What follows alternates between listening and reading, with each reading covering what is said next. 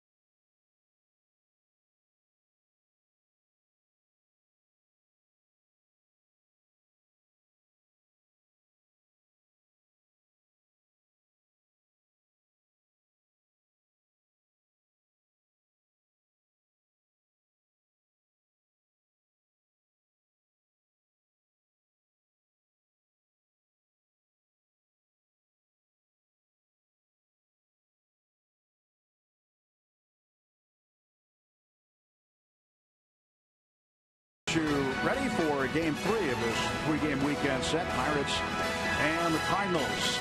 And for the Pirates today, they will have a challenge facing Michael Wacha, who has 4 victories in his first 4 starts. He's been very good here at home, too. Yeah, this is not really an easy task. You know, we were just talking about some of the struggles that the offense have had. Now they got to go up against Michael Wacha here in St. Louis. he is extremely tough. He's a guy that has good stuff and pretty darn good command, and that's a hard combination. And here, for some reason, at Busch Stadium, he just always is getting the job done, has good numbers against the Pirates. It will not be an easy game for this offense. Tuesday against the Phillies, he earned the win. He's 1-0 in 3 starts against the Pirates, and career at Busch Stadium 9-1 in 21 appearances. You score as the Bucs score continues today. 2-run score to the series so far. Pirates hoping to add to that total and knock some more dollars off the lower outfield and outfield box tickets for this week's games with the Reds and the Cardinals at PNC Park. Check a half hour after the game today at Pirates.com when tickets go on sale. Well, the Pirates' rotation's been very good through this series. They've limited the Cardinals. A.J. Burnett and Francisco Liriano have gotten the job done. Today, the task is Vance Worley's to try to shut down the Cards, and the rotation keeps rolling.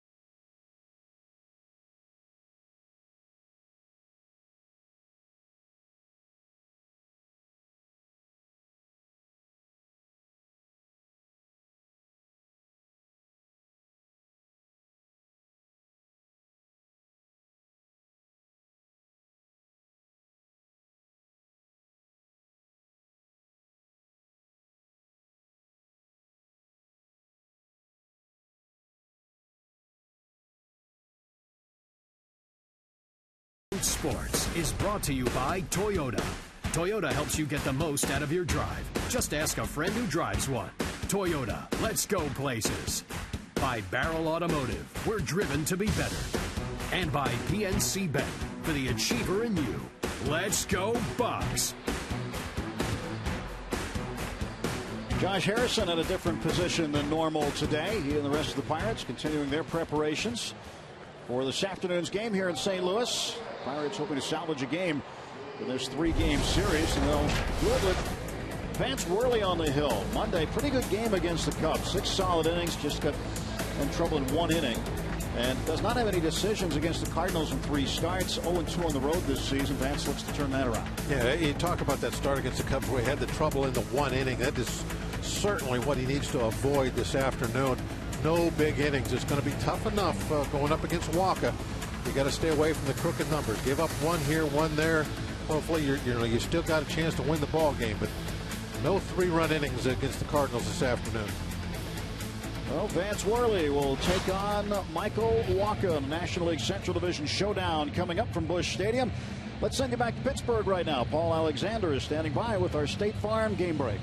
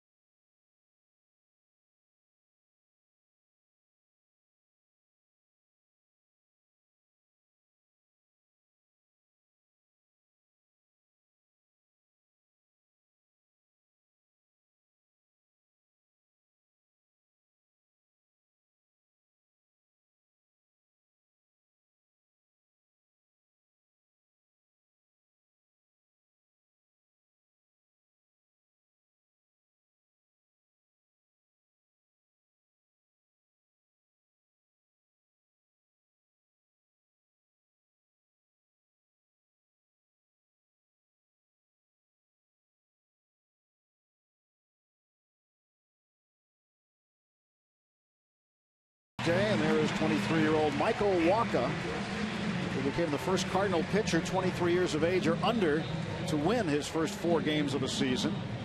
Carpenter had the RBI in extra innings yesterday to win it. And we take a look at the Pirates lineup. It is brought to us by Toyota. Gregory Polanco leads off, then Josh Harrison playing second base. Andrew McCutchen, Starling Marte over the last 4 games hitting .353 with a homer and 4 runs batted in. Pedro, Jordan, and Jung Ho will play third base today. Chris Stewart behind the plate, and Vance Worley doing the pitching and batting 9, getting set to face Michael Wacha. Throws a lot of fastballs. Yeah, we talked about Wacha quite a bit during the open, and he really is one of the finer pitchers in the league.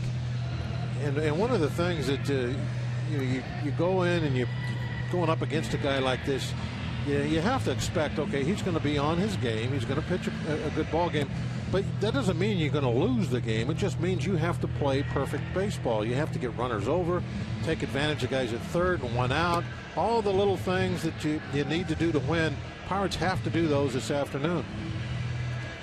Defensively for the Cardinals, presented by Honda in the outfield left to right, Holiday, Jay, and Hayward. Carpenter, Peralta, along with Cosma and Adams on the infield. Yadier Molina doing the catching for Michael Wacha.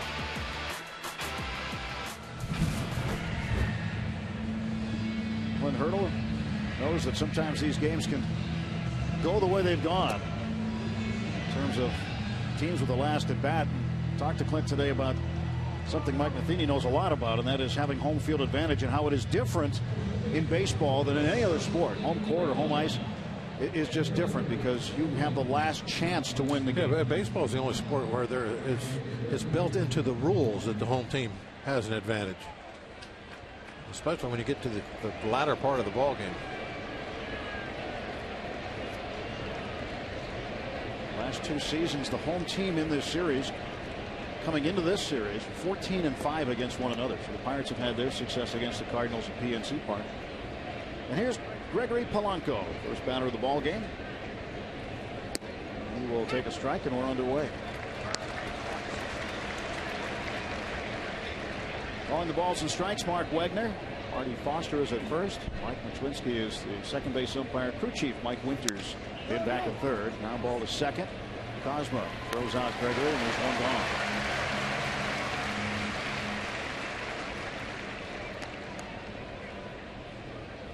Milwaukee gets the first out. Josh Harrison batting in the 2 spot.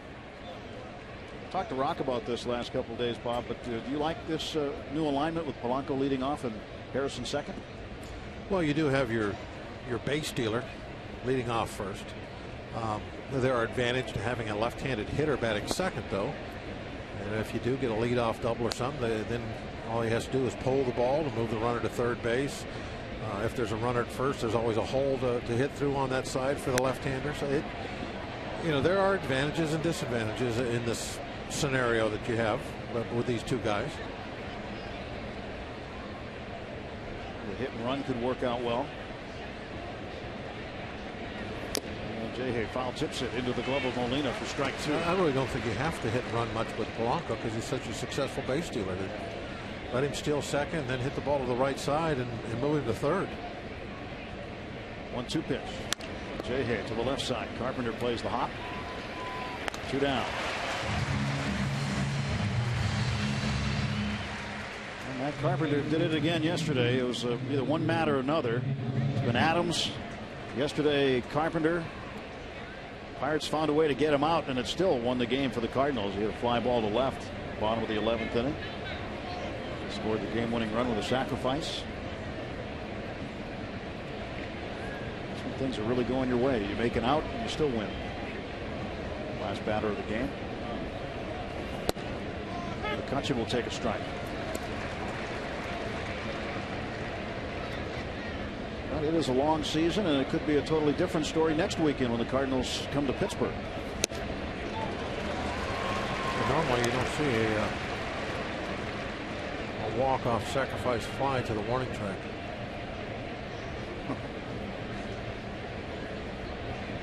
Oh, 2 pitch. McCutchen goes to right field. That'll be down for a hit. Kutch now has hit 5 straight. 2-out single for Andrew. Yeah, a hard hit base hit off a pitch that's away. That's something that's been missing. That right there, a fastball away, hitting it hard for a base hit. I wonder if you thought for a moment there, Bob, that Hayward might have a chance to catch it. He sort of stutter stepped on his way down the baseline. I think what he thought was that there was a chance he wasn't going to catch it. That's why he started for a moment running hard. He thought that might get by him.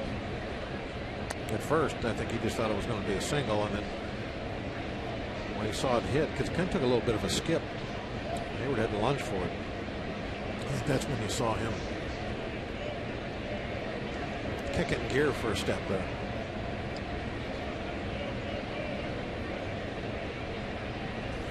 Marte ground ball to the left side of the infield. Carpenter throws him out. So 3 ground balls and a base hit at the top of the first.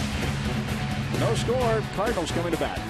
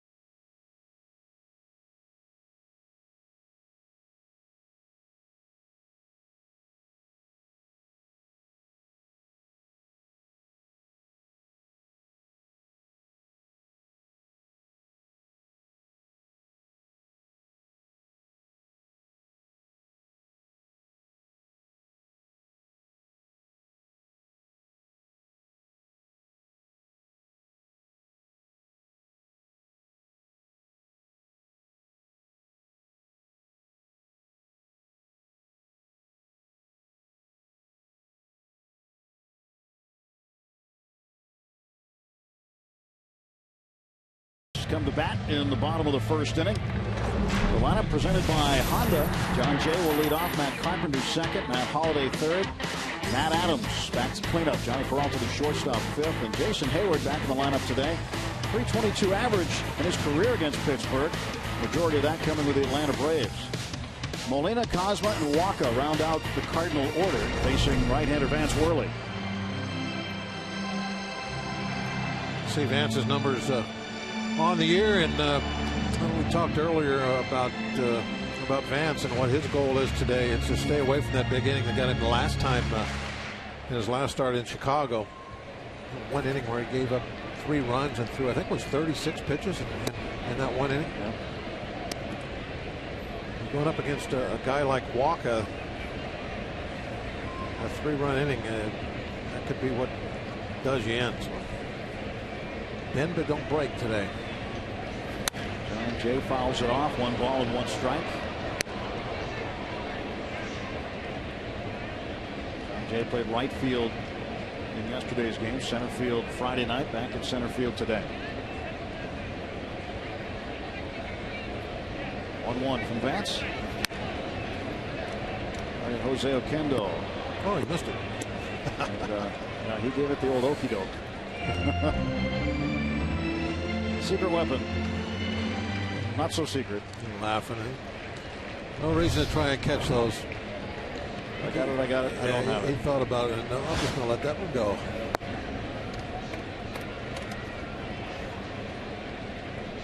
Pretty darn good player.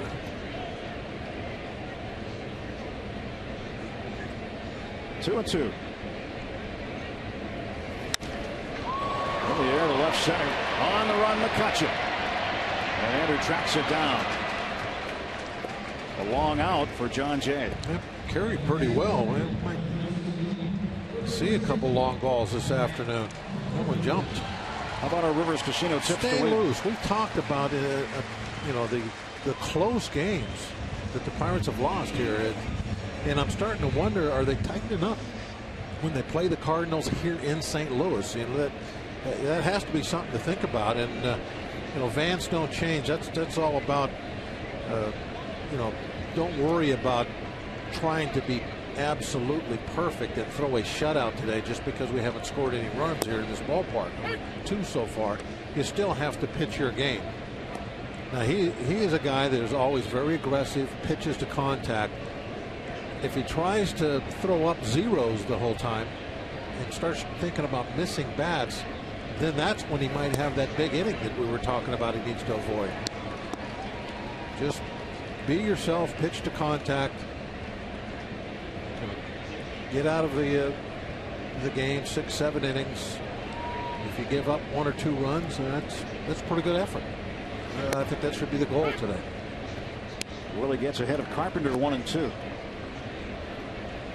But sometimes when your team's not scoring runs, you get caught up thinking, okay, I got to be perfect. I can't give up a run, and you try to stop from giving up, say, 1 early run by starting to pitch around somebody with a runner at second, and now you got a couple of guys on, and then somebody boots one, and now you got a ground ball right over a bag, and before you know it, you look at the scoreboard. Because you tried to stop 1 run, you gave up 3. 2-2 now. And did he go? Yes, he did. Punched out by Mike Winters, the umpire third on the field. Fastball looked like it had some pretty darn good cut action to it. Kind of jumped in right there at the last moment. 2 outs for Matt Holliday. 342 average. 1 home run and 14 runs batted in for Holliday. Just to go to the right side. He certainly can pull it. He has a lot of power.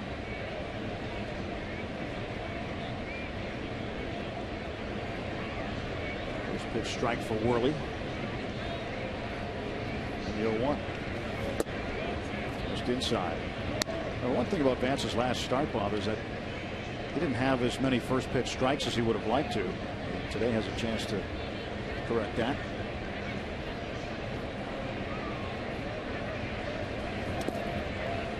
Balls and a strike.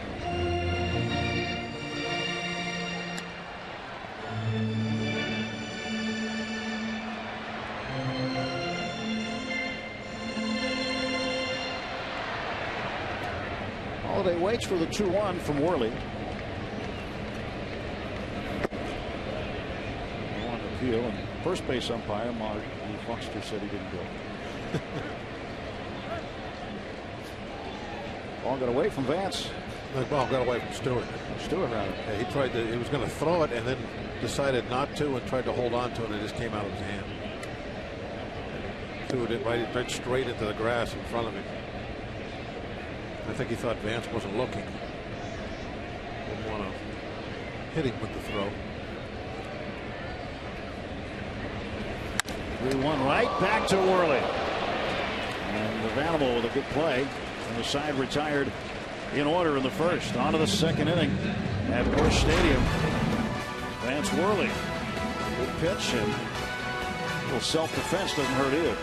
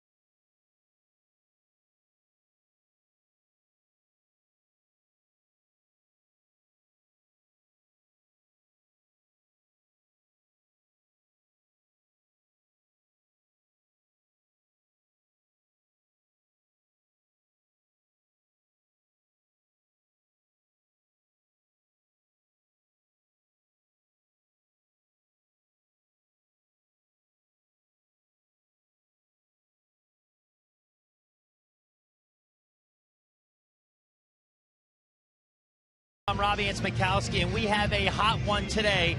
And one of the most unique characters in all baseball has a unique look today. I'm talking about the Pirates' third base coach. His name, of course, is Rick Sofield. And with the hot day today, he's rocking the old school look. He's got the pants pulled all the way up above his calves. And I went up to him before the game. I said, Rick, why are you going with the high socks look? He said, hey, baby, I'm just riding high. I just wanted to get my calves to feel a little bit of breeze. We got a hot one today.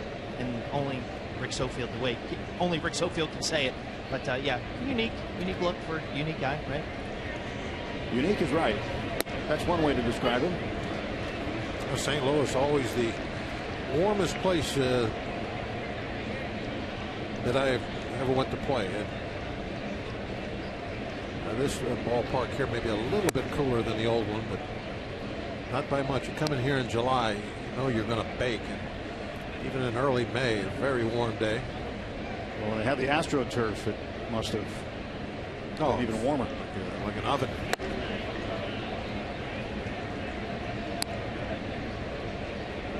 The big trays of crushed ice for the players to come stand in after they come off the field every inning. Cool the feet off. 2-1, and Pedro skies this one foul on the third base side. 2-2.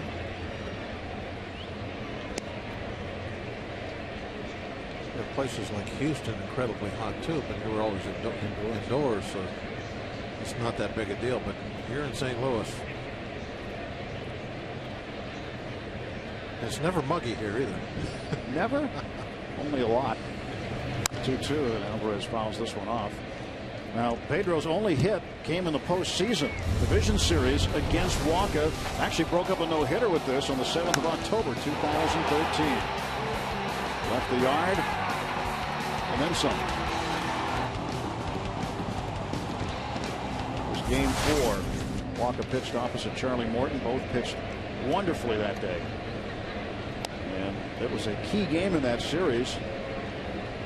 Cardinals ended up winning that game. Then we had to come back here for game 5, and Adam Wainwright got the job done against Garrett Cole. And the Cardinals moved on, and Pedro lines it right to Cosmo. Well, there's an instance where playing that second baseman very deep paid off. He's now way out on the grass. Obviously, this is a nice, clean single to right. See the location before the pitch, right at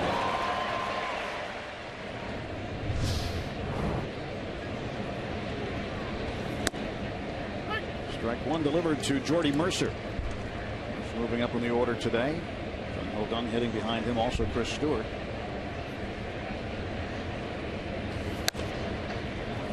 Shot out of play right side.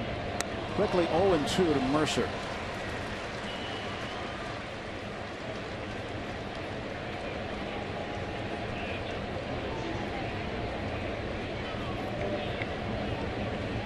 Pitch inside. Walker was not drafted out of high school. Ended up going to Texas A&M.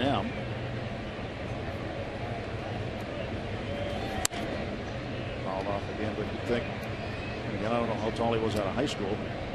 A guy with his size and his build, that's the kind of guy the Cardinals like to have. They try to model him now all after Adam Wainwright, and some say that Walker's a carbon copy of him.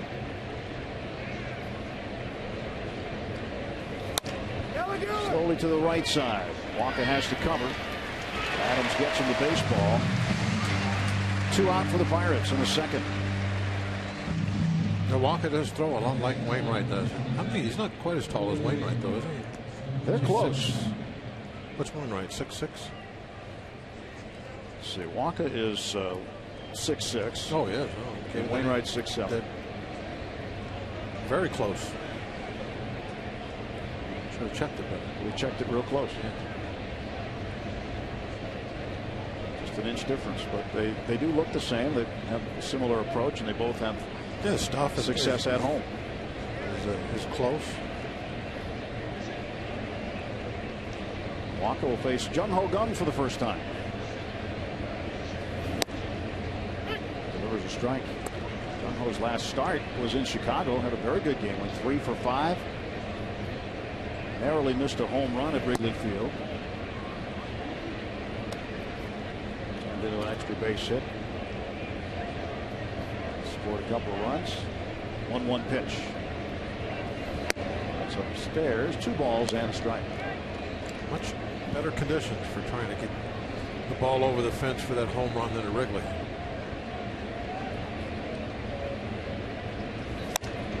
To the right side. Adams there again.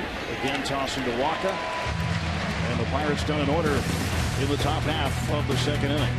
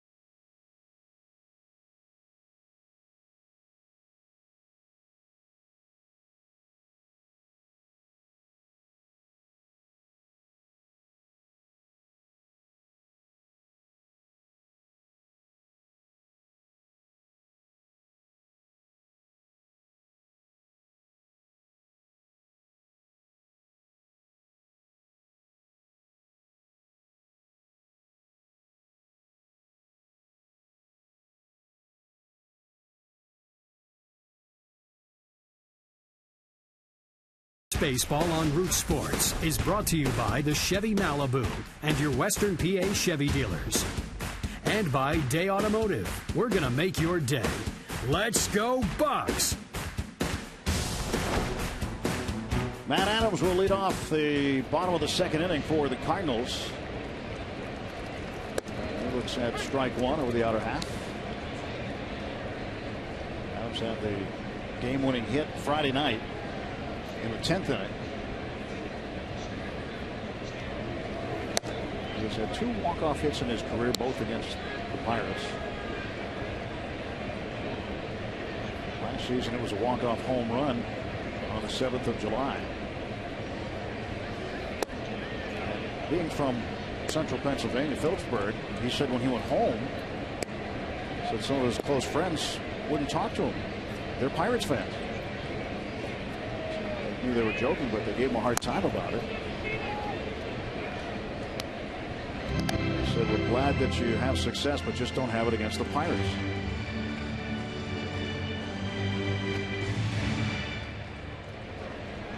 That attended Slippery Rock.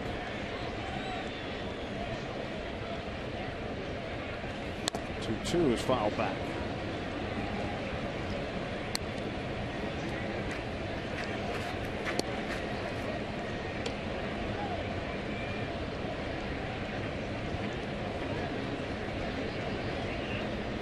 Rattling the glove and the 2-2 pitch.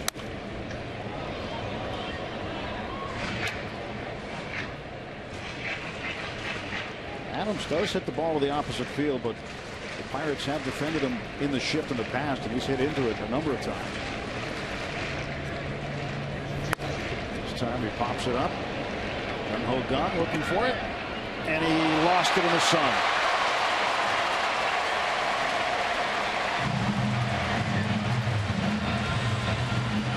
So a cheapie for Matt Adams.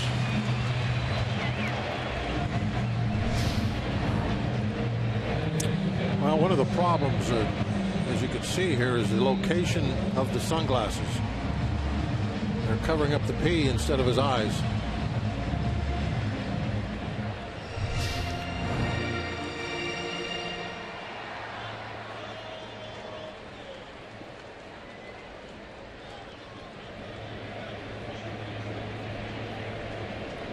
man on, nobody out. Johnny Peralta, the batter.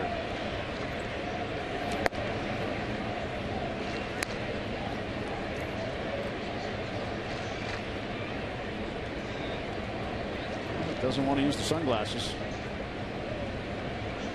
It's still hard to block the sun with your bare hand anyway. Peralta, a shot knocked down by Mercer, and they will get the force play at second. Good play by Jordan to get a glove on that rocket hit out there. He was able to scramble to it and get that force out.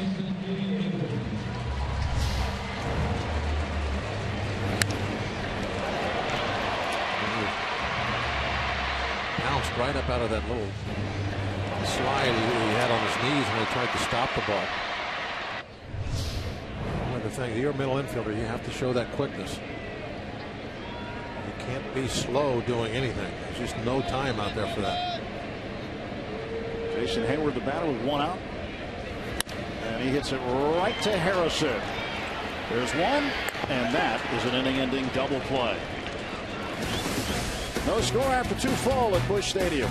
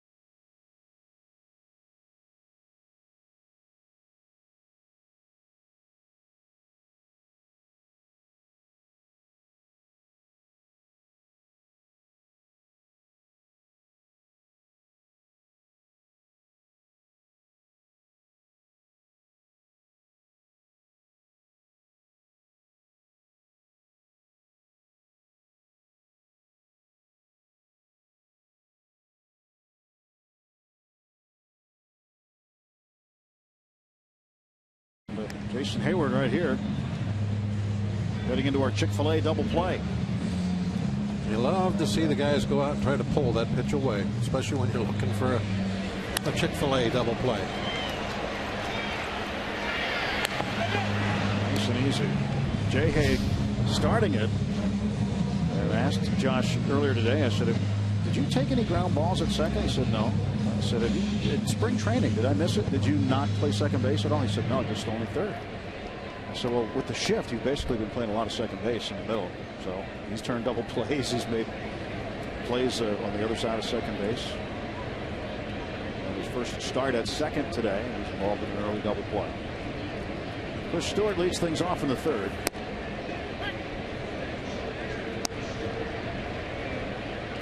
Stewart hitting .263.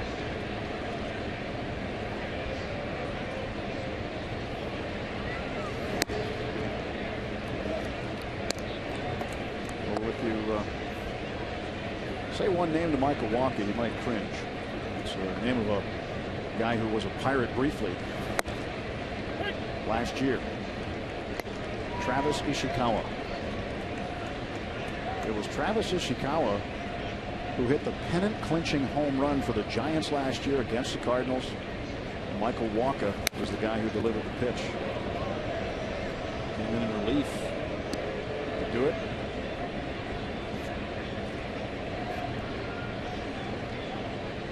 Travis Ishikawa had his Bobby Thompson moment.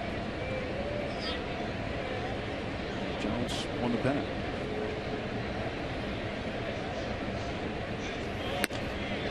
Well, that's the thing about baseball. You just don't know day to day, inning to inning. who's going to hit who, what might happen. So many times it's the unexpected. Stewart fouls this one. Last inning, for instance, when Hayward got up there, I thought, well, this is not, you don't like this situation. He really hits Vance very well. We just made a miscue out there on defense. Usually those kind of things hurt you, and so what happens? The opposite. He gets into a double play right away. Popped up, middle of the infield, Cosmo. One out for the Pirates in the third. Our Barrel Automotive leaders stat, Major League leaders. ERA, the Cardinals #1, Pirates right behind them. Mets, Dodgers, and Nationals next on the list. But the 1-2 teams have been battling it out here in St. Louis this weekend. Those ERAs going down. Looked at a number earlier today, Bob. A.J. Burnett and Francisco Liriano, their combined ERAs in this series, 0.64. That's Worley fouls it back. Look what they did overall. Liriano dropped his ERA yesterday from 2.22 down to 1.95, and AJ from 1.80 on Friday night to 1.45. Worley lifts this one down to the right field line. Hayward running after it. He'll make the catch in fair ground. And let's go downstairs and check in with Robbie and Smokowski. Well, you guys are talking about these starters and how good they've been lately, and I've actually grabbed one of them, and he's going to be our guest for Twitter Tuesday coming up in a couple days, and that is AJ Burnett. Fire away, ask your questions, use the hashtag Bucks Tuesday when you ask them. Let's try to go off the beaten path a little bit, maybe a little less baseball, a little more personal type stuff, get in AJ's head and get to know him a little bit more in his last season. Bucks Tuesday is the hashtag, and AJ Burnett taking your questions, Tim, and everybody else. Well, that'll be Tuesday night at home against the Reds. Look forward to that. Gregory Polanco is 0 for 1. That should be a good one. There'll be a lot of questions for AJ.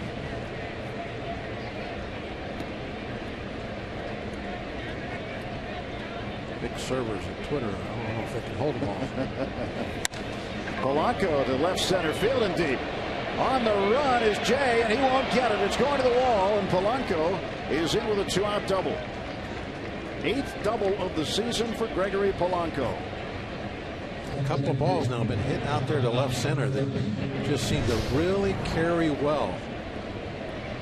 A little bit of a breeze kind of blowing out that way. A nice warm afternoon. This is exactly the hitting conditions weather-wise that maybe our bats will really wake up to. I'd like to see us hit a couple of home runs. We only got one home run on this road trip. And that, of all places, was in frigid Chicago with the wind blowing in. Kind of a line drive that Marte hit. I thought there were going to be some in Arizona, especially with the roof open for 3 days. It's normally a great place, a great ballpark for home runs. I was shocked that nobody hit any. They didn't hit any, and neither did us.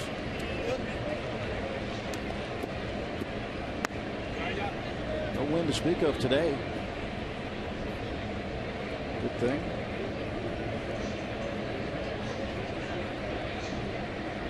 I'm sure it'll be in the mid to upper 80s today. No wind, it's still, blue skies. Just a beautiful warm day in St. Louis. And a 1-1. And Harrison to right center. This one's hit pretty well, but Hayward's calling for it. And in front of the warning track, he'll make the grab. And the Pirates will strand their second man today.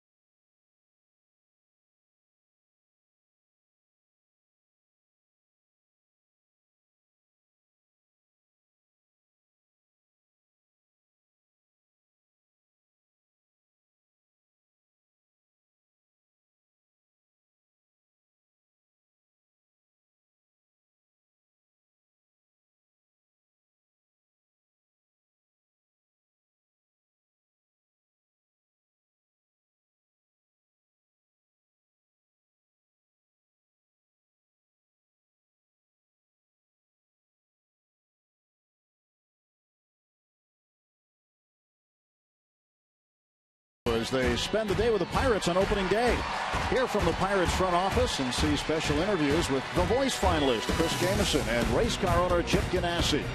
Check out a jam-packed Pirates opening day on A Day in the Life with Josh Miller Tuesday at 6 p.m. on Root Sports.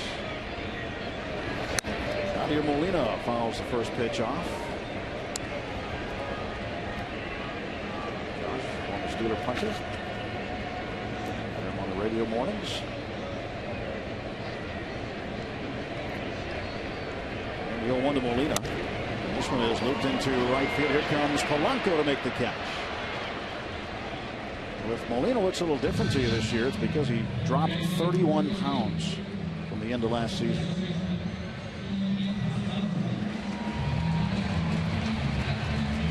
Good running catch by Polanco. One down for the Cardinals in the third. And Polanco put on some weight, all muscle. Maybe Molina just gave him some of his. I don't know. I don't think the weight that Molina lost was all muscle. No, Polanco with muscle. He's 15 pounds of it. And really, you look at him, you can see he's bigger, especially his legs. Still has that gliding gait. He's kind of showing it right there, coming in on that shallow fly ball that it never looks like he's really running fast, but then you look at the amount of ground that he covered. He's doing the job.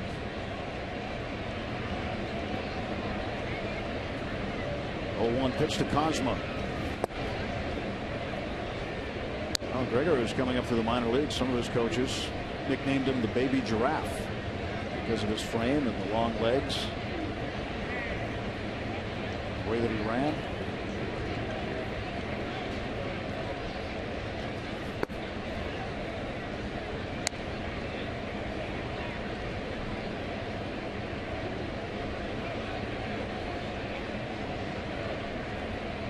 Kid, he wanted to be a pitcher. Got the arm for it. 2 balls and 2 strikes. That's Worley. Cardinals have hit him in his prior starts a little bit. 338 average against him. Vance looking for his 30th career win today. He's 29-25 in his career. And he strikes out Cosma. Second strikeout for Worley this afternoon. 2 down. Well, Vance certainly is pitching to contact. He is not trying to miss any bats. As always, he's pounding that strike zone.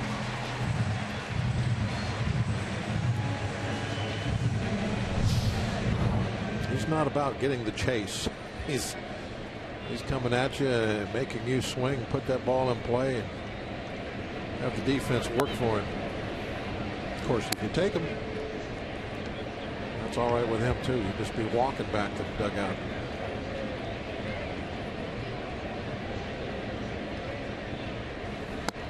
Two balls, no strikes. I want to congratulate our TV director, Pete Toma. He and his wife, Susie, ran the Pittsburgh Half Marathon today. Pete, 2:13:22 his time. And his wife, Susie, who is clearly a better runner, had a time of 2:13:19, 3 seconds better than Pete. And Walker drills this one deep to right field. Polanco on the run. Polanco at the track, off his glove. Walker will put him to second with a 2-out double.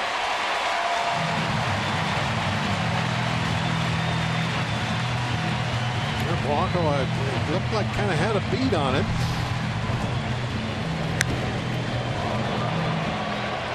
I know he got a piece of it. Did it get into what part of the glove? Did it get into that pocket and just roll out, or did he just tick it? I couldn't tell. It looked like it got into the pocket. It just wouldn't stick. So the first career double for Michael Wacha. And the Cardinals have a man in scoring position. Again, it is going to carry this afternoon. The ball is, and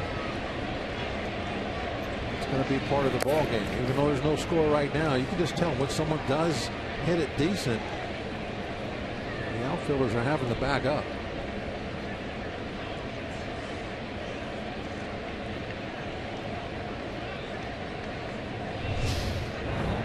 Allegheny Health watch Network where it hits in the Super Bowl. glove. Well, you know, now the Super Bowl, that always tells us the true story. That ball did hit up in the very top of the glove. In the normal slow motion replay, I thought it hit down more in the pocket, but the super slow-mo never lies. It tells us the true story, and that ball just hit right off the tip, the edge of the webbing. 1-1 to John Jay. Jay 0 for 1. He flied out deep to left center field. His first time up. McCutchen tracked it down. 263 the average for Jay. Been a lot of things that are a little different in the broadcast over the last decade, and I don't know if there's anything better than that super slow-mo as far as showing us up here and the fans at home exactly what happened out there on that ball field. A great addition to every broadcast.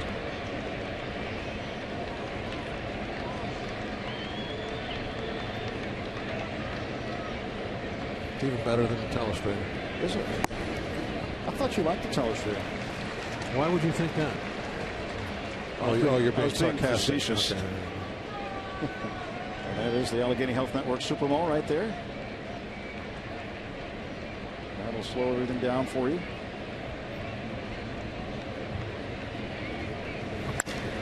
To left center field and deep again. McCutchen running after it, and he makes the catch. Carbon copy of his first at bat for John Jay. Nothing across. Walker hits a double, and he's left on base.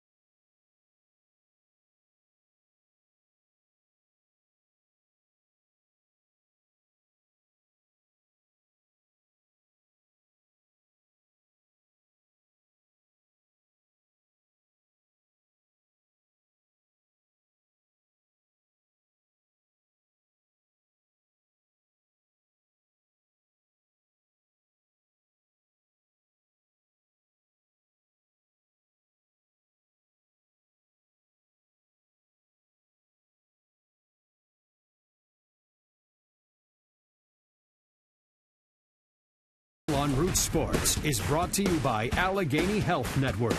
Health for all. By Kenny Ross, Ask a Neighbor. And by Levin Mattress, located in all Levin furniture showrooms and freestanding stores. Let's go Bucks! You want to reach us directly here in the booth? You can tweet us. #BucksBooth. Send us all of your Pirates questions, comments, and observations. Brought to you by Point Park University. You might see them on the air here today. There's a good chance of that. #BucksBooth. Andrew McCutchen set to lead off, then Marte, then Alvarez. McCutchen 1 for 1. And quietly he has hit in 5 straight games. I'm waiting for him to be a little louder about his offense. I think a lot of folks are, and that'll come. His average of just 207. I mean, he could be up around 270, and in a matter of a couple of weeks, he gets hot and hits like we've seen him. We've seen him go for almost a month with a 400 batting average. So he is more than capable of moving that needle real quick. Walker facing McCutchen to start the top of the 4th. Ball and no strikes. Each team with 2 hits.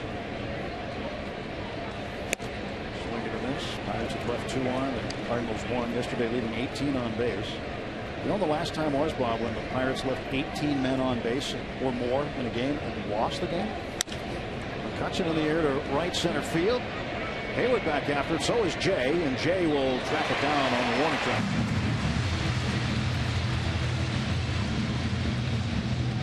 Deep fly ball out by McCutchen, and there's one away. And another case. The outfielders are having to go backwards on contact.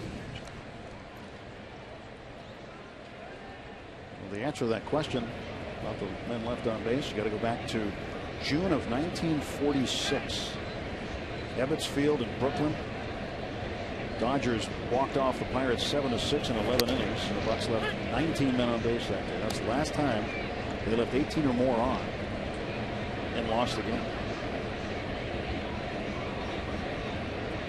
That's how rare that was yesterday. I think it might even be rarer than that. When's the last time you left 17 more runners on than you scored runs? That is a good question. Is that ever, you know? I don't know if that's ever happened. Yeah, I mean, that's what really was odd about yesterday's game was, you know, if you usually you leave a ton on, you're scoring 5 or 6 runs. But to leave that many on and only score 1 run, that was really made that game a rarity. And I really think that's such a rarity that you got to turn the page from it and move on and think, okay, that was one of those things that is not going to happen. It's like you get no hit. Okay. So, you know, big deal. Tomorrow's another day.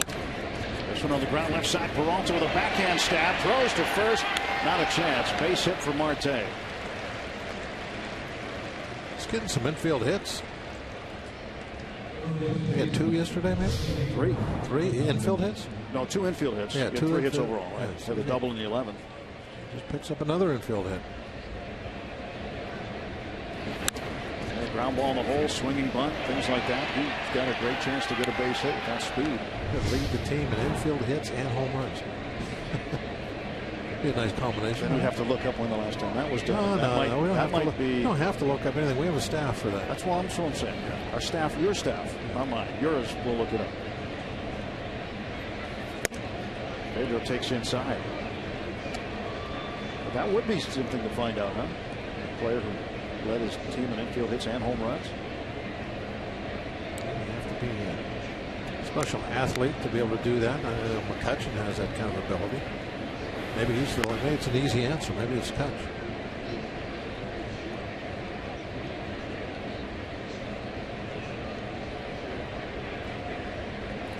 Of course, I'm not even sure at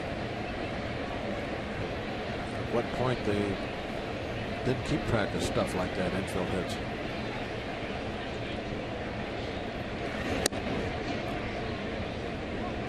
To an 0 to Pedro. Alvarez lined out sharply to Pete Kozma in the shift.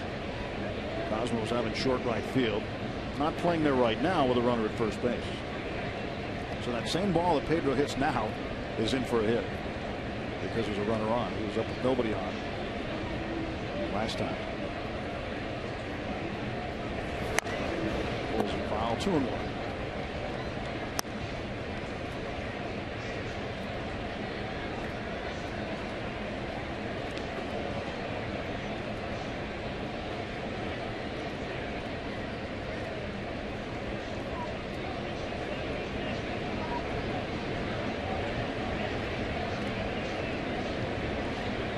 Last year dealt with a shoulder problem. Marte goes, pitches a ball, the throws into the outfield, and Marte didn't get up. So Yadier Molina got away with one. That would have been an error had Marte been able to get up and go to third. Well, this is not a Gold Glove winner's throw. It might be one of the worst throws he has ever made. I mean, the ball immediately goes out of the shot. Where was he throwing that? So stolen base number 4 for Starling. And Pedro pulls it to the right side. I think the throw was so wild that's why Marte didn't realize it was in center field. Because it never. Yeah, maybe so. Yeah, I mean, in his mind, there was no throw. Nothing ever came by. So he's probably thinking that the ball was dropped or bobbled or whatever, and that there was no attempt to make a throw down. Payoff pitch is low, and Alvarez walks. First and second, one out for Jordy Mercer.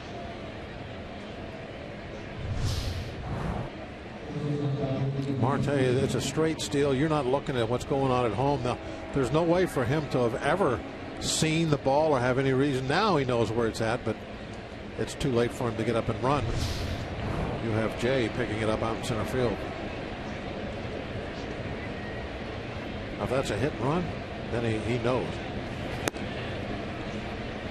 Ball one to Jordy. Because you're always taking a peek to see what's going on a hit and run. You're expecting it to be hit. You want to know where it's hit.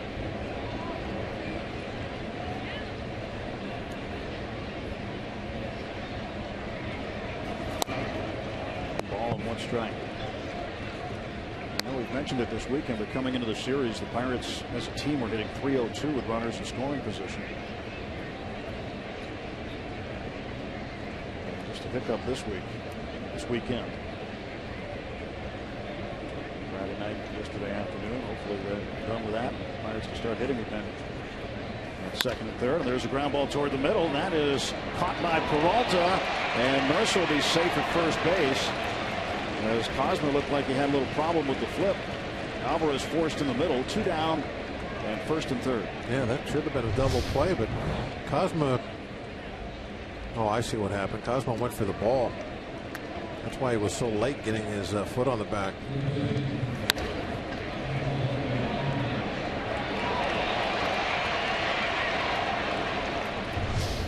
Now Pirates got a little bit of a break there. Now, that ball was hit so sharply that if Cosmo would have went to the bag, they would have had their double play. The Cardinal defense does not execute. Chance for a 2-out RBI base hit.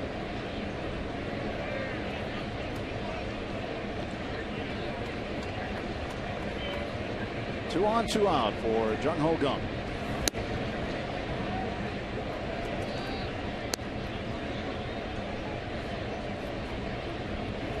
Maybe today's the day. Searching for his first major league home run.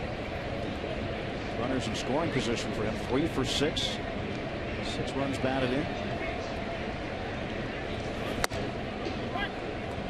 Ball and one strike.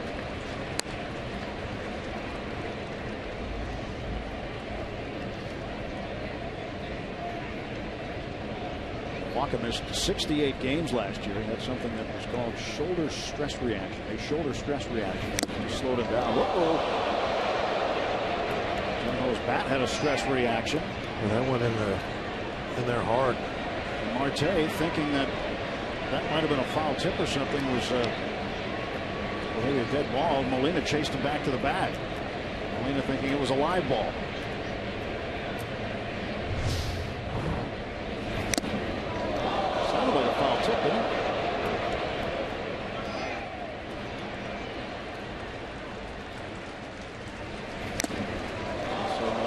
Down at third.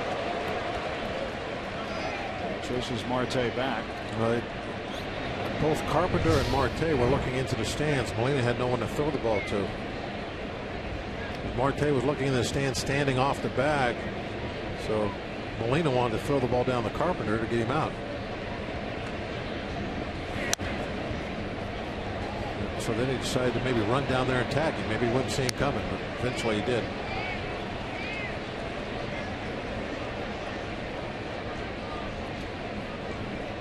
Molina's always heads-up catcher.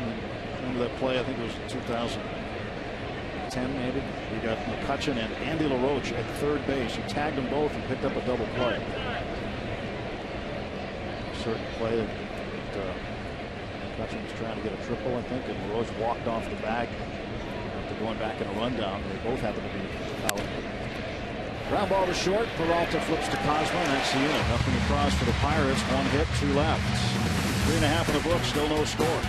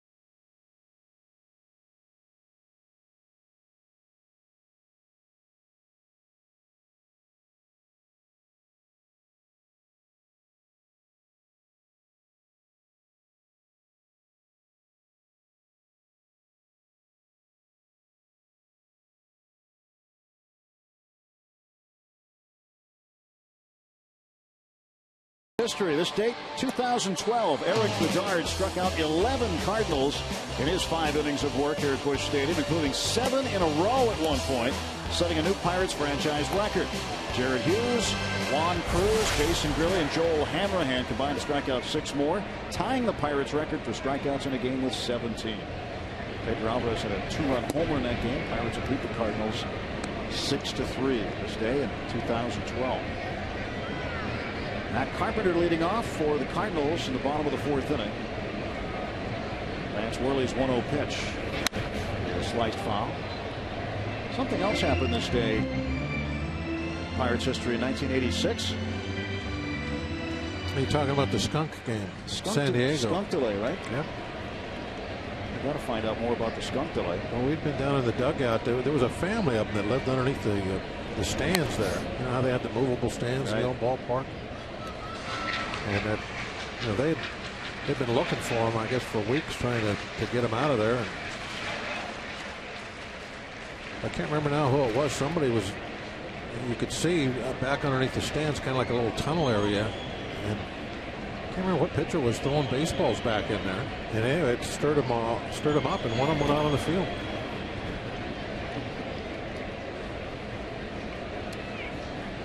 -12-minute delay. 12-minute delay. Trying to get the skunk off the field. But there's a lot of wildlife out there in that Mission Valley area where the stadium was. It is. Don't play there anymore. 2-2 to Carpenter. It's up by 3-2. The bullpens were kind of different in those days. There were little places you could go. It was like, it's just, weren't they across you do all the field there? Like, well, it depended on what season. Some years they were, some years they weren't. Depending on, I guess, who the Padre manager was at the time. They would choose, do you want to look over at the other team or do you want to look across at your own team? Whatever they thought was the most important. Now, there were several stadiums that were like that. You know, ours at Three Rivers was like that. And if you were looking at your own team instead of the other team, every time the other team would get a pitcher up, you'd have to call in and tell your dugout who was up. Carpenter drills this one deep to center. McCutchen leaps. It is gone. A home run for Matt Carpenter. I think McCutchen lost his glove over the fence also. We knew it was going to happen at some point. The ball's carrying well. You know, hopefully we'll hit a couple ourselves today. Somebody threw Kutch's glove back. The Pirates had gone 95 innings without giving up a home run until Matt Carpenter hit his 4th of the year.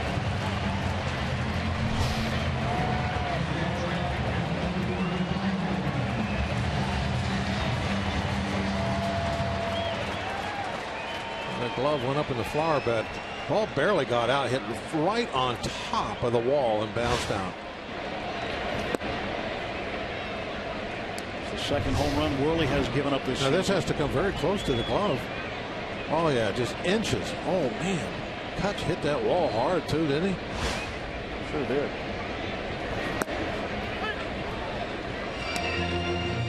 He smoked that wall. Good thing there's padding nowadays. We're talking about the old ballparks and the changes.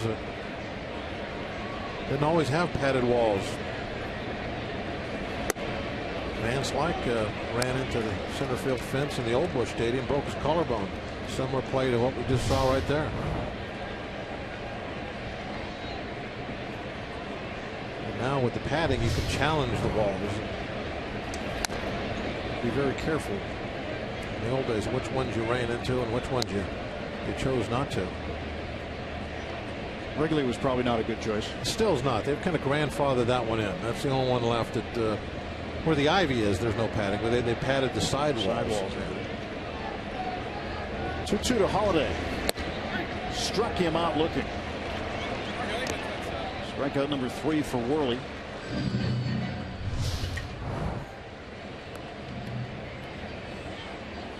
A little paint on that outside. You can see the little movement, little cut action that his fastball has.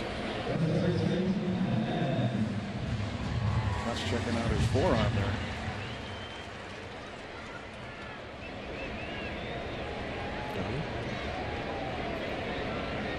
took a pretty good hit.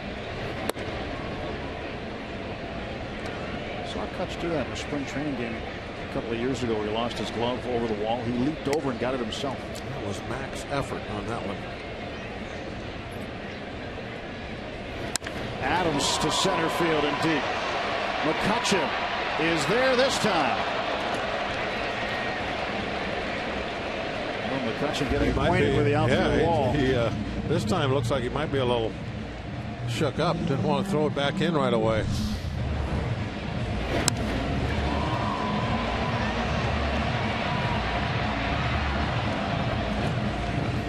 A little bit of a face plant that time.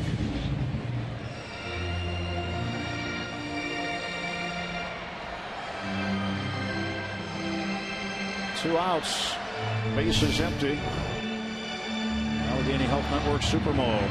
Slowing it down as he crashes into the wall. It took like about maybe a half a step after he caught that before he hit the pad.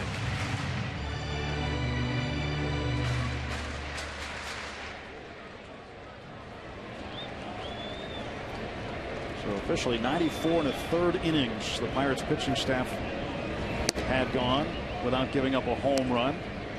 It's the longest stretch since the 1976 team held the opposition homerless for 97 innings.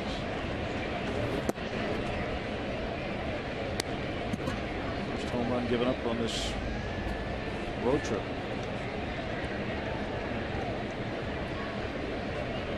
2-0 to Peralta. 2-1 to the Cardinals shortstop. Peralta 0 for 1.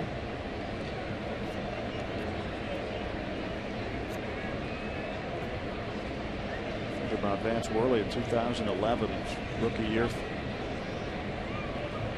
Was third in Rookie of the Year voting. He went 11-3, 21 starts.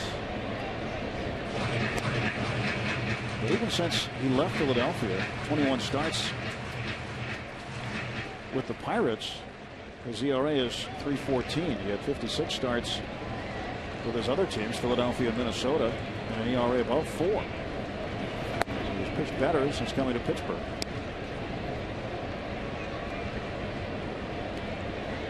Well, a whole lot of people have pitched better since coming to Pittsburgh. That's a nice little list of guys that in the last few years have done that. And Worley strikes out Peralta. That's 2 punch-outs in the inning, but Matt Carpenter breaks out with a home run, and it's 1-0 St. Louis.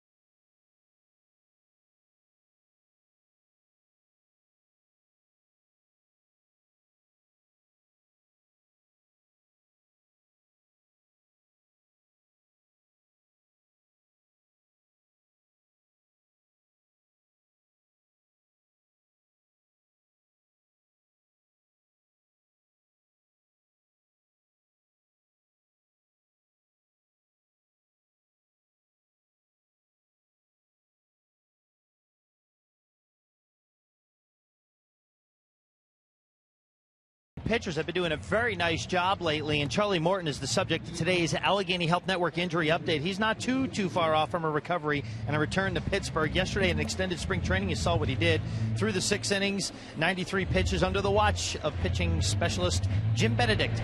Now the next step is he's going to throw another bullpen on Tuesday. He's going to do that in Pittsburgh, and then Tim and John, they're going to decide what the next steps are as for when he's going to go into real game action. We don't know where that will be, but he's done with the extended spring training and all the other things where they're not facing live game action. So it's a matter of when and where his first game in rehab will be. Just another step on the way to returning. Chris Stewart fouls this one off. And you think about that exhibition start that he had in Philadelphia, and Charlie just was so thoroughly disappointed with it. And Pirates realized that something wasn't quite right with Charlie, so he went to extended spring training. And hopefully he is working out the kinks, and he'll be back soon. And a base hit to right field by Stewart to lead off the fifth.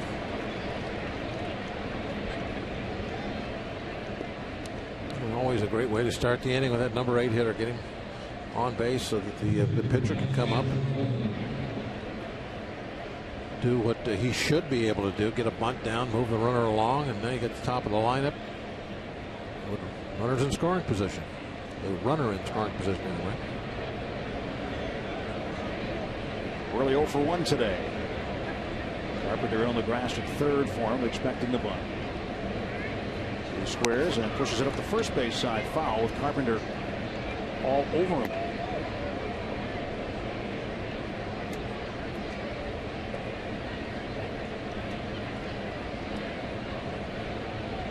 Carpenter was probably, what, 15 feet from him?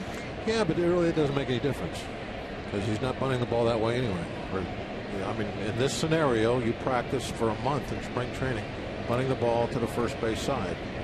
So, I mean, third baseman can be in the batting box with you. It shouldn't make any difference. If you do your job, you bunt it to the right side. And whatever Carpenter does, who cares? 2 strikes on Worley.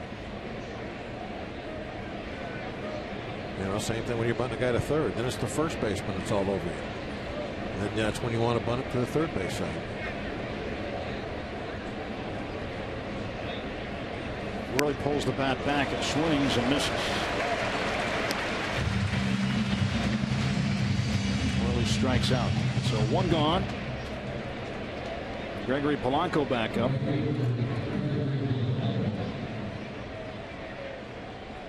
Point Park University tweets, from your perspective covering the games, what will it take for the Bucs to move from leaving runners on base to driving in runs? That's from Bald Guy Brew. Well, if I had that answer, I'd go down and I'd tell them, and then it wouldn't be a problem anymore. I don't have any idea. I mean, that's what they need to do. And really, if you look at the hitting with runners in scoring position, it's just one game that was a problem. It's not been a problem for the season. That was just yesterday. Before that, their batting average of runners in scoring position was very good. I think it might be the best in the league, right? 302. Right up there with the best. So, you know, I'm going to ignore yesterday and think that that was just a one-off, and that's not going to be a problem. Walker gets ahead of Polanco, 0-2. I mean, the things you have to do that are more important than that are little things, nothing ball game, or excuse me, a 1-0 ball game. You got to move runners over. Getting that bunt down was very important. And it's something that's happened really over probably the last 4 or 5 years around baseball. We see all teams do it. Is that used to a pitcher would take, if he didn't get a bunt down, it's because he took 3 shots at it. And because sometimes it takes more than 1 attempt, 2 attempts. It might take all 3 strikes to finally get that bunt down. See it all the time. Guys will take 1, maybe even 2 of the strikes will be swinging, and I don't understand that. Every one of those strikes is precious to try and move that runner up 90 feet. So Travis would do that in his start against the Pirates. Yeah, we see everybody doing that, and I don't, you know, if you have the bunt sign, why are you not bunting? And I'm not getting on Vance here. I don't know. Maybe they took the bunt off. I'm not. I have no idea. I don't know what the signs are, but we see it all the time, game after game, with teams all over baseball, where pitchers on their own decide to swing instead of bunt. 1 on, 1 out. The 1-2 pitch from Walker. 2-2. And even if you do put the ball in play, well, what if it's a ground ball double play? You know, then how do you explain that when you get back to the dugout? I don't know why that is so prevalent now, that you have the choice to swing the bat. The only choice that you should have is when you see the shortstop break the third on a wheel play. Then you swing. All other times you should be bunting. 2-2 to Polanco. Strikes out. On-speed pitch got him. 2 strikeouts in the inning for Wacha. Wacha doesn't throw a lot of curveballs. That really is number 3 pitch. But you can see it's a good one.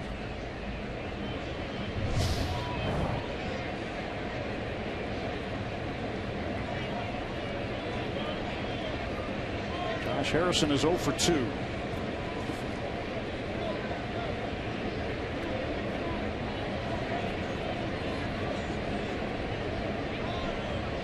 Playing second base today. Neil Walker getting a day off before the off day. So 2 in a row. Carpenter running throw a little high. J-Hay trying to go under it, and he was tagged. We might have to take a look at this. Bobby Foster called him out. J-Hay did a great job of getting underneath that tag. Clint Hurdle coming up the dugout steps. Got him on the back. But yeah, I'll tell you what, that's a great job by J-Hay, though, seeing what was happening and getting down as low as he can. No challenge by the Pirates. 1-0 Cardinals.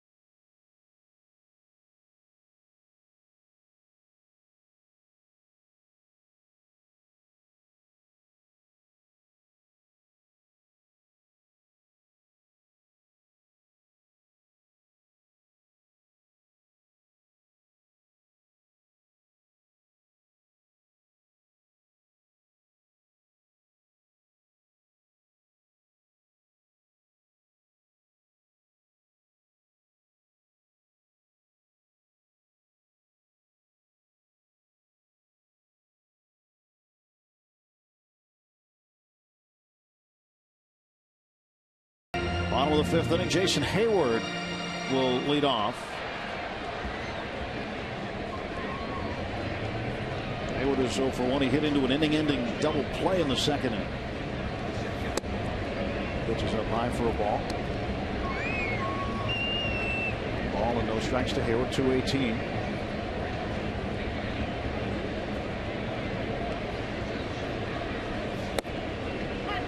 Strike is called. Hayward in right field.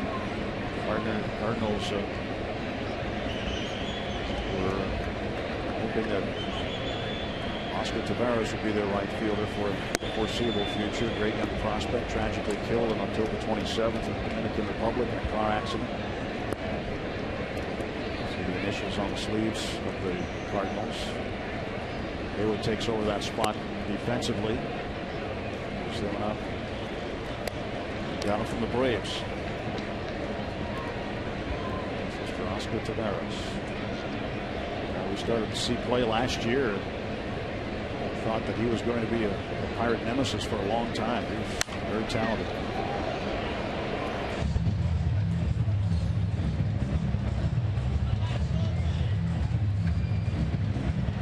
Hayward's former team beating the Braves, beating the Reds right now, 5-0. Braves with a lead, top of the 7th inning.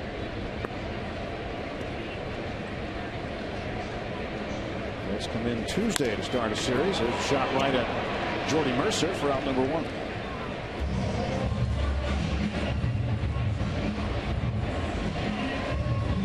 Be nice to get a shot at the Reds after an opening series. Even things up a little bit with them. Yeah, disappointing opening series. The Pirates were walked off twice. But right there, could have had any one of those games. Same here. They could be up 2-0 instead of down 0-2. That's how close these games have been. And today, basically round 3 of a heavyweight fight that we'll see all season long between the Cardinals and the Pirates. Now look at the schedule, Bob. The division could be decided in September. Pirates play the Cardinals twice in September, once here in early September, and then in the last homestand of the season, the Pirates will play the Cardinals at PNC Park, followed by the Reds. And Molina behind in the count. Also come back here the next time in August. Not until August will they return to St. Louis.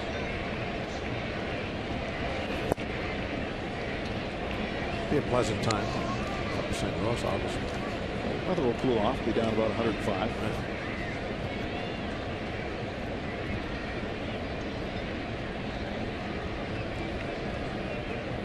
2-2.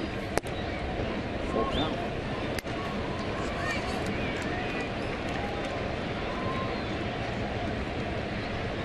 One out, base is empty, and Worley shaking off the first sign. 3-2 pitch fouled off.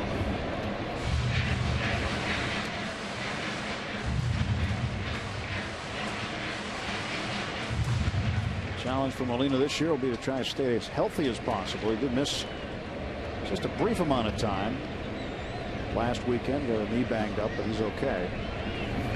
I'm sure that was what was in his mind this winter when he lost all that weight, thinking if I get lighter, I got a better chance of keeping those knees healthy. Pirates and Cardinals next Sunday at 1:35, and on Mother's Day, all moms in attendance take home a reusable tote bag courtesy of MLB Network.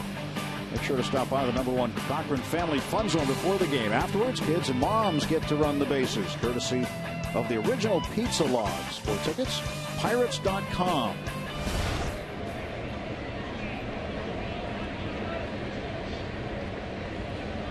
Mom's Day is around the corner. Week away, Cosman. It's this one in the air to Gregory Polanco. 2 out.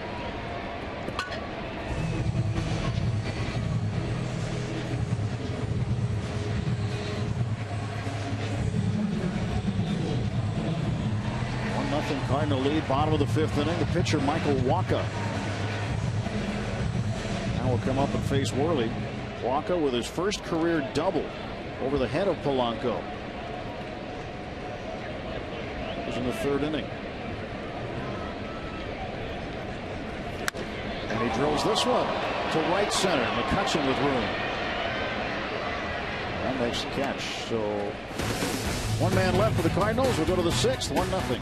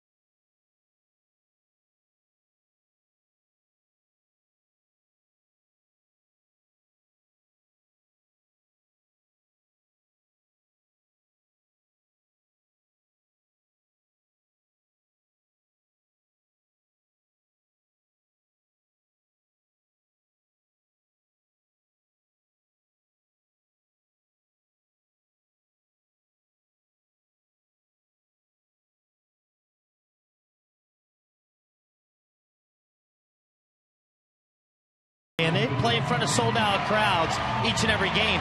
But when the U.S. women's national soccer team was here a few weeks ago, they set their own record attendance in this ballpark. It was on April 4th. They hosted 35,817 fans, the all-time largest crowd for a women's national friendly match on home soil. Now, this was just 9 days before the home opener was played, and they had to convert the ballpark back to baseball. So they had to level off the mound to make it a soccer field, take out home plate, and take an inch of the infield dirt out and fill it with grass for the game. So it took some pretty impressive work by Billy Finley and the rest of his group here at Busch Stadium to get this thing back in action and looking beautiful like it is right now, Tim and Bob. Yeah, field looks great. It's really good. It's just odd sometimes, though, in the Major League parks to see other sports set up in here. Yeah, they did a really good job getting it ready. Andrew McCutchen leads off the Pirates half of the sixth inning. Cardinals with a 1-0 lead. Right the ball in for a strike.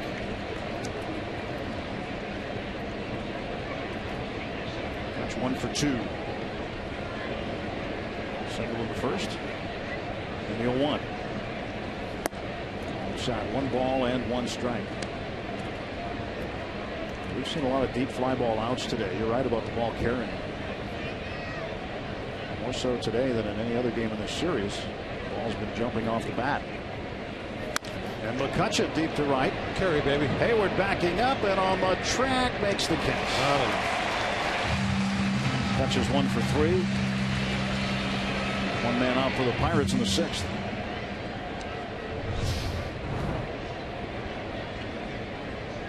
I'll tell you what, I love the fact that McCutchen's driving some balls hard out toward the right center. The swing might be back.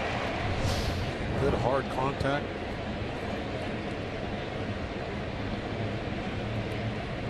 Starling Marte had an infield hit in the fourth. 1 for 2.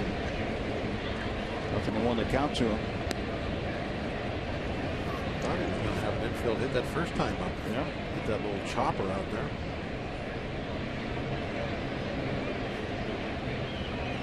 Marte is 1 for 4 in his career against Michael Wacha.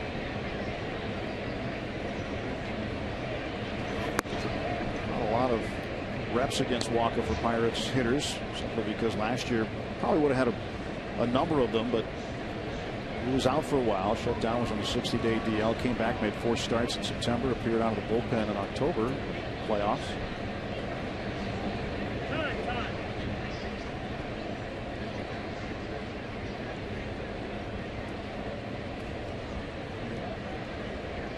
What Mike Matheny is hoping today is that Wacha can give his bullpen some rest. This pitch is fouled off down the third base side.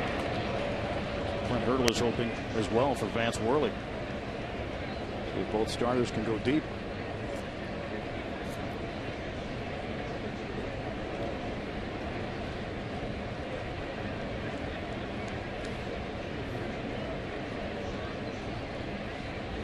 I would think pitch count wise, the guy is in big trouble right now. Should be able to go 7 anyway. That always depends on the hitters. Marte, a comebacker. There are 2 men out. Get to the game this Thursday when the Bucks take on the Cincinnati Reds at 7:05 in a Central Division showdown. First 20,000 receive a Clint Hurdle gnome presented by Trib Total Media. Pirates.com to get your tickets. That's a must-have. Clint Hurdle gnome on your garden or your shelf somewhere. It'll be a great collectible. Clinton has seen it. He's got a good sense of humor about it. Should be a good crowd Thursday for the Pirates and the Reds. Finale of that series. Hopefully we will see you there. If not, we'll see you right here. I'm thinking we're going to have a pretty good homestand. A lot of fans and a lot of wins. Pedro takes a strike, falls behind Wacha, 0-2. Pedro 0 for 1 with a walk.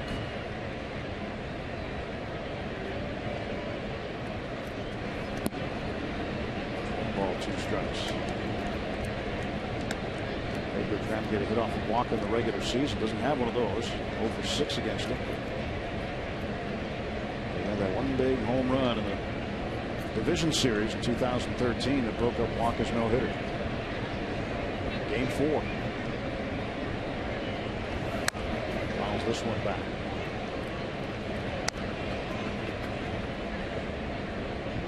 Just seeing the highlight of that earlier in the ball game.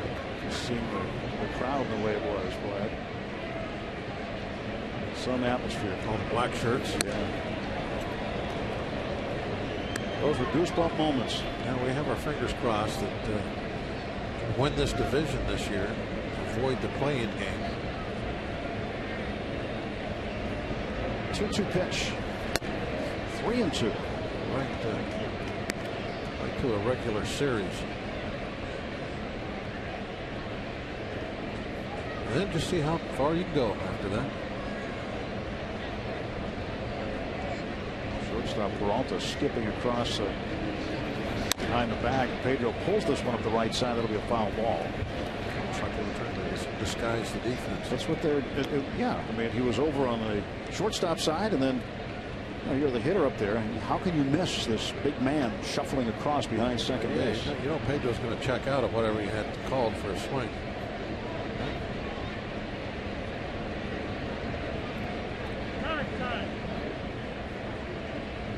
Supposed to do? They change the defense. Check out.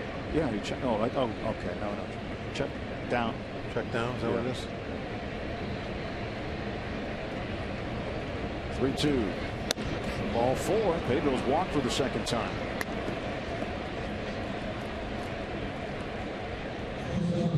Walker being a little careful with Pedro. He knows it's a day game. Yeah, they know that. And very good in day games. Leads all National League players with 37 home runs hit during day games since the 2012 season. 3 of his 4 homers this year have come under the sun.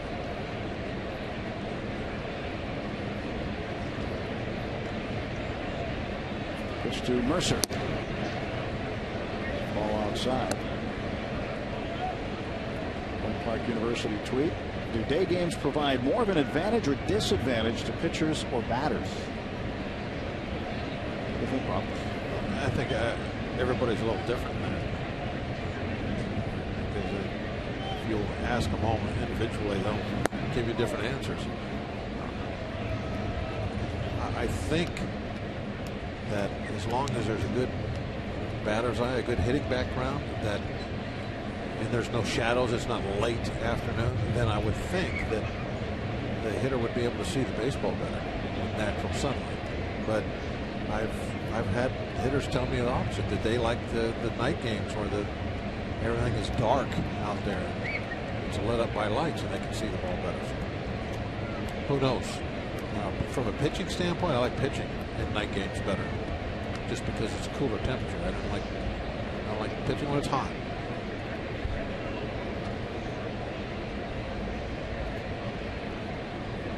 Night games too, it's more of a routine for them. Yes, definitely. Right about that. 3-0 to Mercer.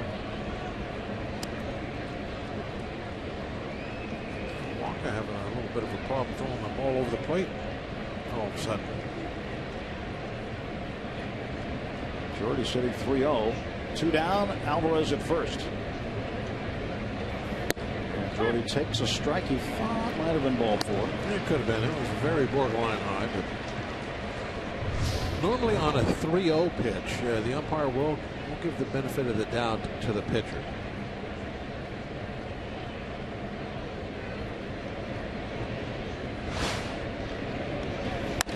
Jordy pops this one up. John Jay battling the sky. They'll make the catch. Pirates will leave a man aboard. Through 5.5, a 1-0 St. Louis lead.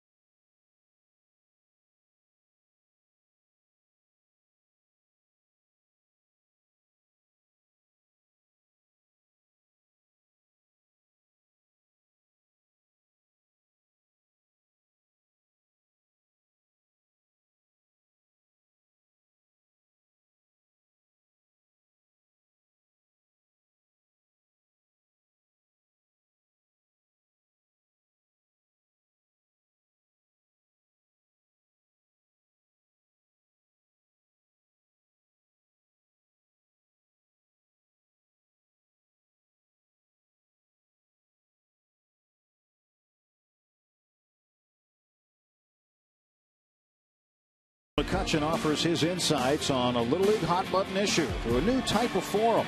And Mark Melanson finds a new way to transport players through PNC Park's tunnel.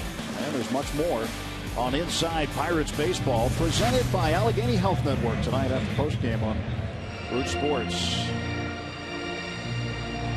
Matt Carpenter's home run, the difference. Top of the order up for St. Louis, John Jay, and Carpenter and Holiday in the Cardinal half of the sixth.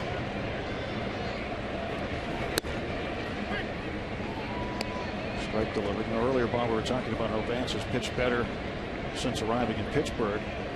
Pitched better than he did in Philadelphia and Minnesota combined. As Jay lines it to left field, and a leadoff single for John Jay.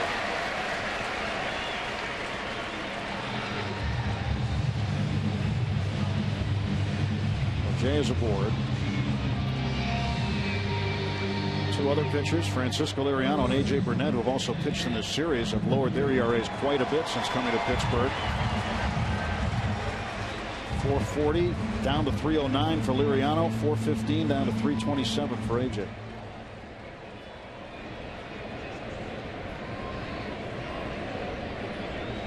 You look at guys like Melanson, Grelly. There's a pretty good list. Snap throw down to first base. Jay back in time. Rob Scahill starting to loosen up. Next pitch for Vance will be his 80th.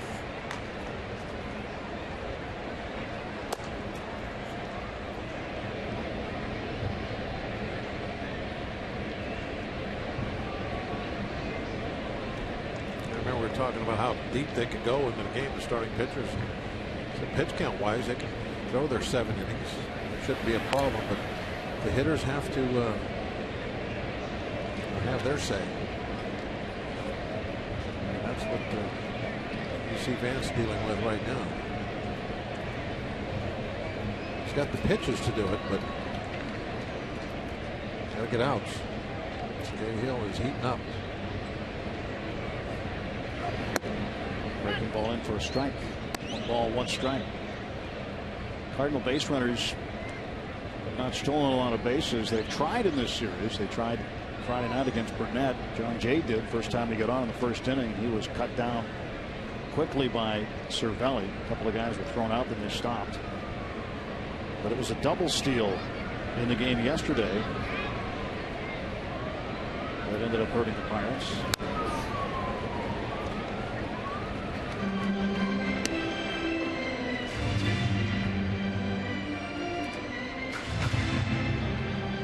Double steal was Friday, not yesterday. That hurt him.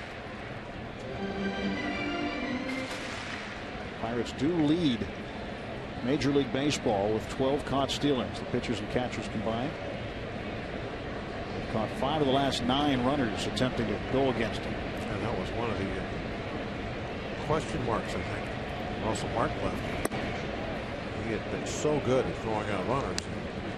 Would there be any drop off now? The early answer is no, none at all.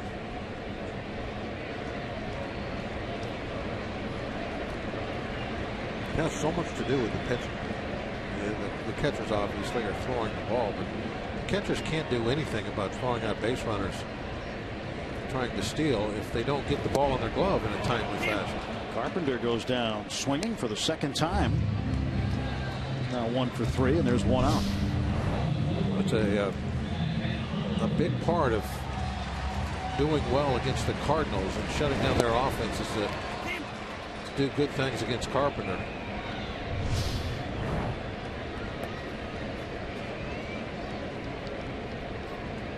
And Holiday's 0 for 2. 4th, he struck out looking. Big cut of the miss. Worley with 5 strikeouts.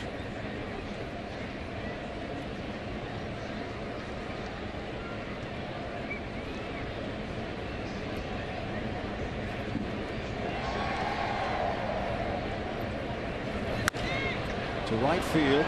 Polanco on the warning track will make the catch. Jay will tag and head for second base, and he is safe.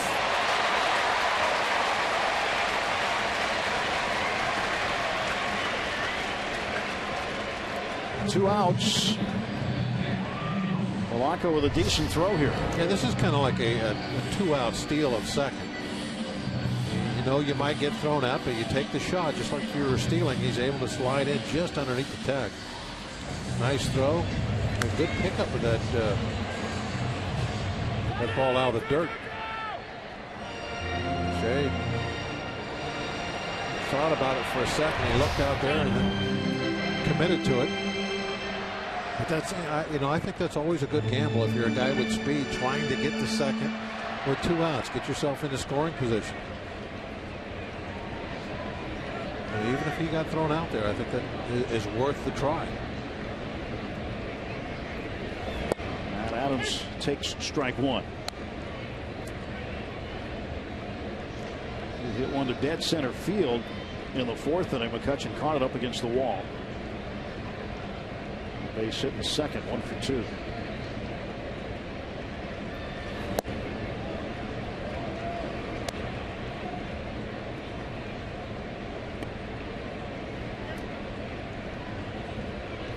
Jay is out in the outfield, a few steps over toward the right field line.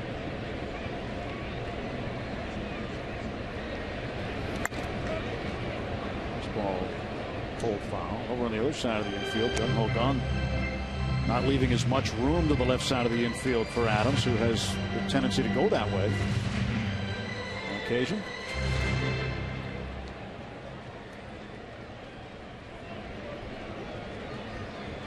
Game-winning hit Friday night went right where Jung Ho is. 1-2 left center field. Marte, glasses on, makes the catch. Cardinals are done. They leave a man.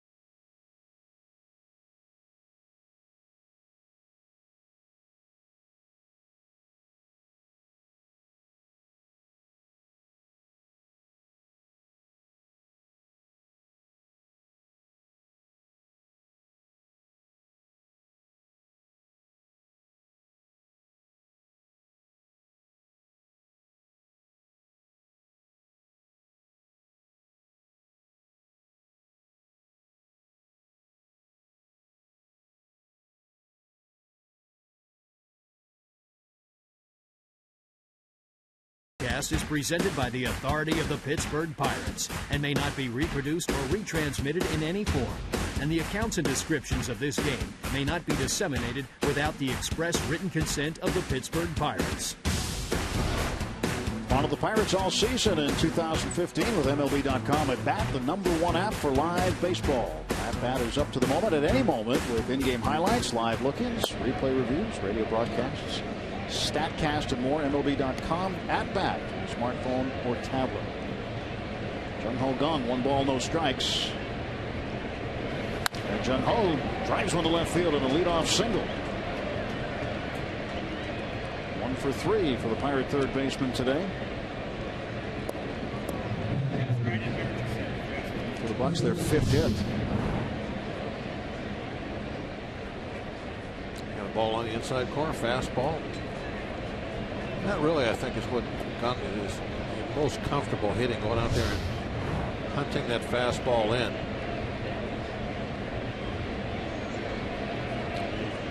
He's used to being a power hitter, and that's what he's looking to do, to pull that ball over the left field fence.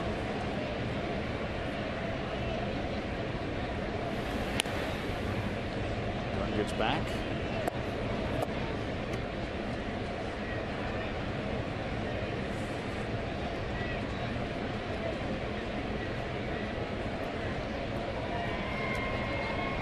Chris Stewart, a hit last time up in the 5th. He bunts the first base side. Walker fields. Tosses to Matt Adams covering. They got to bring up Walker as a pinch hitter, so that makes sense. Moving that tying run 90 feet. Walker will hit for Vance Worley. Worley done after 6 today. And Worley limited the Cardinals to just 4 hits. The 1 run was a home run. They did a great job. That's exactly what you wanted out of him. No big innings. Just the 1 solo home run that hit the top of the fence at that. Bounced over. So really a strong start. Again. Tying run at second. And Walker yanks this one a long way foul. Archimedes Caminero warming up in the Pirate pen. Looks like he's ready to go. He'll pitch the 7th inning.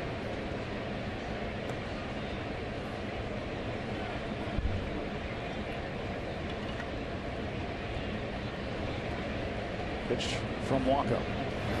And Walker hits this one up in the air to right field. Hayward under it.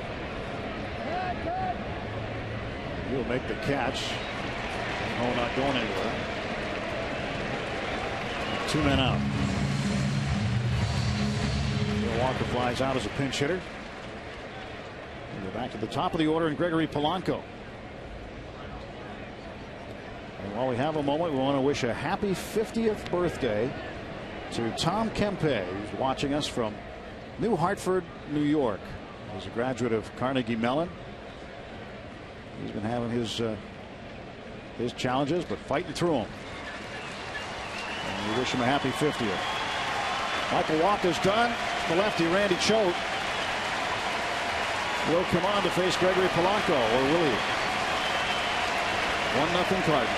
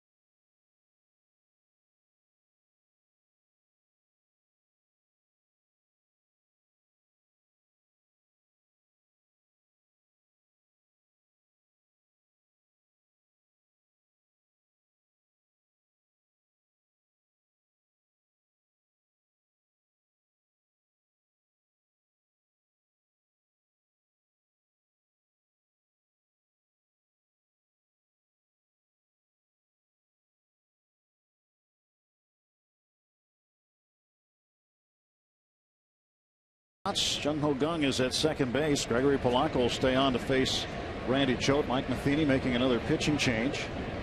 Michael Walker's out after 6 2/3 inning. It's the 80th pitching change this season. 80th pitching change in 24 games for the Cardinals. That ties the Giants for the most in Major League Baseball. And the veteran left-hander's job is to come in and get a lefty out. That's why he is out there. Some teams, some managers don't believe in having a specialist type pitcher in that bullpen to come in and just get lefties, but Matheny definitely believes in that. Going with the stats that you were just talking, was it 18 times now he's brought in somebody to face just one batter? 19th now. It's pretty much. Yeah, he's not going to face. He's going to face Polanco. That's it. That's it. And a ground ball to second. Cosma goes on to Adams. Sung Ho Gun stranded at second. Stretch time in St. Louis.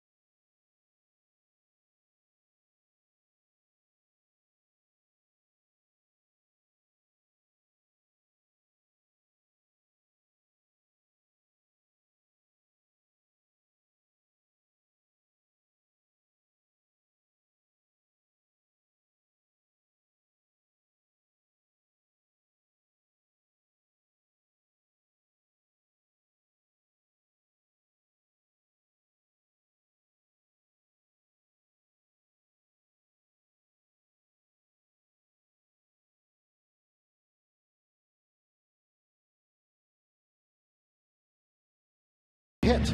It was in Oakland on the 27th of June. The Pirates and A's in an interleague game, and a ball hit Pedro to end the game. That's the last time that's happened before last night. It happened twice last night. Caminero to pitch the bottom of the 7th inning in a 1-0 ball game in favor of St. Louis. See the hard-throwing right-hander. The batting average against at 195. That's the lowest of our relievers. Not been giving up many hits. Tony Watson sitting at an even 200. Would be the next lowest.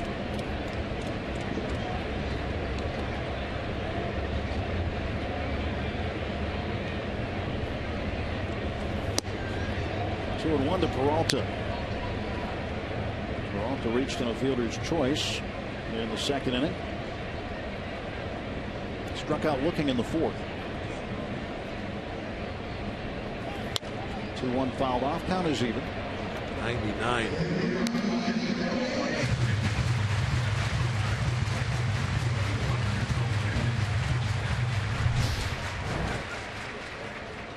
There's some velocity on that one.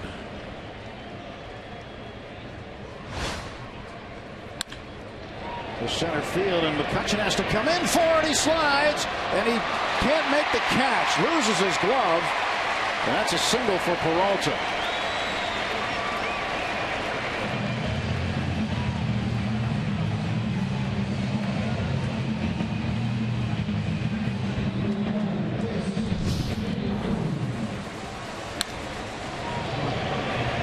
Ball hit in the glove, and I couldn't really tell there. we will tell. Yeah, that ball's in the glove and came out. And that didn't make any difference because the glove came off the hand.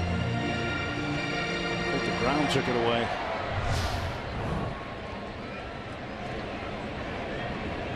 I wonder if he hurt his hand.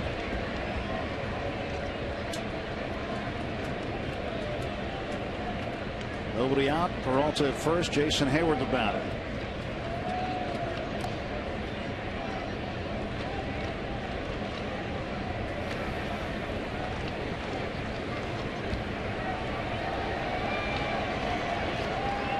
How would you like to be the first baseman? Campanero's out there and catch those bullets he's throwing on pickoff throws. We should find out how fast he throws to first.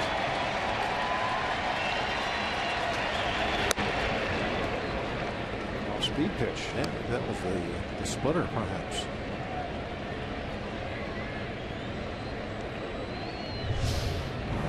This would be the equalizer when you're throwing as hard as he does, and then be able to pull the string like that.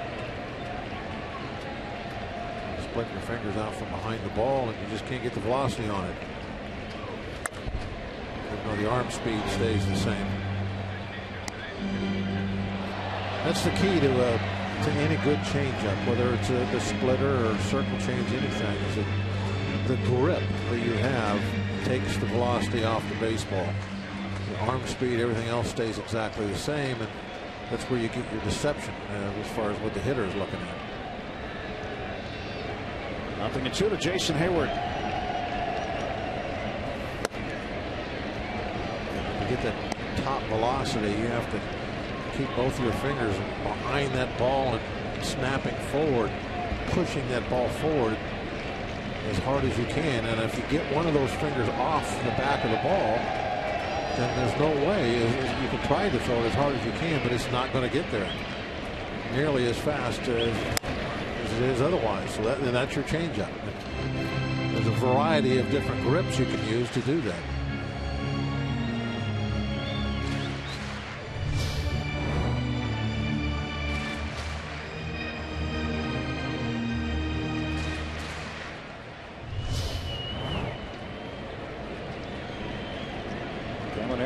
Having the count 1-2. Nobody out. Peralta at first. Cardinals leading 1-0. Bottom of the 7th. The advantage of using the splitter grip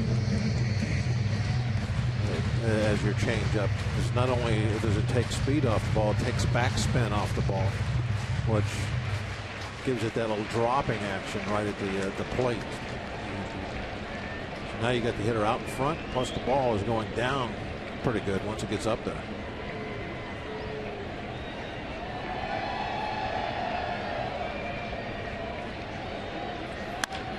And a bouncing ball to Harrison. He turns, delivers to Mercer for one, and Hayward beats it out.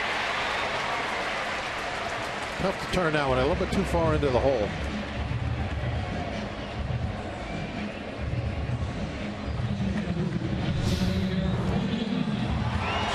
Hayward's grounded to J-Hay with a runner at first base. They did pull off the double play in the second inning. How about the neighborhood play on that one? Mercer had to be about 3 feet off the base. And I think that Mike Matheny saw what you saw. Well, now, if the throw, if he can argue that it was the throw that pulled him off, then he's got an argument. Matheny's saying, hey, it was a wild throw, and that's what pulled him off the base. We saw this last year where, you can't challenge the neighborhood play, but it was challenged, and it was overturned, if I remember correctly, because they said, well, yeah, you're right, the throw was wild, and that's what took him off. So now look at the throw. Did he come off? Did he come off the bag because it was a wild throw, or just because he was making a turn and wanting to get away from the slide? I say, after watching that, it was just he's doing it just normally, just trying to get away from the slide, that it was not the throw. He could have easily stayed on the bag with that throw.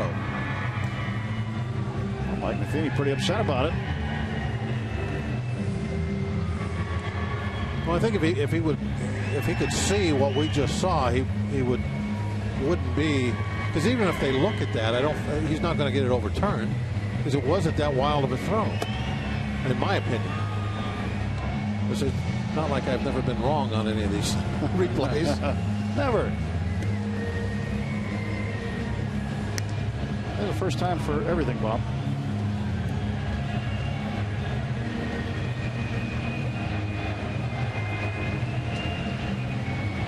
This is an extended conversation between Mike Matheny and home plate umpire Mark Wegner.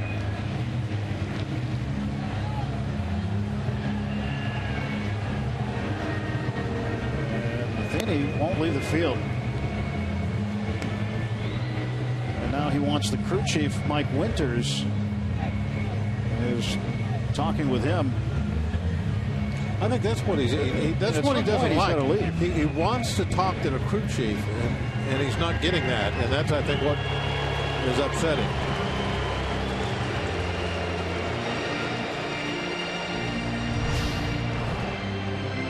But in my opinion, the throw does not pull Mercer off the bag. He leaves the bag voluntarily to try and get away from the slide, and they're allowed to do that. Saw how wide the slide was. Technically, they're not allowed to do it, but I mean, that's just something that's always been in baseball. It's why they call it the neighborhood play. If you're in the neighborhood of the bag, they give it to you. He's out. Yadier Molina up.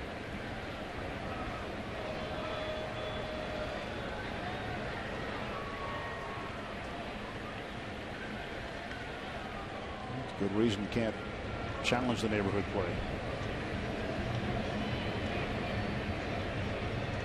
Hayward is the runner at first base. One down. Caminero pitching to Yadier Molina.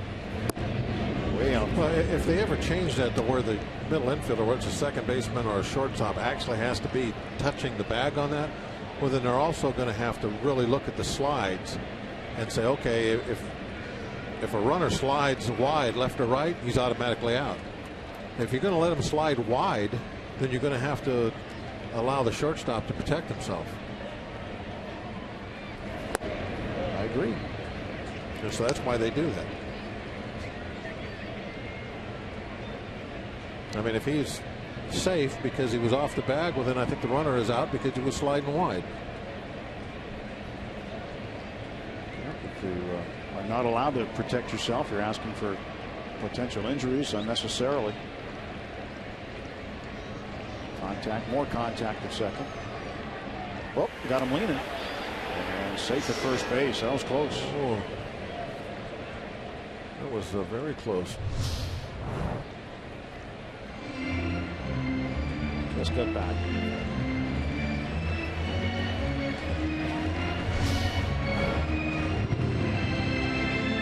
I wonder if the umpires now, every time there's a close call, they immediately look at the dugout. I know I do now. I mean, it's changed. The umpires have to. I think, yeah, it's really. Especially in the third out of an inning. It's changed the way you watch a game from up here. And I know from down there, probably the same. There goes Hayward for second base. Ground ball right to second base. Jay Hayes got one. Nice and easy to first. And an inning-ending double play. Tailor-made off the bat of Yadier Molina. End of the 8th inning. Just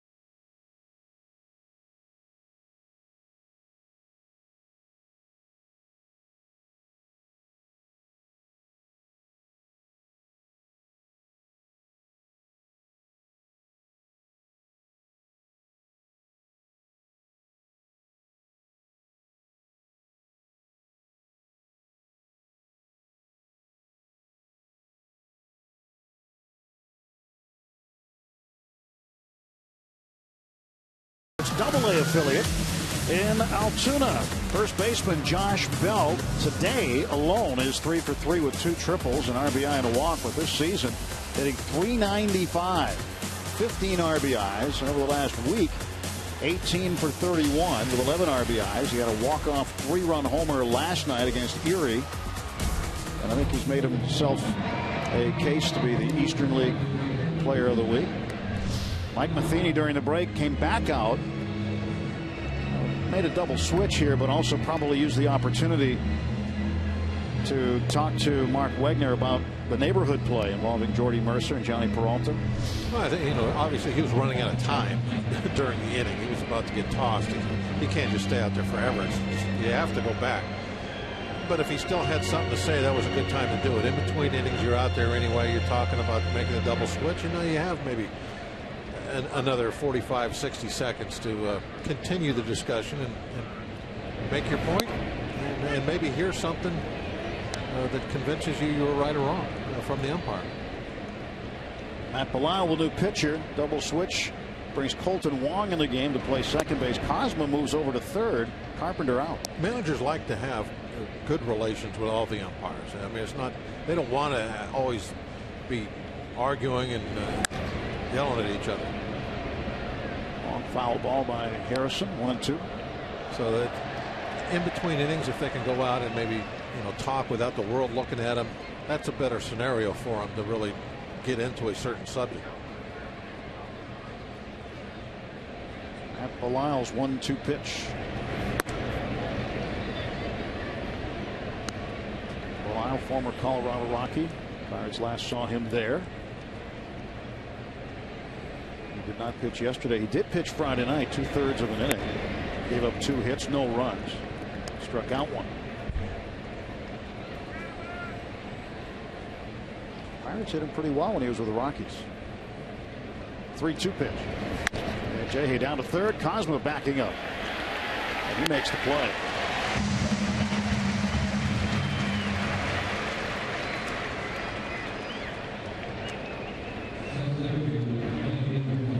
Cosma over at third now, playing for the man who's responsible for the only run. Matt Carpenter, his 4th inning solo home run, the only score. Kevin Segrist loosening up. Well, McCutchen fouls this one a long way out of play.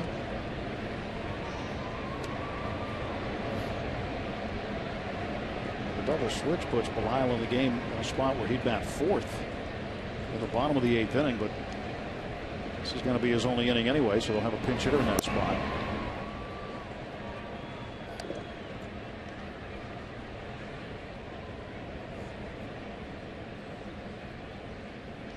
One and 1 to Kutch. Had a base hit in the first, 0 for 2 since. 1-2. First 2 games of this series went to extra innings. 10 innings on Friday night, 11 innings yesterday afternoon. Another 1-run ball game here.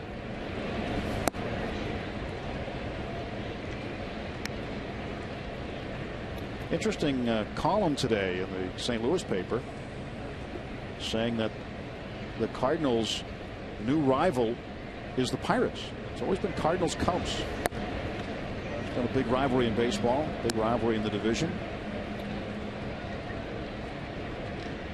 But the local paper here, the columnist saying it's now the Pirates, at least for the time being, because of the way these games are played. 3-2's popped up. And John Jay battling the sun.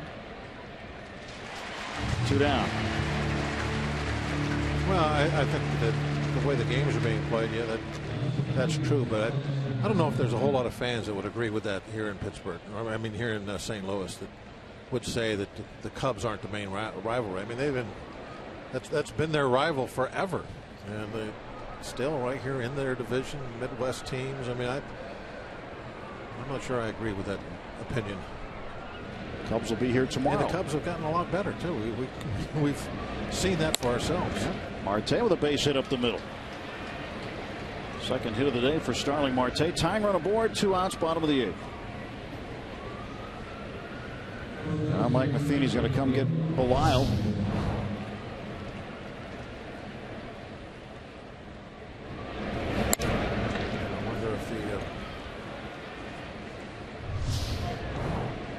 Pirates will counter. Well, the left-hander Kevin Segrist coming on the pitch for St. Louis.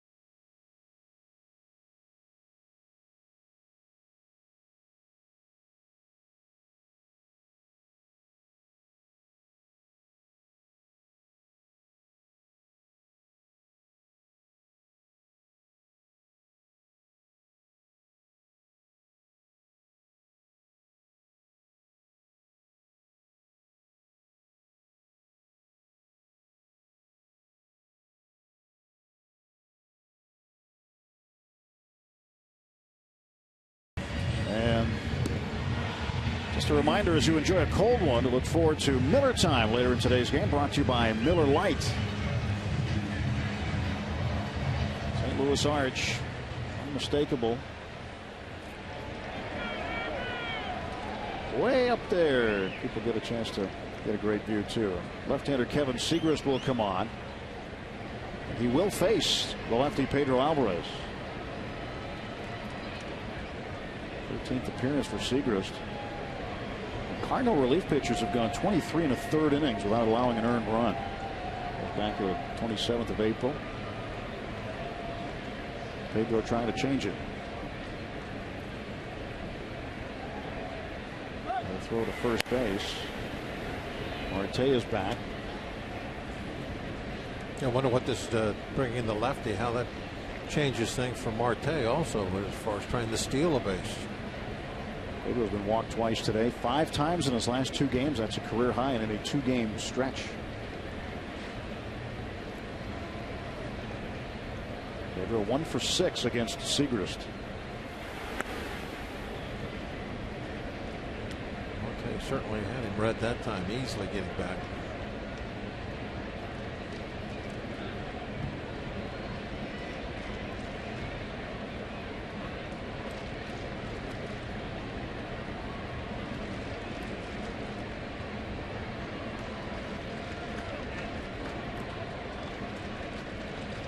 Another throw to first.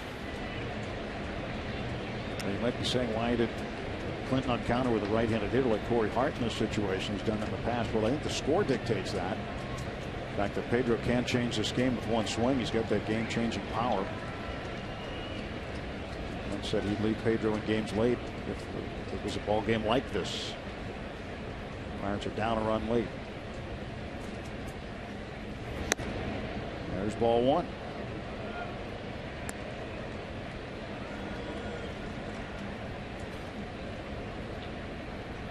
216, looking to raise that. Just 0 for 1 today, but he's been on base twice. Marte creeps off first base.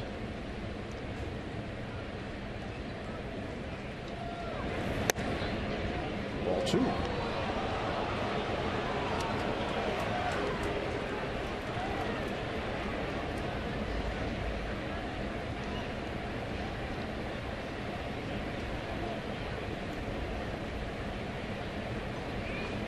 Where those 2 were. There was some grumbling downstairs from the fans, but that's where those 2 pitches were, outside the zone.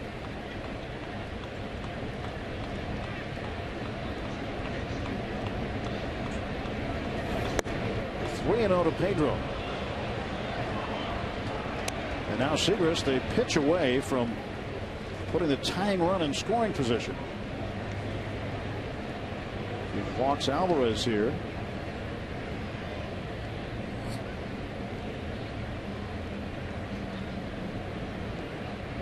Three and 0 to Pedro.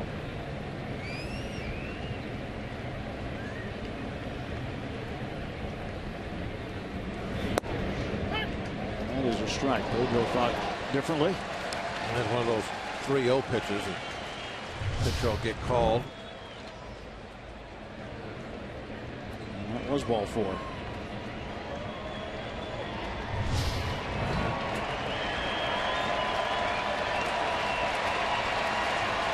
Well, 3-1 as Segrist looks in at Molina to get his sign. Pedro waits at the plate. And that is ball 4. So Pedro has walked 3 times today, 6 times in the last 2 games. Pushing Marte to second. Now 2 on and 2 out. Nobody up in the Cardinal bullpen to match up with the right-handed Mercer. So much for your strategy. When your pitcher doesn't execute, you bring in the lefty. You think you got it all set up just like you want it, and then he throws 4 wide ones. The Cardinals have had 9 relievers, 4 bench players, 9 relievers. They're going to have to make a move pretty soon. Mercer, if he can come up with a big hit here late in the ball game.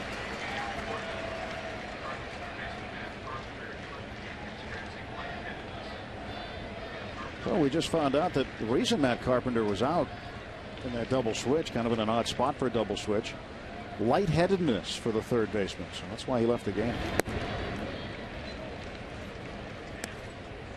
And look at the left-right splits here against lefties. 335 for Mercer. 236 against right-handers. Yeah, he certainly did not want the left-hander coming in and facing Mercer. Marte at second, Alvarez at first. 2 men out, top of the 8th. Yadier Molina will take a slow walk out so the Cardinals can get the bullpen going. Must be tired. Well, no, this is what they do to get the bullpen going. There'll probably be a visit from Derek Lilliquist pretty soon, as Mitch Harris starts to loosen up. The Navy lieutenant, Mitch Harris.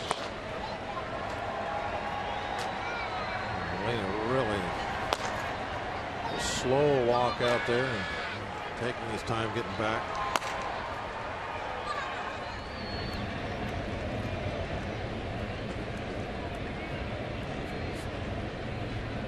LaRussa was still here. You might see a couple spin moves, a couple of pickoff throws. Still might. See? Well, that was unfair on my part because I saw Mike Matheny give him the sign in the dugout. Oh, you did? Yeah, something like that. That was unfair on your part. It was.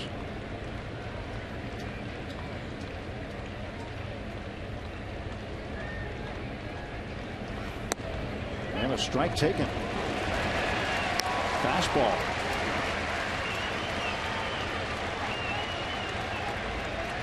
A ball and 2 strikes to Mercer.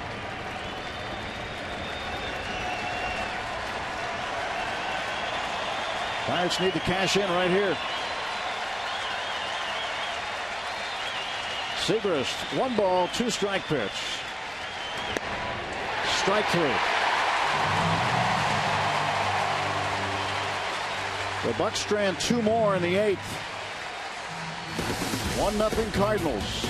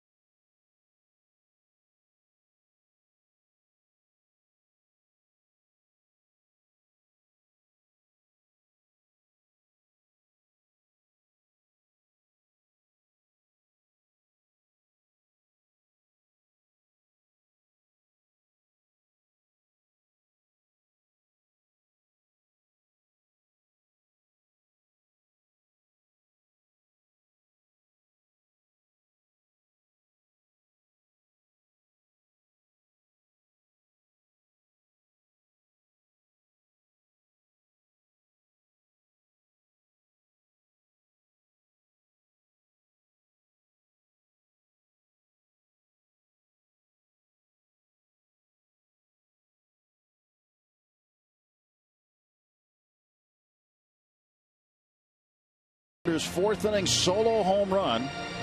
The difference in the ballgame. Pete Cosmo will lead off. Pirates 0 for 6 with runners in scoring position. It's been troublesome this series. They, up until this series, have hit pretty well with runners in scoring position. But here against the Cardinals, not the case. Cardinals bullpen has been rock solid, airtight. Pitch to Cosmo. Caminero in for a strike.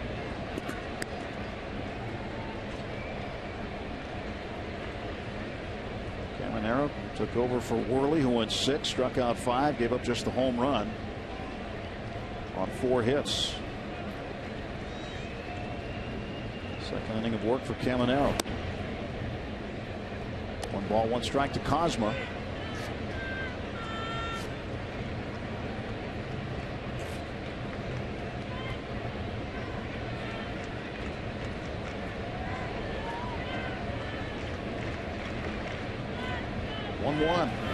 It's outside. 2 balls and a strike. 97-mile-an-hour fastball.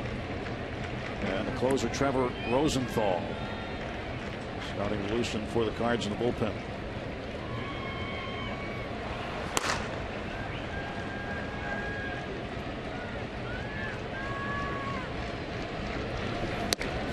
There's a strike. 2-2. The next opponent for the Pirates will be coming into Pittsburgh with a loss. Atlanta beat Cincinnati today 5-0. Cubs and Brewers are tied at 3, top of the 8th.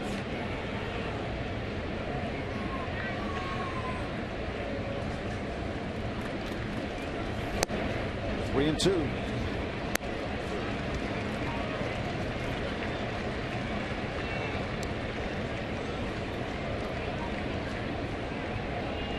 Pirates will have an off day tomorrow.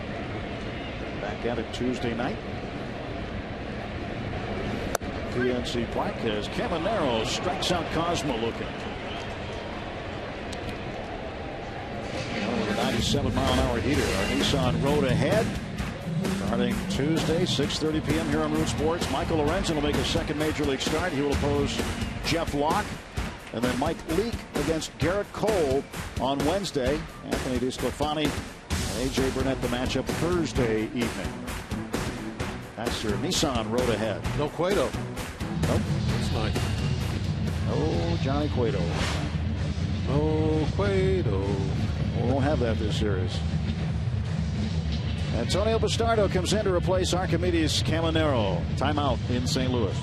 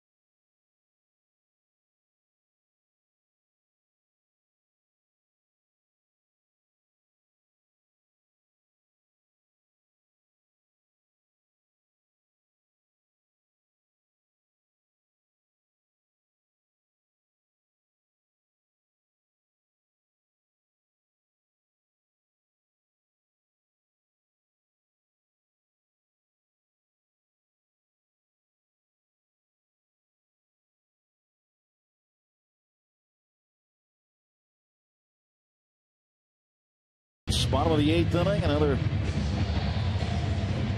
nail biter here in St. Louis. Antonio Bastardo comes on to pitch. Left-hander makes his 9th appearance, and he will pitch to the left-handed hitter Colton Wong, who will have his first plate appearance this afternoon. The opponent batting average for Bastardo not good. We were talking about where I was talking about the Caminero was excellent, down below 200. Bastardo has work to do on that stat. Back-to-back lefties coming up with Wong and then John Jay behind him. And if you're thinking, well, why not Tony Watson here? Watson has pitched 3 of the last 4 games, had 13 pitches yesterday, 16 on Friday night, and on the 29th against the Cubs had 26 pitches. So also been used a lot. He's had 14 appearances already out of the bullpen. And that is Tony behind the chain link.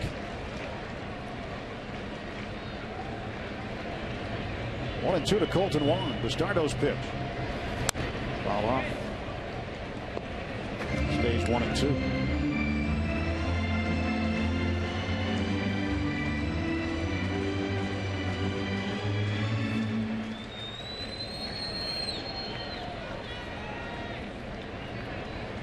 Appearances now for Bastardo. Trying to get Wong to chase that one. Evens the count, 2 balls, 2 strikes.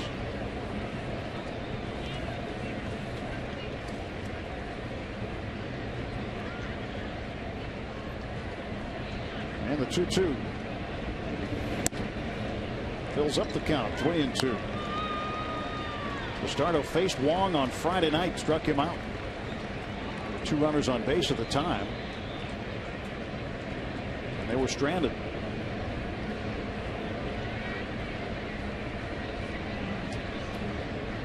One out, base is empty. Payoff pitch from Bastardo to Wong.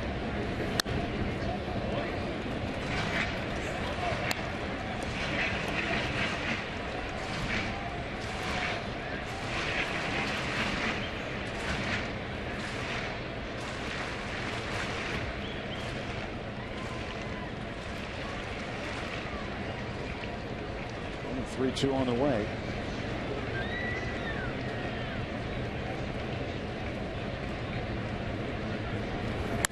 And lined into right center. And Wong took a big turn and almost tried it on McCutchen. Wong has very good speed. I'm not sure he ran real hard though coming out of the box. Maybe he did. You can see there in that replay. You know, he's just kind of jogging. If he were really serious about it, he would have been running the whole time. But he didn't really start to go until he got around first base. John Jay is 1 for 3 this afternoon. Flied out to center field deep twice. Deep left center. Takes inside.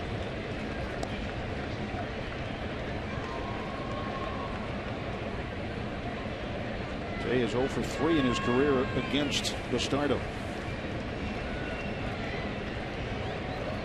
1 on, 1 out for the Cards. A 1-0 lead. This one in the air to left center field and deep. Going back after it is Marte. He's got room. Makes the catch for the second out of the Cardinal 8th. Jay's wearing out that warning track. After today's game, the Pirates head back home to get ready for a 3-game set against Cincinnati. See the Bucks take on the Reds starting Tuesday at 6:30 with Pirates pregame presented by WB Mason. And it's here on Root Sports. Glenn Hurl's really looking forward to getting home. Sorry, the rest of us. Long trip. Game 10-day trip comes to an end today. Here's Mark Reynolds. Reynolds pinch hitting in what is now the pitcher's spot. That's second in the order. This one's fouled back.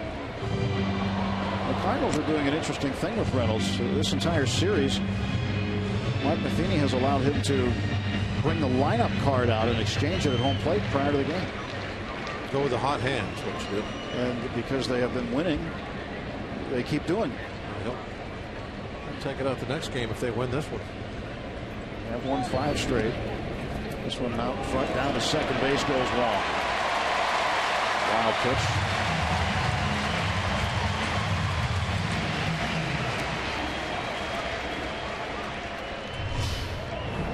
Good job of Stewart keeping in front of him. But if you're a guy like Wong that has that speed, and we've seen this so many times, if there's a ball in the dirt and you take off right away, very seldom you're ever going to get thrown out.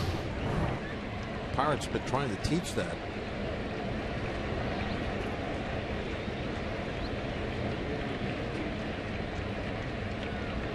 One pitch to Reynolds.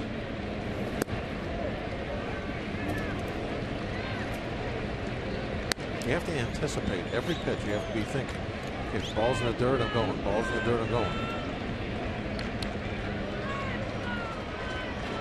You can't be standing there and thinking, oh, ball's in the dirt.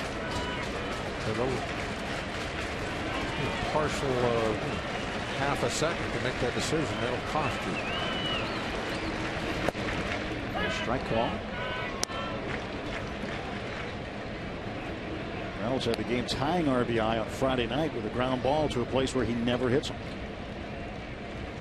Into the shortstop area. Pirates haven't played the areas where he does hit baseballs, and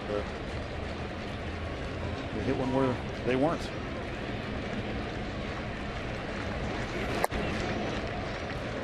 Stardo fills the count, 3-2.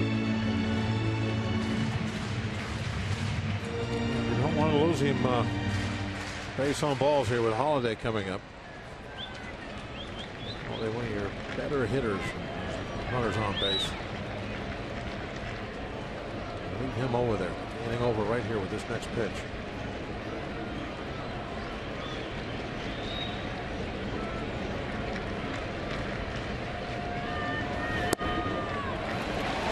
Reynolds aboard with 2 outs.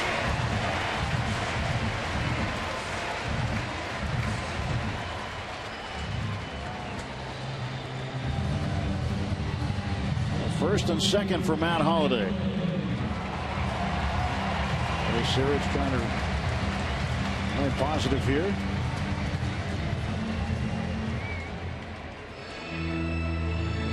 Stardo is now trusted with the job of getting out Matt Holliday, getting out of this inning, get the Pirates to the plate in the top of the 9th.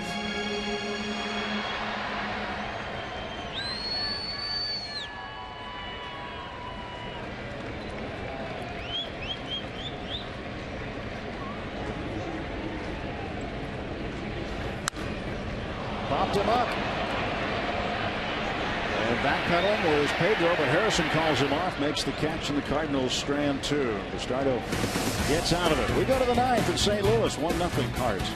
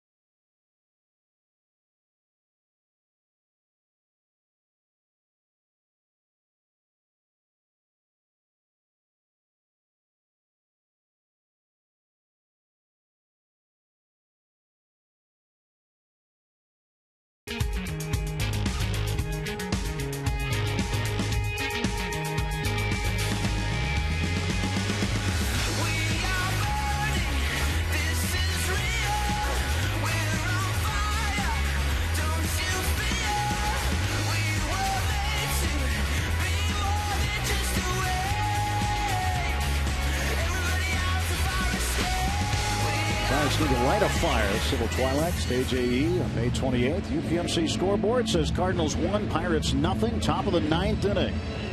Final game of this 3-game weekend set. Jung Ho Kang will lead off for the Pirates, and he will face the Cardinals closer, Trevor Rosenthal. He's a tough one. Very hard thrower. Likes the strikeouts. As you can see, 14 of those. 11 innings. And Jung Ho hits this one in the air to deep left center field. Back it goes. It is gone. A game-tying home run. Jung Ho and a bottle of rum.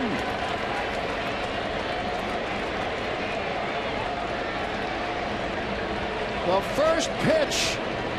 Jung Ho has his first major league home run. They made it a memorable one, didn't they? Tying it up.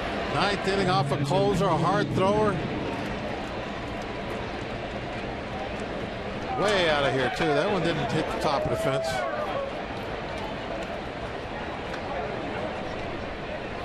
Brand new ball game.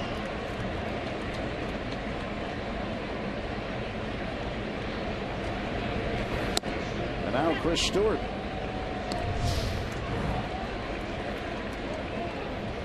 The breaking ball wasn't a fastball. Wasn't in a bad spot either. Outside half the plate, a little above the knees. That's a pretty good job hitting that one that far over the fence. Darn good job. And that is the power we've been hoping to see out of Jung Ho. Power he displayed last year with a 40 home run season in Korea. Big leg kick.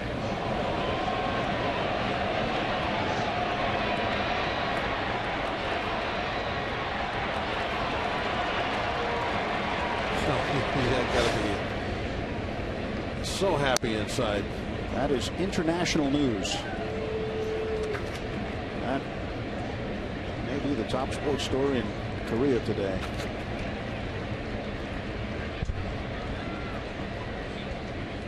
.418, I believe they estimated the distance. 418 feet. Stewart foul tips it into the glove of Molina. Strikes out. One down. Now Rosenthal will face a pinch hitter in Andrew Lambeau.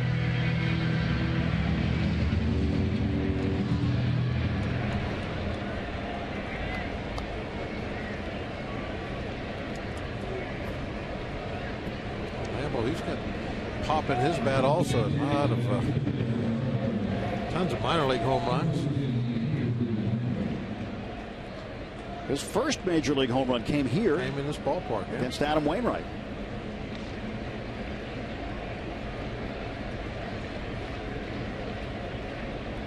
One for 24 batting this year, and he's had times when he's been robbed. He's had times when he's hit it hard right at people. He's had some very good at bats, but the numbers haven't told the whole story. 0-1.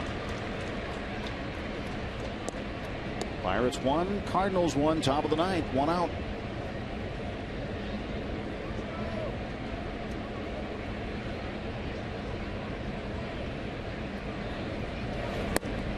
And he takes strike 2. 0-2 to Lambeau.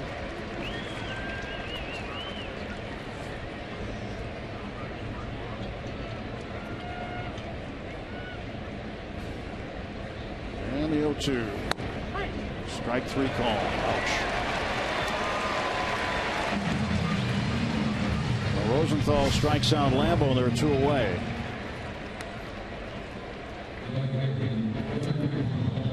Right on the edge. You take them with 2 strikes, they'll call that occasionally. Gregory Polanco up, base is empty. Polanco has faced Rosenthal just once before. He's 0 for 1. And 1 for 4 today. Okay, hopefully cut.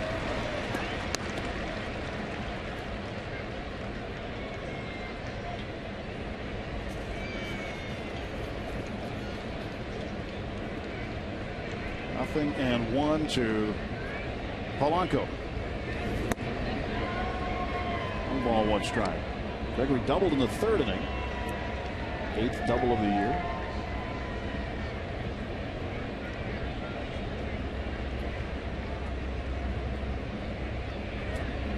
Rosenthal stretching to 1-1.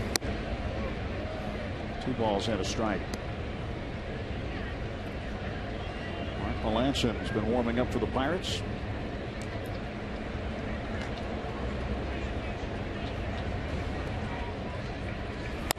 And a base hit for Polanco. Off it.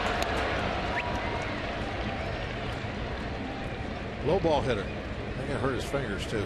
Get the base. I think it got off the end of the bat a little. Polanco now 2 for 5. A little bit of a toe hit. Didn't get it right in the middle. On the screws.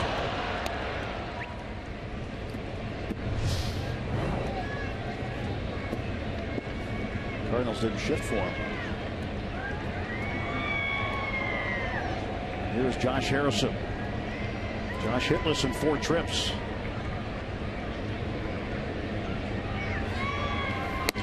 Ball 1. A leadoff first pitch home run by Jung Ho Gung has tied it in the top of the 9th.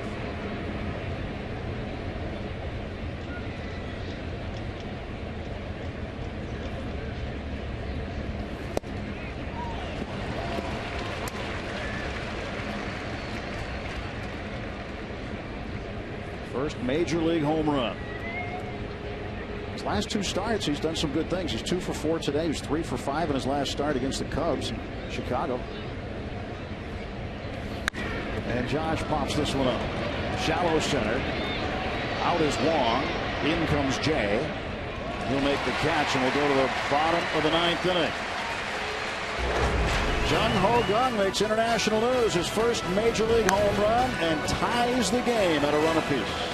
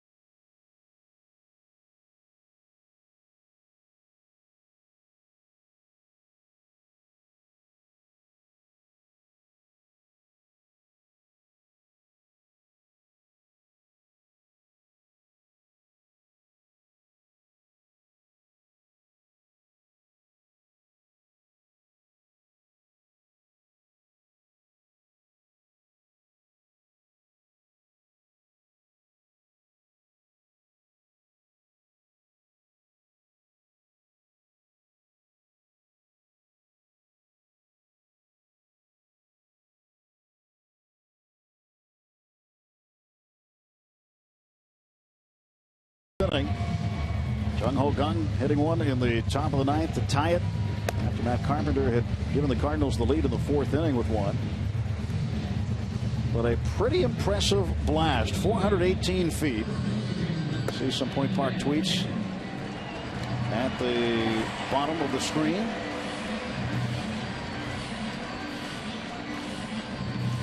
First major league home run.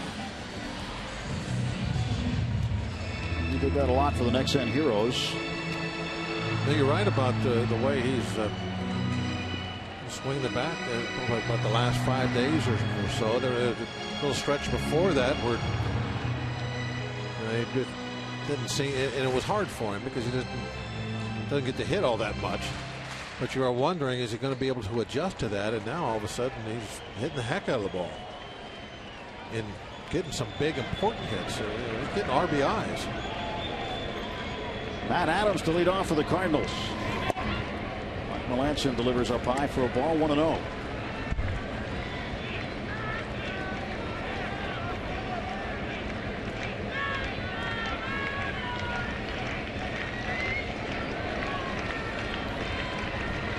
Cardinal first baseman hitting .308. 1-1 to him.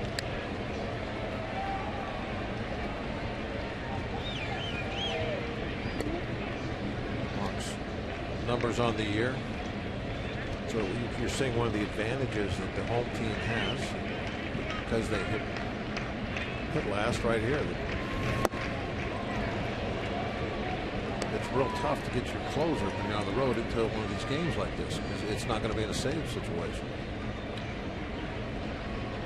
You know, with a tie game. So, you know, when do you use them? So you save them, you save them, you save them, and then if they walk you off, your closer never even pitched.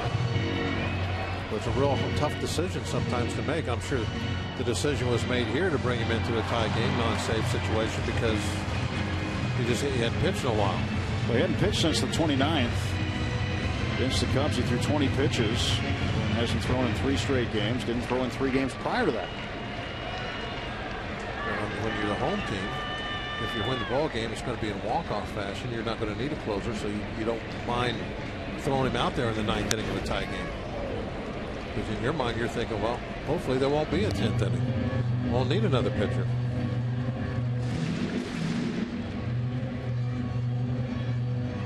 But to win this ball game, the Pirates are going to not only need 3 outs here, you're going to need 3 more outs in the 10th. And Adams strikes out. Stewart will have to throw down, ball in the dirt. To skip over the bat, make that throw. 1 out in the bottom of the 9th inning.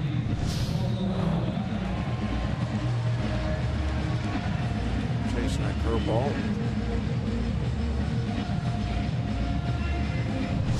Saw Stu look down where that bat was. Knew it was there somewhere. Didn't want to step on it. Johnny Peralta, base hit in the 7th. Struck out looking back in the 4th inning.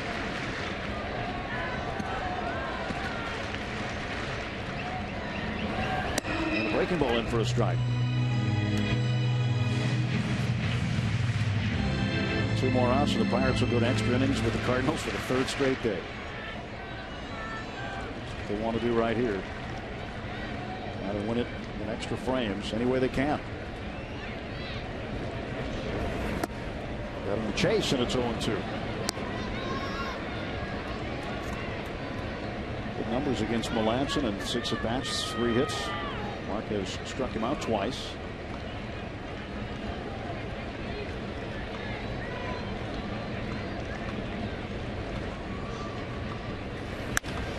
In the air to right.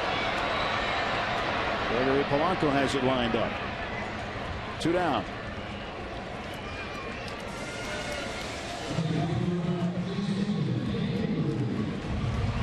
Melanson now will face the right fielder, Jason Hayward. 1 out to get to take it to the 10th.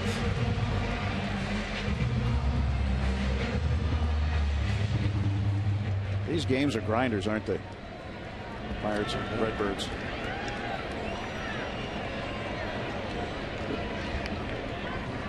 Can't leave early.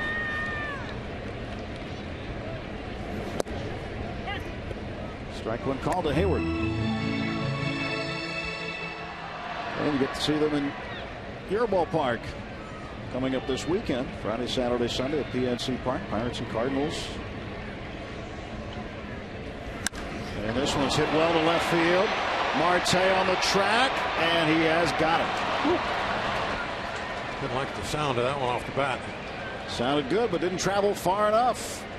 Extra innings coming up. McCutchen to lead off.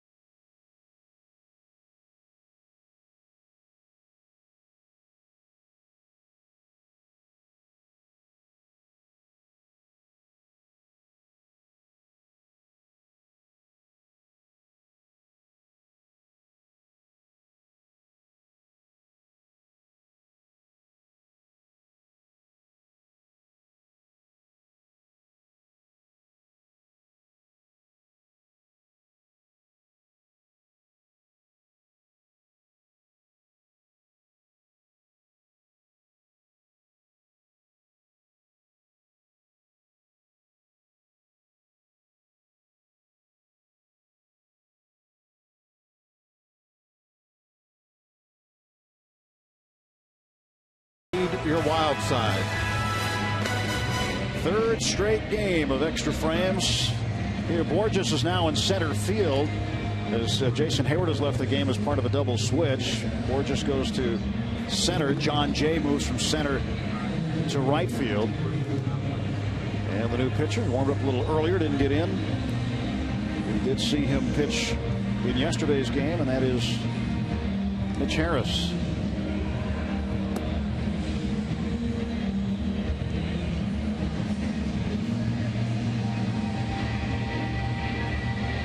Numbers on Harris. And the Navy man has not given up anything as of yet. Just 3 2/3 innings of work. A couple of walks. Take a base on balls right now. Start things off with a base runner. All that speed on there that Touch has. That's 1 for 4. 1-1, top of the 10th. Pitch outside. It's amazing to me, and probably is to you too, Bob, that Harris took 5 years off from competitive and organized baseball to serve his time in the Navy after graduating from Annapolis. 3 tours of duty, and then to come back and be able to build up his arm enough and get his pitches back to where they needed to be to become a big leaguer. Yeah, it is a pretty impressive thing that he did for a number of reasons. 1 ball, 1 strike pitch. 2-1. I'm guessing that he didn't just not touch a baseball for 5 years. He had to do something. Yeah, I know. He talked to Robbie about it earlier in the week and told Robbie that he didn't throw all that much. Well, yeah. They should be strong.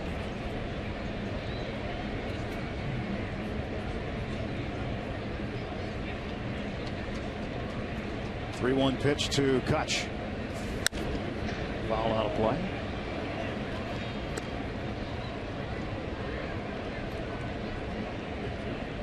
You know, the Pirates don't like facing. Pirates never like to see the Navy. No, they don't.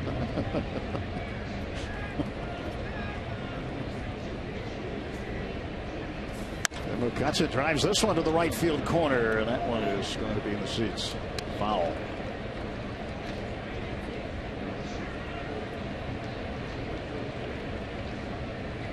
Reached the rank of lieutenant.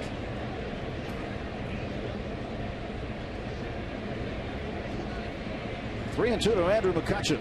Payoff pitch. Again fouled off to the right.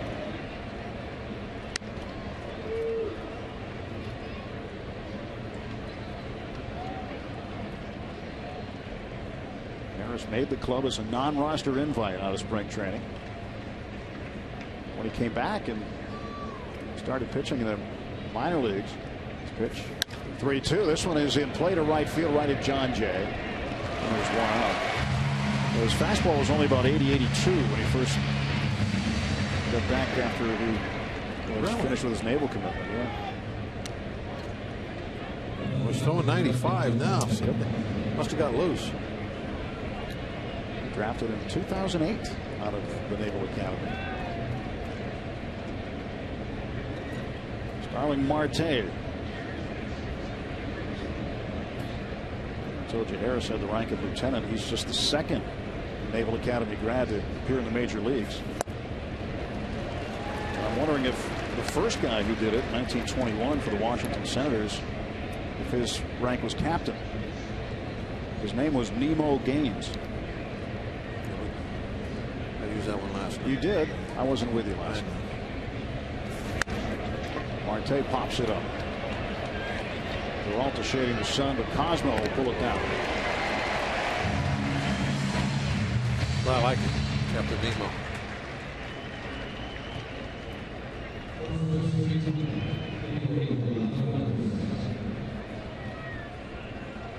Pedro Alvarez up.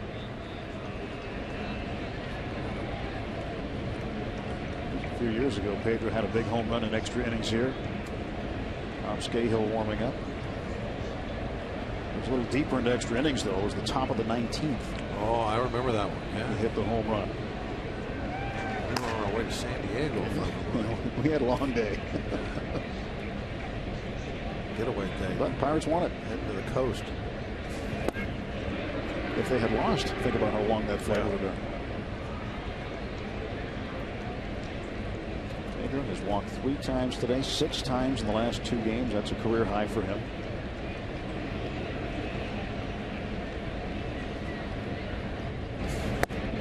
Outside, ball 2. So far, careful with Pedro.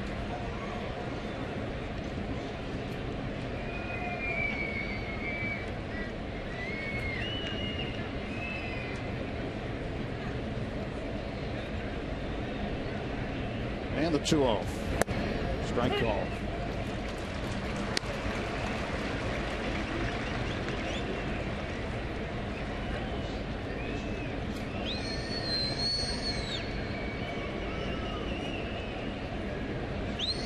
Pedro got a hit yesterday. It was his 500th career hit. That one outside, 3-1. They are being so careful with Pedro today. A lot of respect. Nothing really to hit.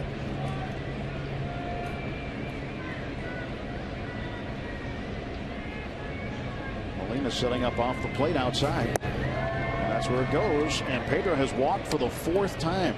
It's almost like an intentional walk. Nothing in the strike zone at all. Everything down and away. I know there was a strike, but it wasn't really. No. That was also down and up, but either way, Pedro aboard. Pirates have the go-ahead runner on. Jordy Mercer is 0 for 4 today. Pirates batting top of the 10th inning. 3rd straight game of the Cardinals extra innings. And Mercer lines it into center field, a base hit. Pedro stop at second base. And a 2-out base hit for Mercer that'll bring up Jung Ho Kang.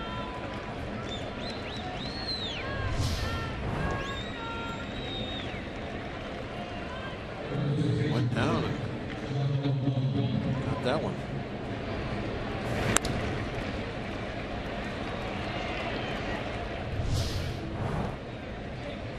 Alvarez, the guy they want to get in. He's at second. Mercer behind him. Will be nice insurance. Jung Ho Kang, who's 2 for 4 today. Well, what a day it would be for him to knock in the winning run. Go ahead run.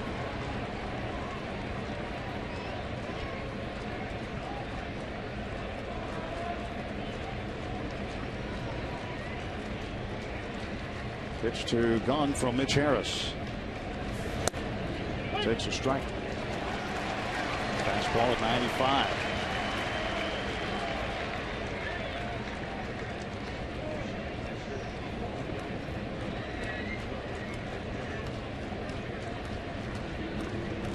One to right field and foul. Well, it's worth seeing again. Certainly a 418-foot blast on the first pitch from closer Trevor Rosenthal. A 1-0 game, now a 1-1 game.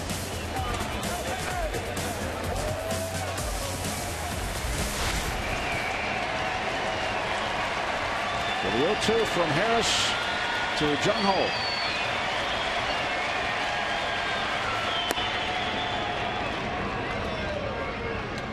1-2 the count.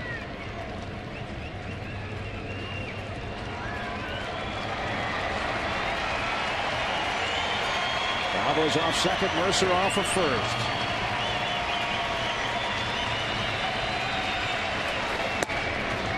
Count is even.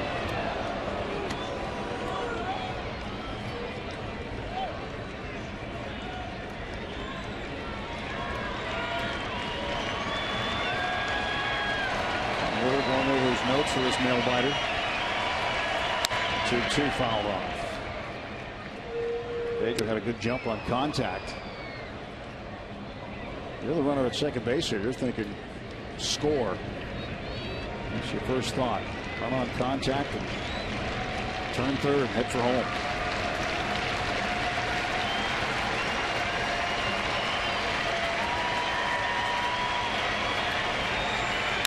And a ground ball to Peralta.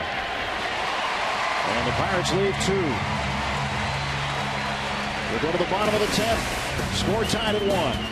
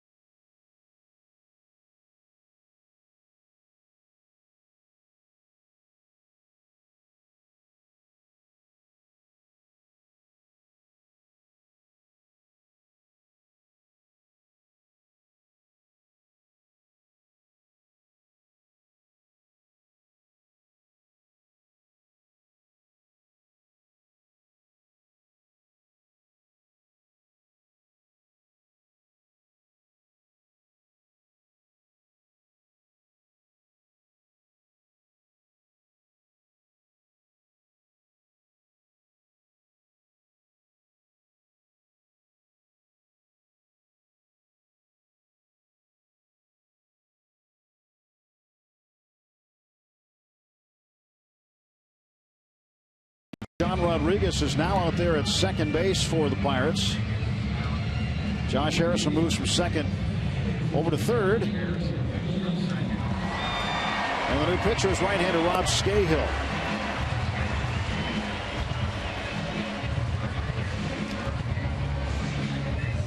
Rob done a pretty good job so far this year.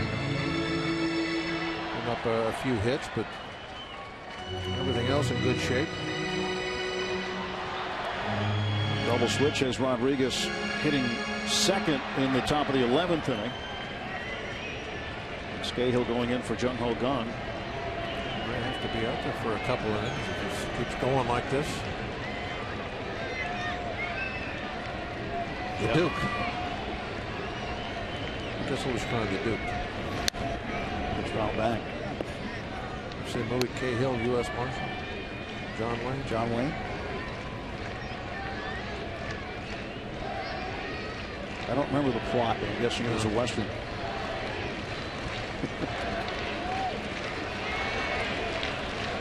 Oh, 1. That's a strike. He went around. It's a little different than the usual John Wayne plots.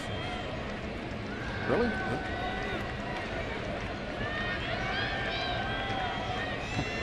Afraid to ask how so. 0-2 pitch to Molina from Scahill. And he strikes him out looking. Paint with a 96-mile-an-hour fastball. The Duke's got some power. Power that one right over the outside corner.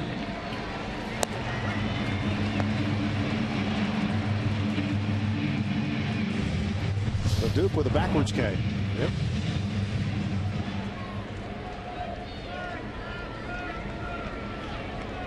Eighth hitter in the order. Second baseman, now third baseman, Pete Cosmo. Started at second today. Moved over. Colt Wong came in. Wong's on deck. And first pitch, a strike.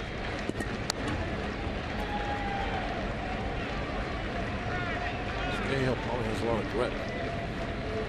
Truly, yes, you're correct. Truly does. Yeah.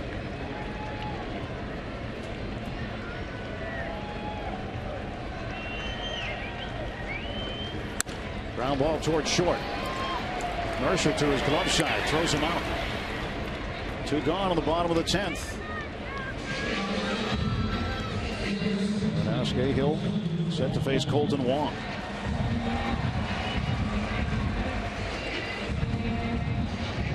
Long hitting 280. He's 1 for 1 in the game since entering for Matt Carpenter, who went out with lightheadedness midway through this ball game. Carpenter with a solo home run in the 4th gave the Cards their only run.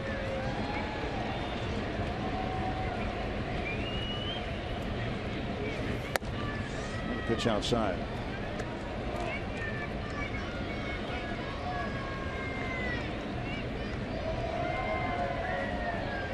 One-0 pitch now to Colton Wong. He's in for a strike.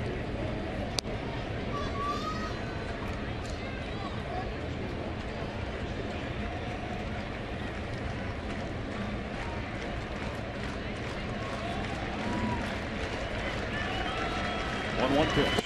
That's outside.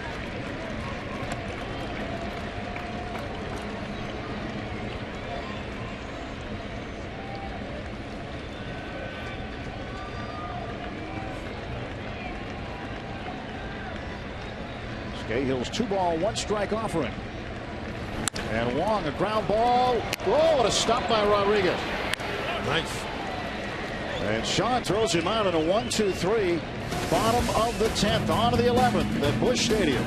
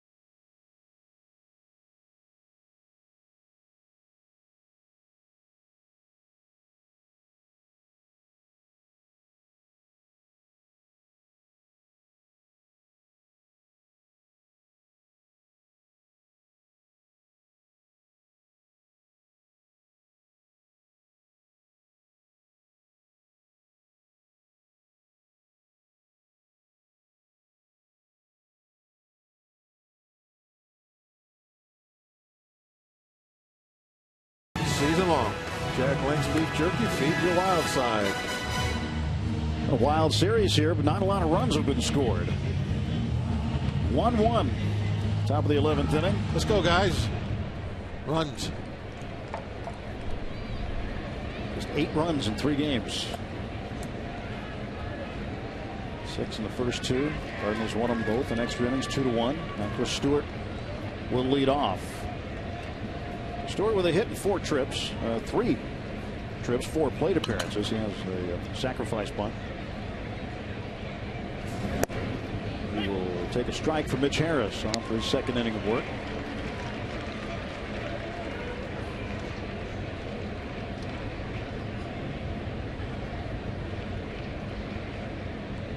Nothing in 1 to Stewart. 1 ball and 1 strike to Chris.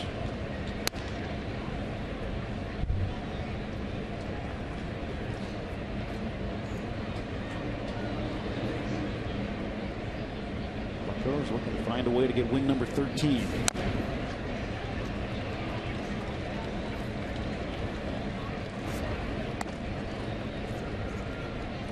They're even with the Reds to start the day today at 12-12, but the Reds lost 5-0 to Atlanta. Cincinnati's 12-13, a game under.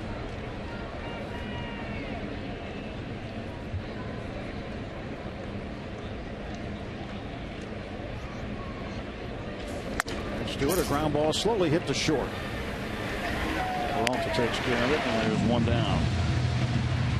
6-3 on the putout. The Brewers beat the Cubs again today, 5-3.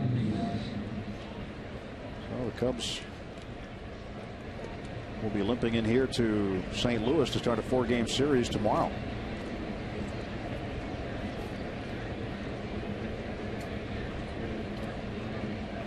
Sean Rodriguez batting .375. Swinging a good bat lately. A nice play he made in the inning, wasn't it? Really nice. I was impressed about how guys can do that. They can sit over on the bench for a couple hours, then come in real late in the ball game, and then be ready to make a play on a bullet like that. Well, this ball is going to be just foul. Bat blew up. Strike one on Sean. A new bat waiting for him when he gets back to the plate. Look where the head of this bat goes. Pete Cosma has to go get it out in left field.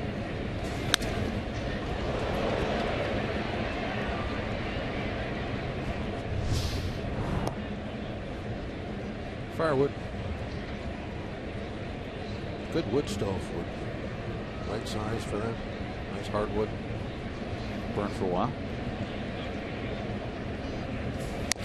Gotta have a wood stove. Fireplace, eat that up real quick. Have a nice wood stove. Control the flame.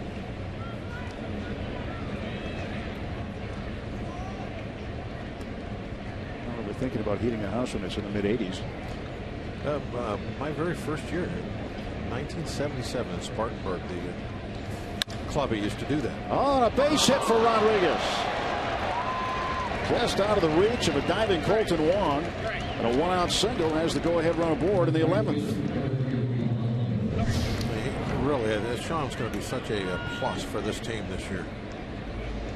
He comes off the bench, makes a little nice defensive play. I think it's a 94-mile-an-hour fastball and lines it the other way for a hit. He's a ball player. He's a ball player. I know John Weiner had a great conversation with him on radio last week about growing up. His dad was his coach. Had him play every position. Had him play where the team needed him. And that is how he learned to be as versatile as he is.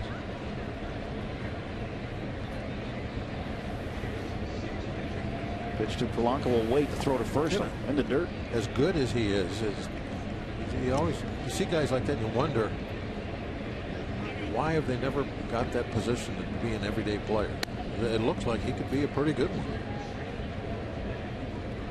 You know, if it wasn't for injuries last year, and who knows if Jay would have had that opportunity to really play every single day. And he got the opportunity, made the most of it. But you know, certain guys do get that label when they come up as, okay, this guy is going to be a utility player in the big leagues. And sometimes they can never shake it. Jay, he was able to do it. 1-0 to Polanco. That's popped up to right field. John Jay under it. That's the second out.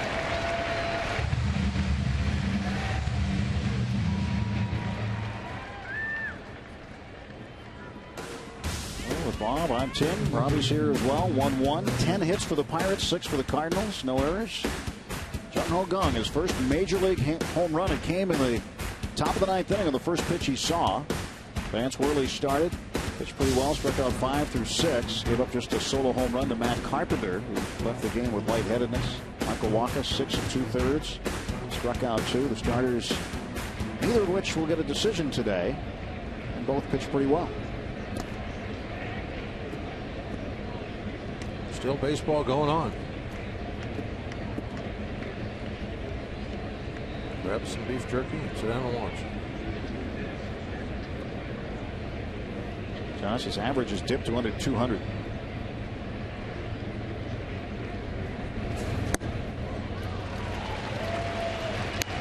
Josh 0 for 5 today. He has grounded out to third 3 times.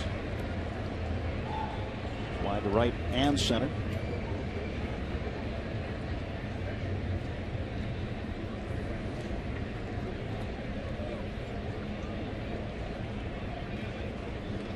Nothing in 1 to Harrison. 2 down. Go ahead run. Rodriguez off of first. Barrow's pitch. Well, tip into the glove of Molina for strike 2.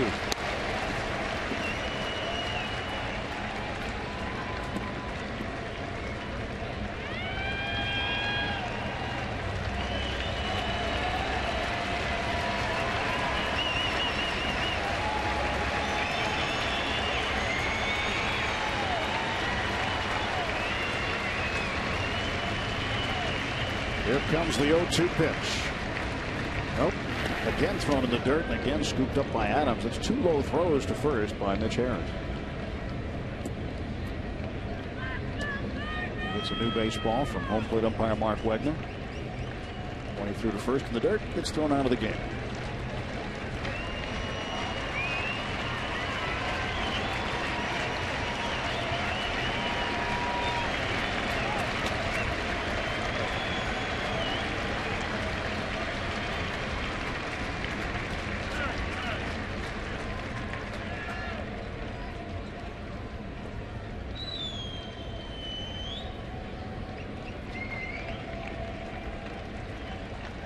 Hey, looking for a clutch hit here in the 11th inning.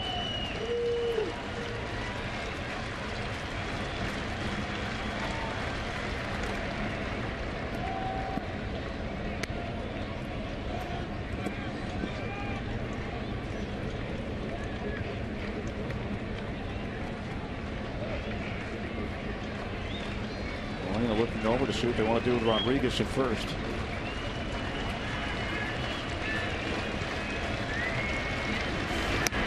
He strikes out. He's 0 for 6. Based one way upstairs. Pirates Look at that one. and Cardinals even at 1.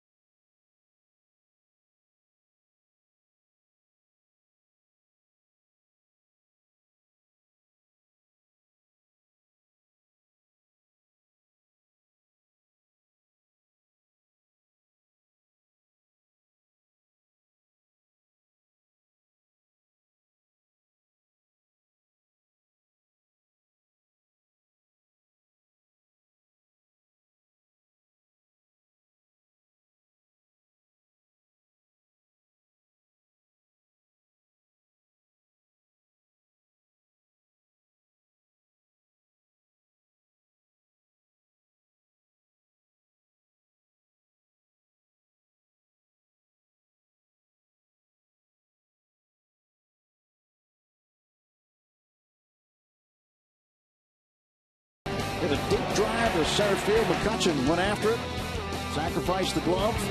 1-0 Cardinals. That's the only run Redbirds would get. From top of the 9th inning, closer Trevor Rosenthal's first pitch is sent out of here by Jung Ho Kang for his first major league home run, and ties the game at a run apiece.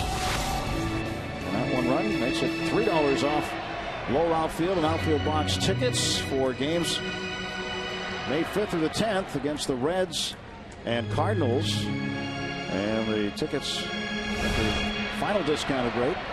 Pirates still looking to add more runs here, take more dollars off, but the tickets will be available a half hour after this game ends at Pirates.com. Well, here's John Jay. Last 2 years, Cardinals have had 14 walk-off wins. He has had plate appearances in the final inning 8 times. And 8 times he's been on base, but this time he won't be as Jordy Mercer retires him. Marshall got in the kitchen that time. That was right in on the hands. It's a little embarrassing when you hit a pop fly and you can't get it high enough for anybody really to catch it very easy. Ball almost fell in. One out quickly. Now here's Peter Borges. Borges' first plate appearance this afternoon.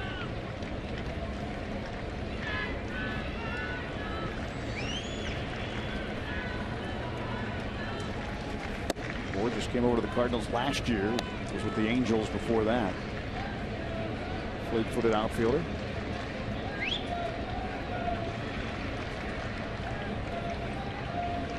And the 1-0.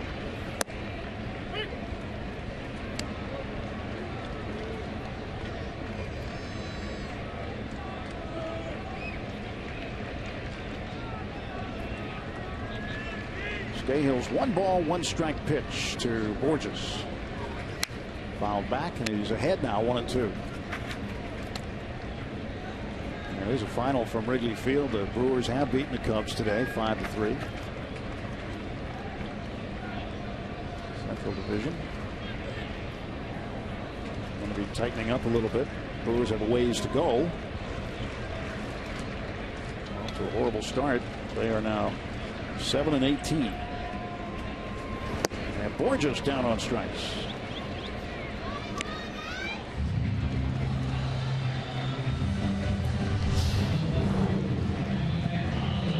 Cahill throwing up zeros. He's got outstanding stuff.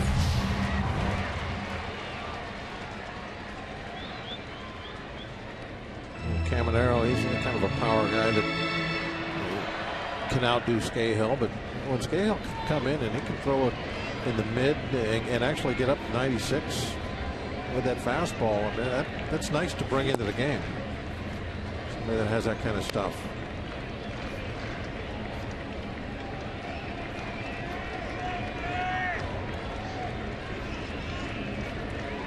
Three-hitter in the order, Matt Holliday, 0 for 4 today.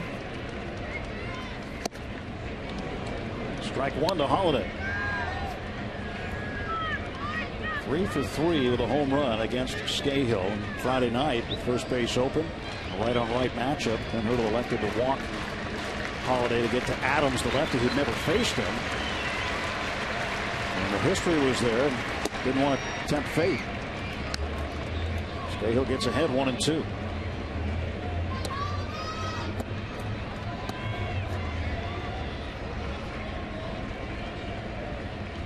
Sometimes that'll work out, sometimes it won't.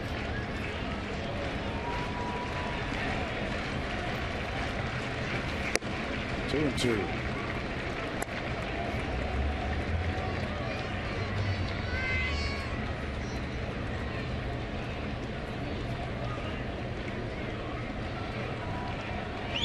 They went from Colorado to Oakland in the Carlos Gonzalez trade. And then came to St. Louis. He's found a home here.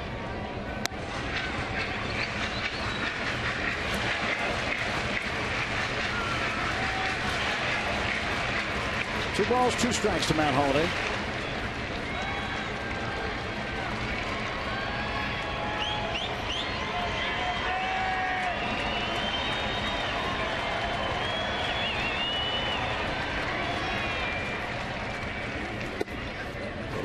That fills the count at 3-2.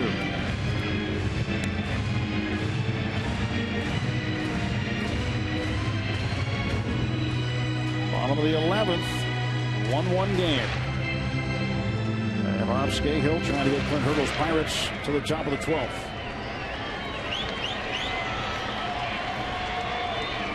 You got to score and get them out in the bottom of the 12th. These road extra inning games. All the extra innings games the Pirates have had have come on the road. One in Cincinnati, 2 here. Difficult to win them. Huge advantage being the home team in baseball. You get the last at bat if you need it. And he walked it. So the Cardinals with 2 outs have the winning run aboard. And Cahill has to face Matt Adams again. Pirates will shift for Adams again, leaving the left side wide open. Well, Adams isn't should be thinking about hitting a single here. He wants to drive the ball deep and try to get it out of here, or someplace that you can the ground balls. That's why they put the shift on. Most of them are going to go to that right side, especially through that second base hole. Cahill throws to first. But if you get a single, then you need another single after that. So he's looking to hit a double, some extra bases. He wants to knock Holiday in. And that's why you have the Pirate outfield playing almost all of them standing on the warning track, trying to guard against something that would knock Holiday in from first base. Look how deep they are. They are way up. Blanco is only a step or two in front of the track. That's why you played no doubles in this scenario. The one thing you would kind of be worried about right now would be that hard hit ball that on the ground that through third base it gets down in the left field corner. So Marte would have to run all the way over there to dig it out of the corner. Of course, he's got that great arm. And a strike to Adams. But you can't guard everything. Yeah, I mean you have to play the percentages. That's why you have the spray charts, all that. You have to defend what happens most of the time. 1-1 on the count to Adams. The stretch by Cahill. Holiday off first. Missed off the corner.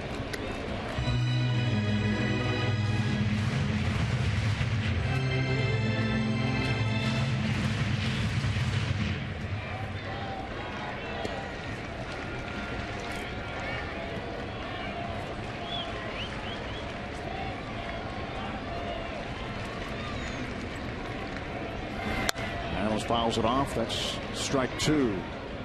And Friday went the other way against the shift. Bottom of the 10th.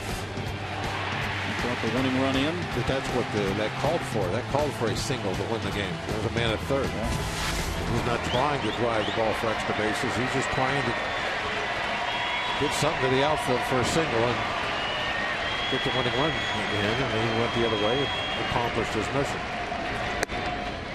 Count is full 3-2. And Cahill doesn't want to put him on. That'll put Holiday in scoring position with Peralta coming up next.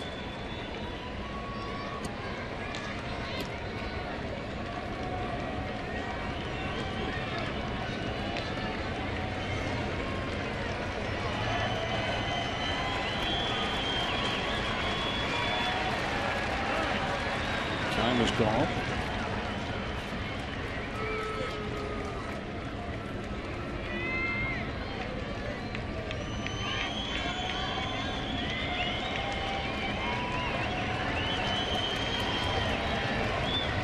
Ball, 2-strike pitch. And this one is into right field, a base hit. Holiday heading for third. And Matt Adams drills one through the shift. That almost took Holiday's head off.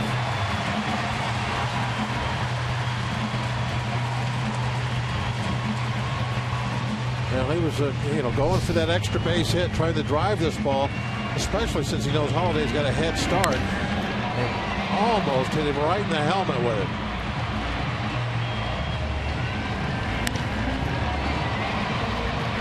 Blanco able to get over and cut the ball off to keep Holiday at third base. Dave Joust, Ray Searage, Clint Hurdle conferring in the dugout. I think Ray's coming up. Yep.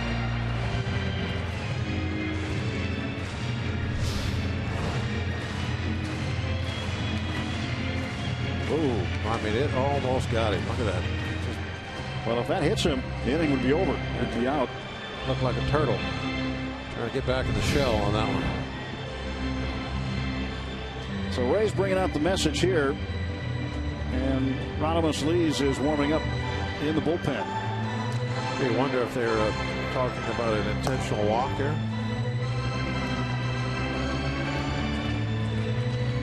Cruz on deck. Yeah, pinch hitter Cruz on deck. It doesn't matter if you move Adams from first to second. His run doesn't mean. The only thing it does is it puts a little bit more pressure on the pitcher to throw strikes when the base is loaded. Otherwise, like right now in this scenario, the count doesn't matter. I mean, he doesn't have to worry about a ball 4. No, they're going to load him up. Yeah. So they will load the bases, intentionally walking Johnny Peralta. Open bases at second, so Adams will end up moving over there. They'll face Tony Cruz, who hasn't played in this series yet. Mike Matheny emptying his bench because Cruz is the last position player available, the backup catcher.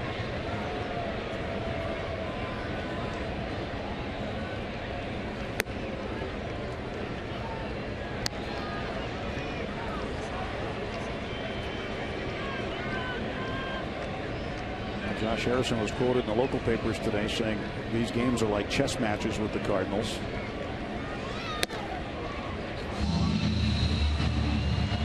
That's how they've been. So the bases are loaded in the bottom of the 11th inning.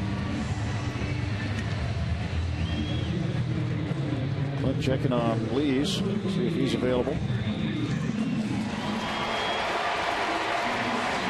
Here's Cruz.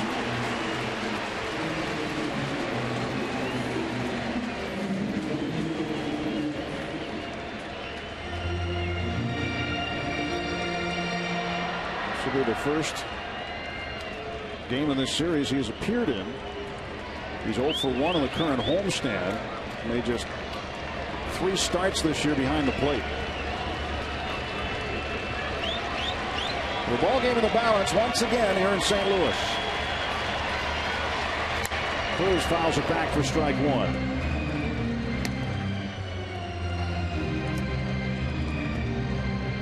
Cahill gets Cruz here. McCutchen, Marte, Alvarez due up at the top of the 12th.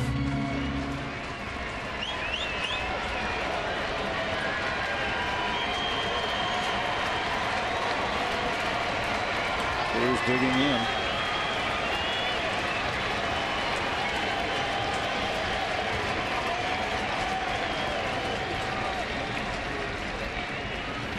Strike 2. Came up and in on him. Yep. Well up and in. Only 91. Was a good heater. That was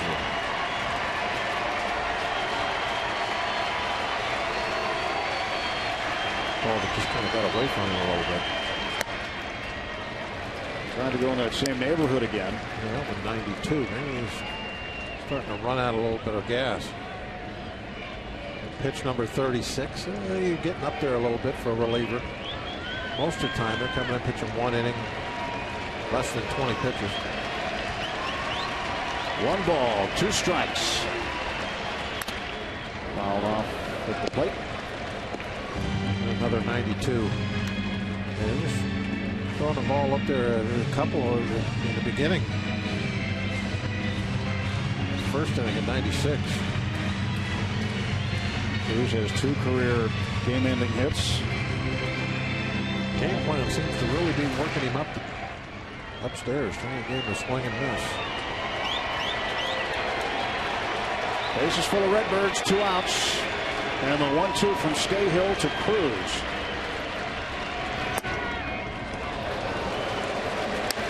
Two and two.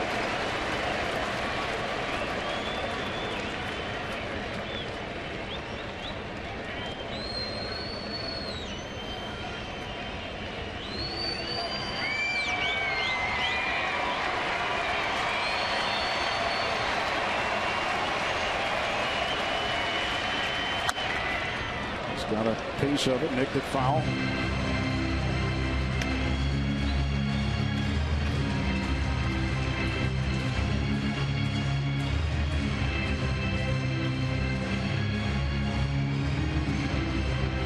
Working on 40 pitches is Cahill.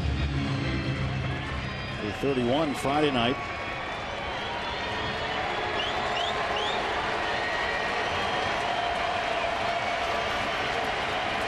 The 2-2 to Cruz.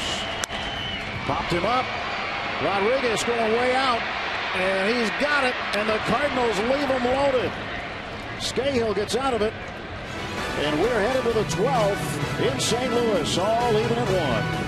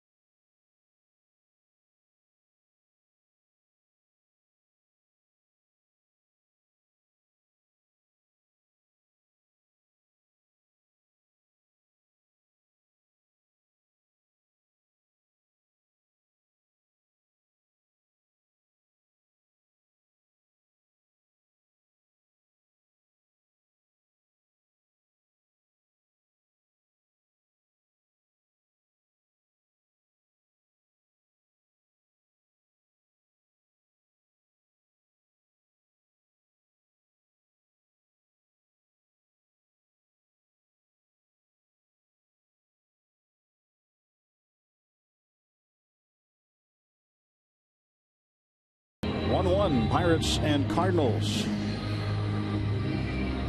I agree. Keep plugging away. As long as it takes to win. New pitcher is right-hander Sam Tuivailala. He's from San Mateo, California. 22 years of age. Made his big league debut with 2 appearances last year with the Cardinals. Tuivailala will be on for the Cards, and he will face Andrew McCutchen, who will lead off an inning for the 4th time in this game. And you like it when Kutch up with runners on, but that just hasn't been the way it's gone today. McCutchen, Marte, and Alvarez, 3, 4, and 5. Kutch with 1 hit today, 1 for 5. And we talk about it all the time, especially when there's a pitcher hitting 8th. You don't know what's going to happen in the course of the game. After the first inning, that's the only one you can plan out. After that, when guys hit, who knows? Good example today. Kutch keeps leading off.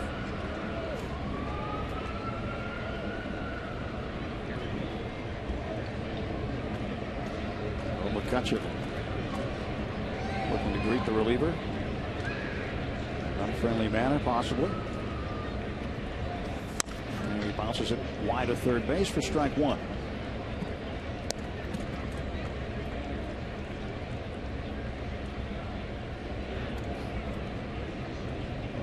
No position players left on the Cardinals bench. Pirates have Corey Hart remaining and Francisco Cervelli.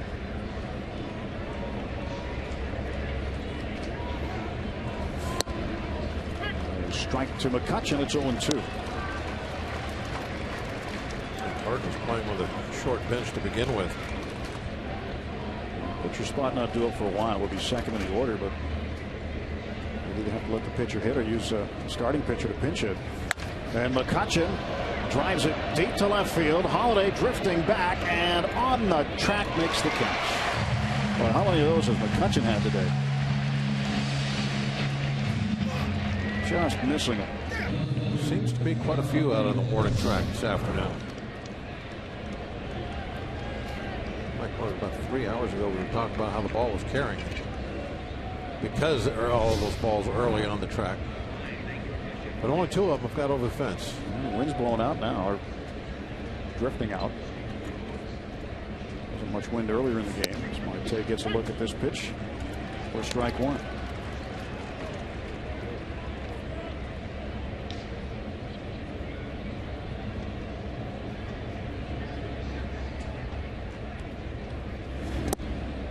Ball, 1 strike to Starling. Marte has 2 hits. 2 for 5 today. A pair of base hits, one of them an infield single.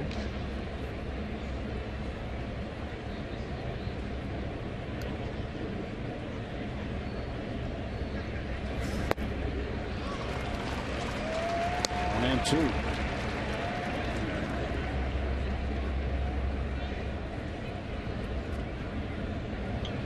Tuivailala last year in AAA Memphis had just 2 appearances.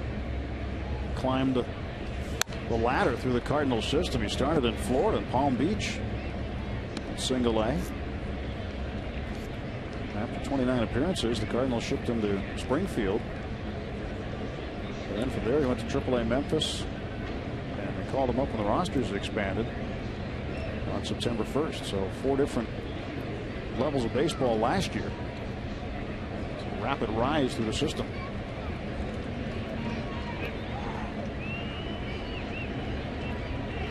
One, 2. Strike 3 call.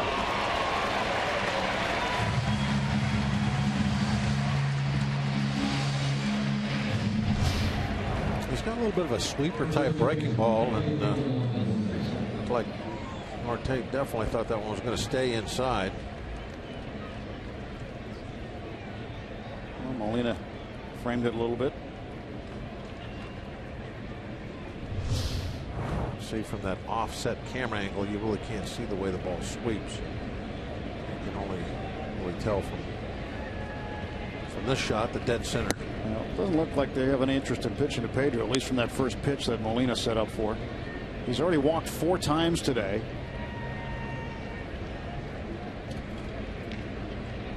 Just turn the lights on here.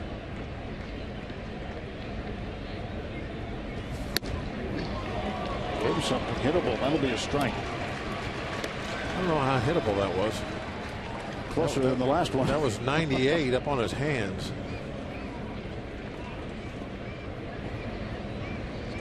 As I was going to say, you get that little sweet breaking ball, and then he's got a power arm. You can see where that last pitch was. That was at 98 miles an hour. Pedro drives it deep to right field. Way back, and El Toro strikes again. Pirates 2, Cardinals 1. Another dramatic extra innings home run in this ballpark for Pedro Alvarez.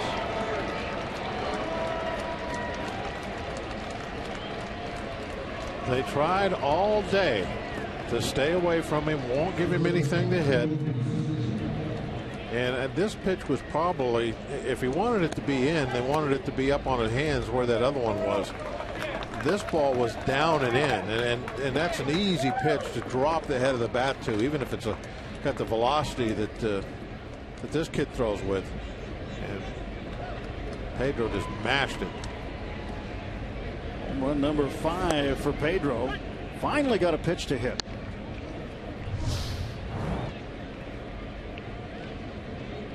He did not want to go down there. Jordy Mercer pops this one up down the right field line. Long run for John Jay, but he'll get there in fair ground. And we'll go to the bottom of the 12th, and for the first time in this ball game, the Pirates lead it as Pedro Alvarez hits it out over the right field.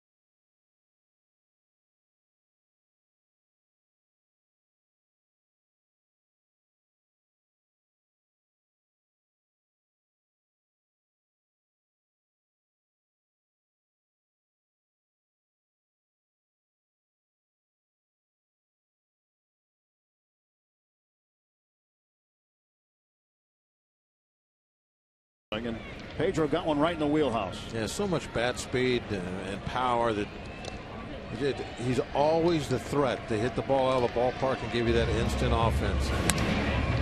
And you can say we talked about it the whole day, how they were so careful with him. They were pitching around him, not giving him anything really good to hit. And I don't know if they were meaning to throw that ball down there or not, but it was a mistake either way. And that ball was crushed. Out of the sleeves to face Yadier Molina. It was inside for a ball. Lees can wrap this up. This would be his first career save. And a base hit up the middle. And the Cardinals with a tying run aboard.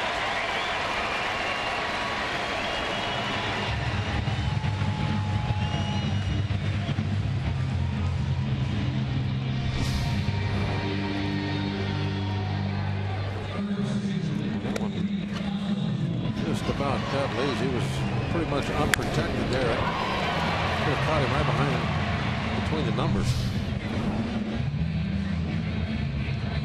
Now, how will the Cardinals play this? Will they play to tie? Ozma's 0 for 4. The ground ball to Jordy Mercer. for an out in the 10th inning. And a foul tip into the glove of Stewart for strike one. Now we want that ground ball back to Mercer again. Yeah, if they're not playing to tie, they're playing for tie. You're going to have to sacrifice here. They're going for it maybe because they don't have any players left. They don't want a long game, so they don't want one run. They're either going to try for 2 runs or get nothing and the game's over. Pirates win. Another little bit of strategy that changes when you're in extra innings and you're the home team or visitors.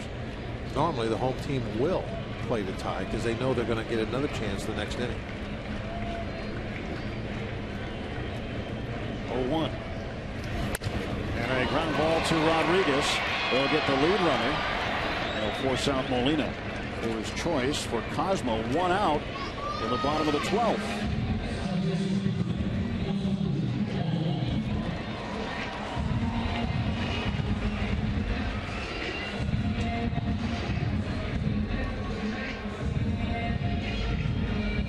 Long 1 for 2. Hitting 277. He's the number 9 hitter. I hope it doesn't get to it, but the guy on deck is John Jay. The spot after him is the pitcher's spot. Pirates like to be finished with the inning before them. The Cardinals don't have a position player to put in there.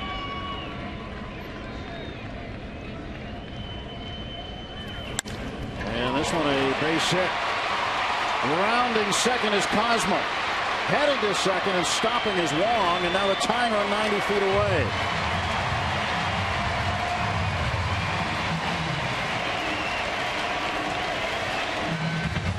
Yeah, you said earlier these games are grinders. Man, are you right? Neither team will give an inch and say, okay, nobody's going to call uncle. They just keep on going. Why should you? This is fun stuff. This is why we watch these games.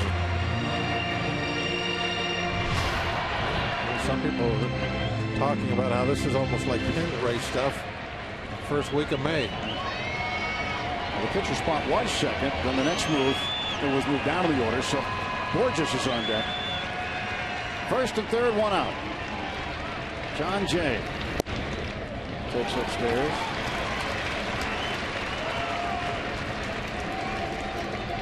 Two hits in the inning off of Rodimus Lees. 2 runs on 11 hits for the Pirates. 1 run on 9 hits for the Cardinals. Stewart out in front of home plate. Just put on the external signs on how they're going to handle the running game here in case Wong should take off. He represents the winning run.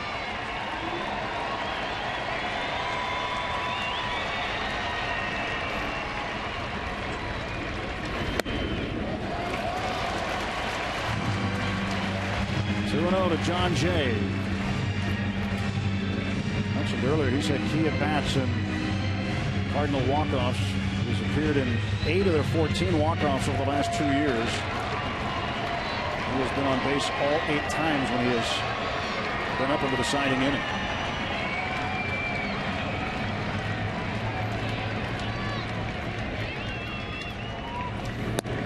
And it's 3-0. That one almost got away. Yeah, good job by Stewart coming out of that crouch. He's an awfully tall catcher, and he needed to be tall on that one.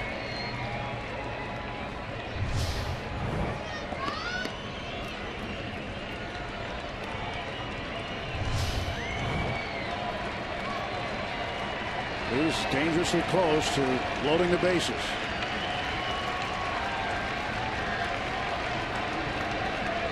And he's done it. Bases are full of Cardinals with the winning run at second base. And a guy who's very tough to double up coming to the plate in Peter Borges. And out comes Ray Searage to visit with Rodimus Lees. Yeah, that's a good point. Borges has excellent speed.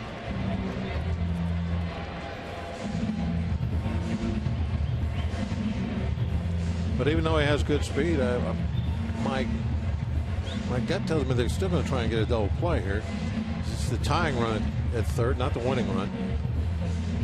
And if you play in trying to stop that, and a ball sneaks through a drawn-in infield, well, then the winning run, which is at second, ends up scoring, and the game's over. So I think even though Borges can fly, you still have to play back and hope for that double play. September 3rd of last season, Peter Borges began a run of 3 straight walk-off wins for the Cardinals. Walk-off single in the 9th inning. And the Pirates have lost. That was the last meeting of the season last year. And then the first 2 have ended in that fashion. And here he is again. Well, maybe I'm wrong. No, it's hard to tell what they're going to do. Looks like they're backing up. Yeah, they're backing up now into a double play. Pirates will play for 2 here. Tying run at third, 1 out. He's out of the stretch to Borges. And it's strike 1. Outfield in fairly close.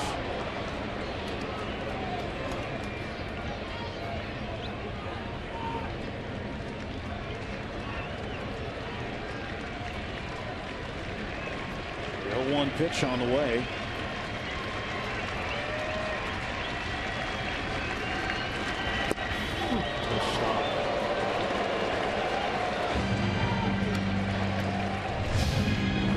Can challenge a catcher a little bit. Remember that in Chicago, Cervelli had a day. He had to block 3 or 4, maybe more than that in that 1 inning.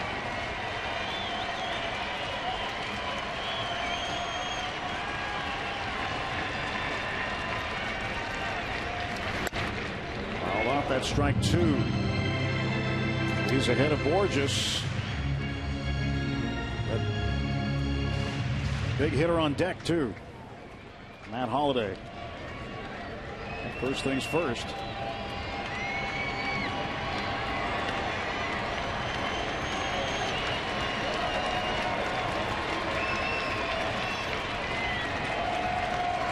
One ball, 2 strikes. Snub foul.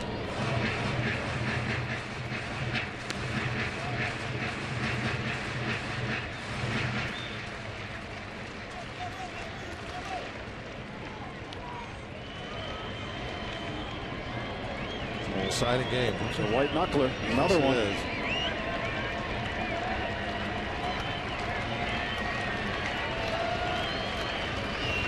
One ball, 2 strike pitch to Borges. That is low. 2-2.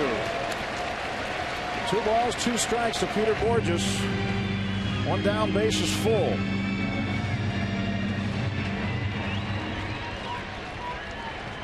Pirates hanging off a cliff and just grasping at that 2-1 lead.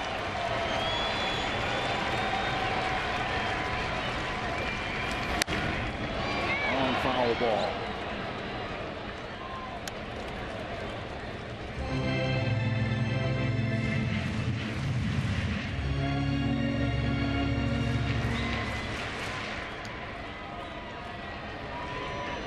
He's trying to miss the bat of Borges here, get the strikeout.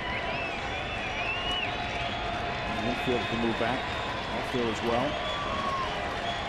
Here's the 2-2 pitch to Borges.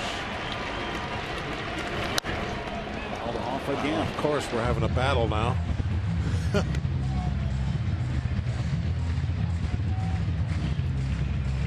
Yeah, not sure what to root for here. Strikeout or a ground ball to somebody. A ground ball might end the inning, but what if he beats it out? A strikeout, well, now you got the out, but then Holiday's coming up with the bases loaded. Pitch to Poison. Did he go? No, he did not. You knew it was going to come down to a full count, didn't you?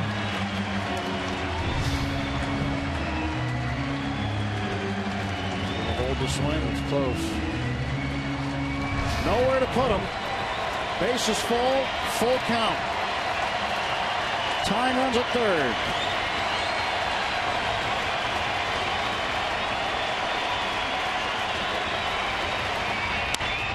Ground ball stopped by Jay. This ball game is tied. Can you believe this? This is amazing stuff. Borges with an RBI base hit. Cosmo comes in to score. It's 2-2. And it just had to roll away just far enough to get nobody out. If the ball stays there, at least you get the force out at third. Well, look at it this way. Good job of at least knocking the ball down or the game's over. If that sneaks through. Wow, and that was close. Right on the tip of the glove. That ball sneaks through. For now, that was a game saver. So the winning run is at third base, one out. Middle infield will play for two with Holiday up. Now you have an excellent guy up there to hit into a double play. Outfield very shallow. Popped up. First base side, and that'll make the seats just over the Cardinal dugout. You're definitely looking for that ground ball now at Holiday. Grounded into 3 double plays so far this season. He's usually up there very high in that category.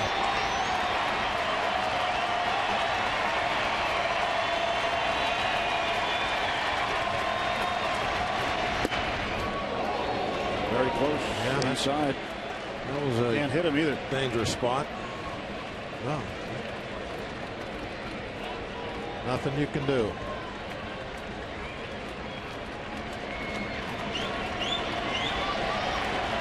Ground ball at somebody.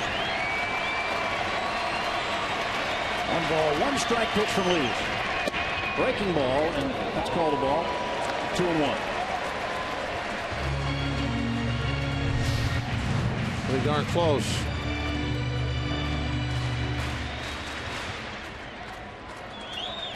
On the edge. Right there, didn't get the call.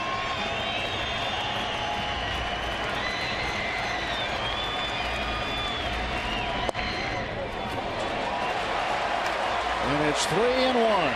And again, nowhere to put it.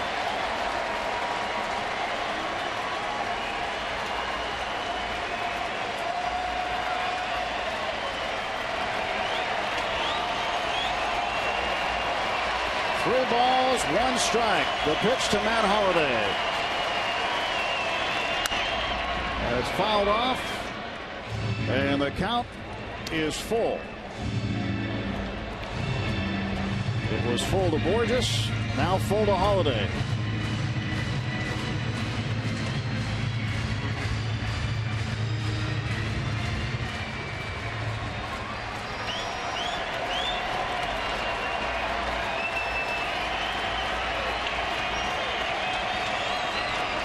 The payoff pitch. Strike 3. And Holiday kicking the dirt. He is so upset. But a big strikeout for Rodimus Leeds. Absolutely a huge strikeout. I mean, you're in such a tough spot here. You know, maybe the one guy that they want at the plate more than anybody else in this situation. And he throws the fastball right by him. Saw a clinch reaction. He knew that was going to happen. He expected it. Another tough customer, Matt Adams. And Adams, a ground ball to first. Pedro diving stop. Lee's covering first. He's got it. And we are headed to the 13th inning. The Cardinals tie it, and they leave the winning run at third.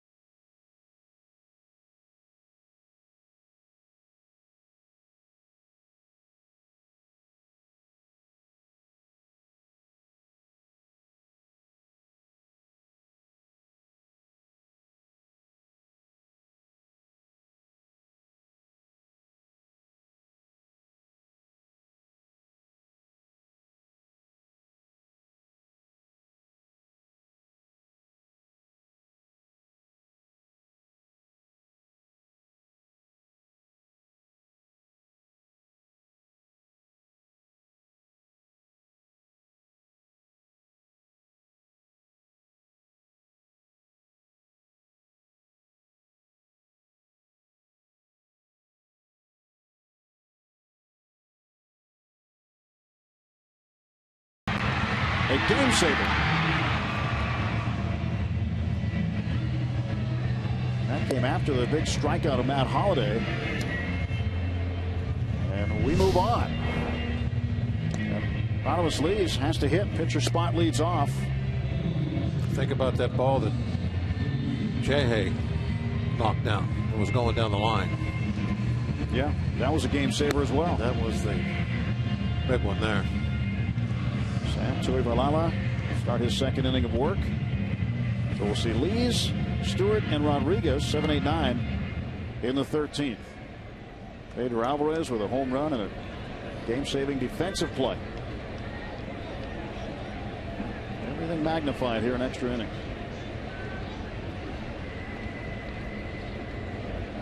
Rodimus Lees at the plate. Don't know what to expect. We haven't seen this before. He is 0 for 6 in his career. And he will take a ball, and it's 2-0.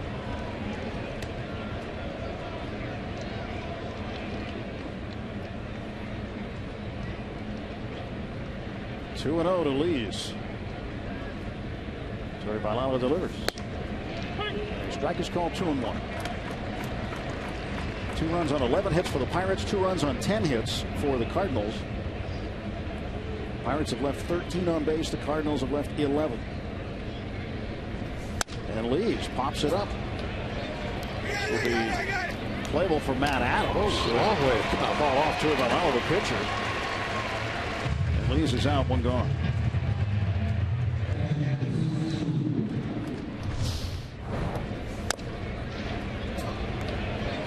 Yeah, he's back on almost the outfield grass. He had a long ways to come to get that one. And normally, not a bad,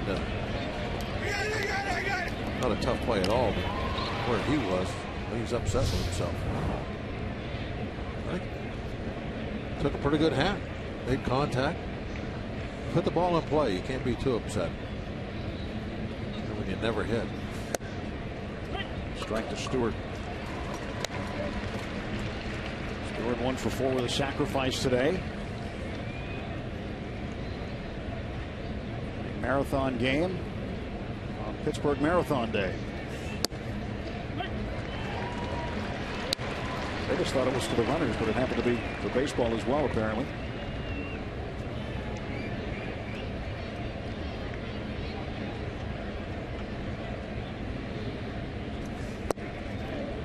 Ball and 2 strikes to Stewart.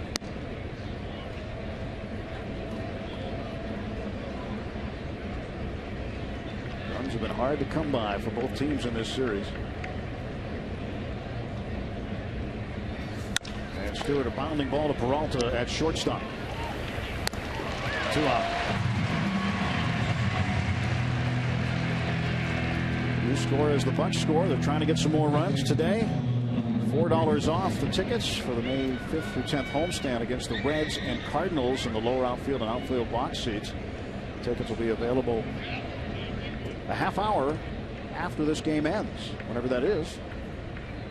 Pirates.com. Pirates ticket office. Let's hoping to score at least 1 more run.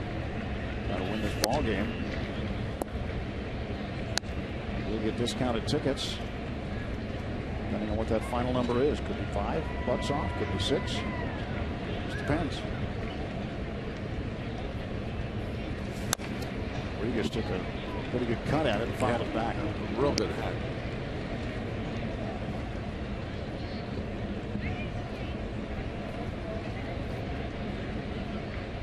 Not really playing him, no doubles in the outfield. Just out there, kind of normal defense. This is the 34th inning of baseball played between the Pirates and Cardinals in this 3-game series.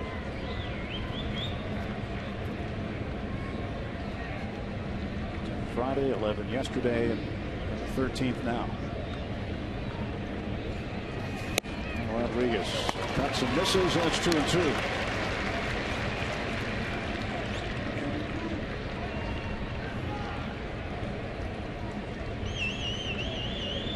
You're going to get a number of these during the course of the year that get extended. Just hope you win them.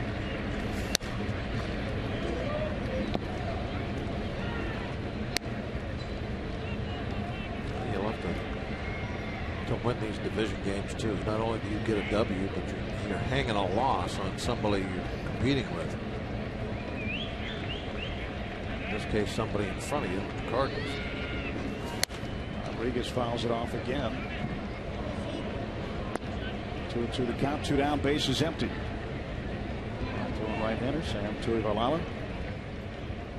Throwing for Mike Nafini here in the 13th. He's on his second inning of work.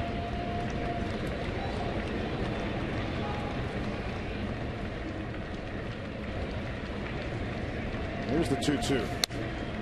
We'll get another.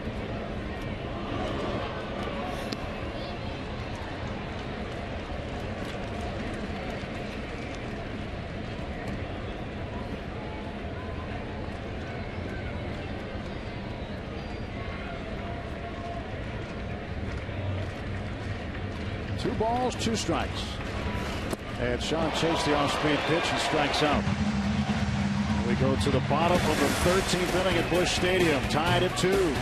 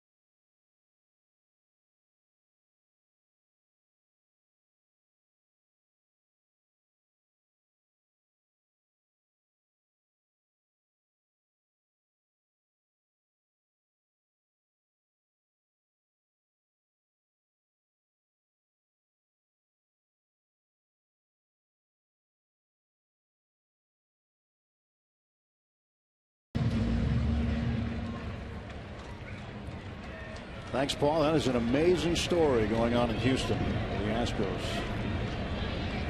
Bit of a story here in St. Louis, too. Bottom of the 13th. Johnny Peralta leads off against Radames Lees. The game of baseball is so. I mean, when I heard that they were going to the American League East, I felt bad for them. Because, they hadn't been very good for a number of years anyway. Popped up. Shallow center. Mercer is out. McCutchen comes in, and Mercer can't make the play.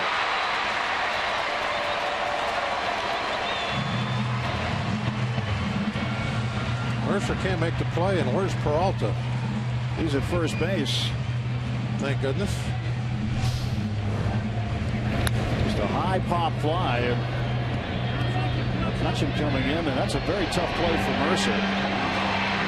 That's a center fielder's ball all the way.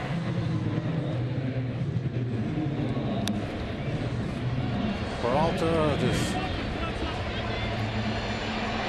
He'll be a little embarrassed when he sees that tape.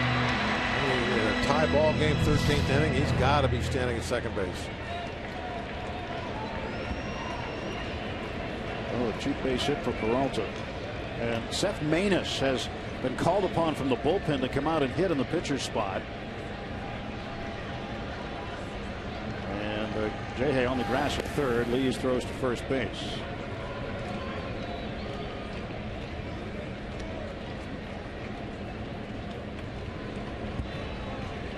But what a difference. If Peralta's out at second base, Maness is bunting into third right here instead of second. What a huge blunder by Peralta.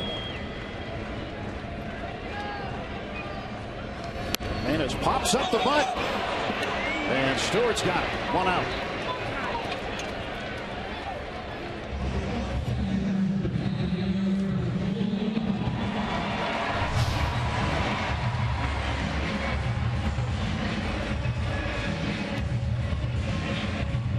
High fastball. Sometimes it's tough for the punter to get up on top of it. It was there. I mean, it's poking at it a little bit. Got bottom half of the ball instead of the top half.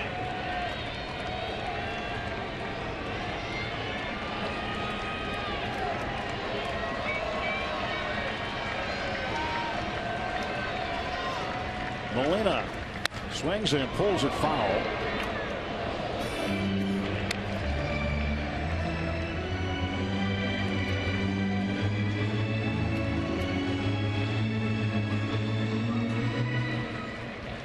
Molina had a base hit in the 12th inning.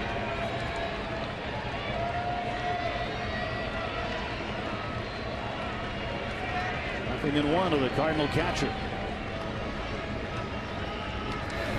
He swings and misses. He's got a lot of innings this weekend.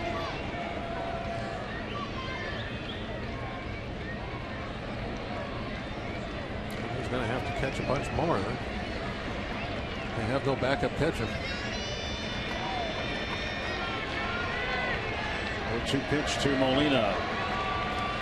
And a ground ball toward J-Hay. He'll go to second for 1. Rodriguez the turn. That's a double play. And we are headed to the 14th inning. Pirates 2, Cardinals 2.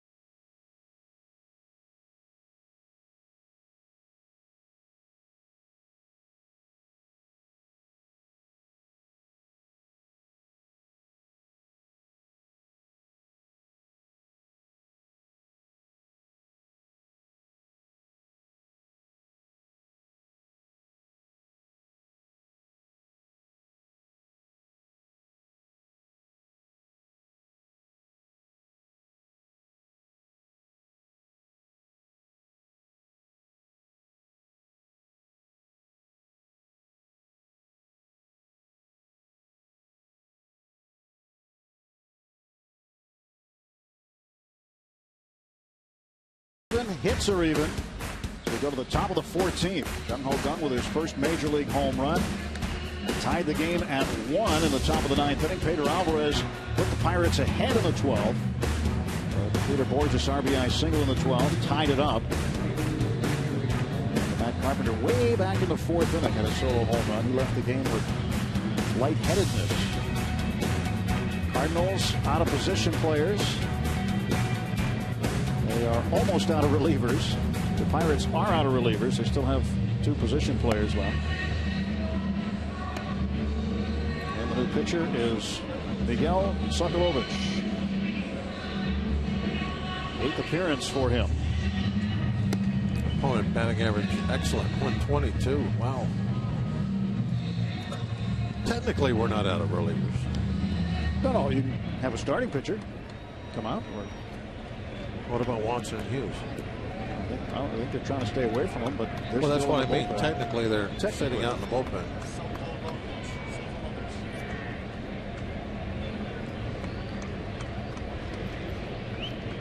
Polanco is 2 for 6.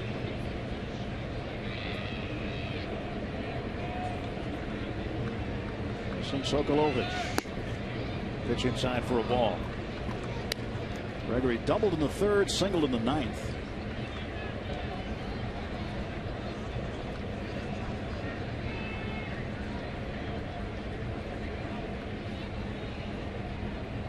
And the pitch to him is inside. 2-0.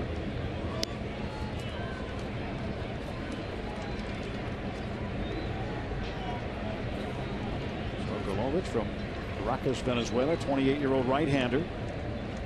This is the 6th different organization he's been with. Strike to Polanco. And with the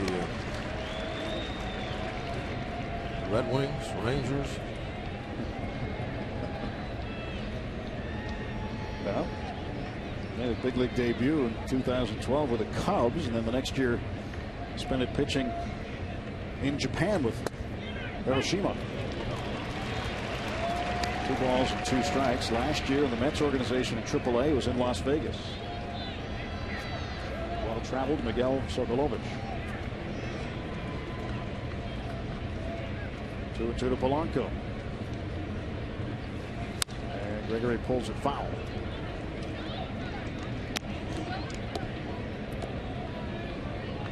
Well, we're going to get a second 7th inning stretch, Bob. We'll have the middle of the 14th.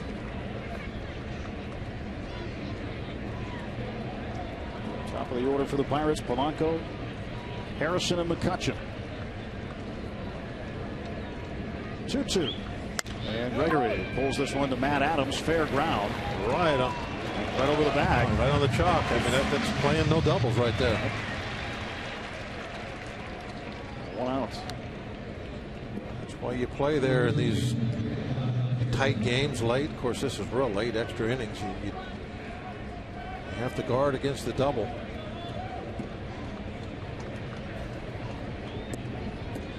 Jay Hayes having a tough day. 0 for 6. His average has dipped way down, 189.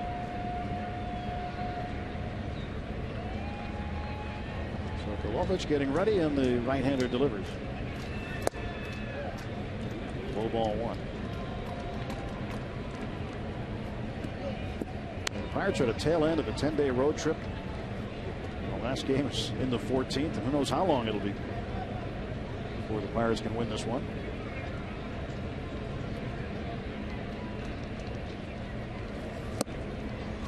Ball 1 strike.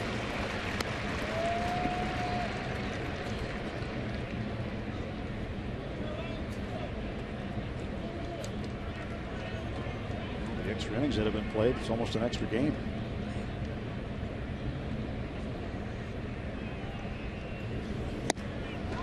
One and 2.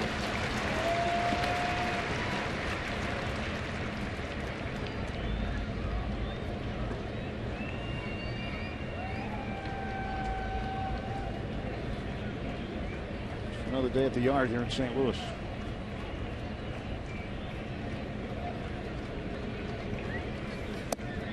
Strike 3 call. Harrison out. And Jay Hayes 0 for 7. That makes for a long day. I was going to say 1998. Kevin Young had a game when he went 0 for 7. He was the last Pirate to go 0 for 7 in a game. It was against the Padres. April of that season.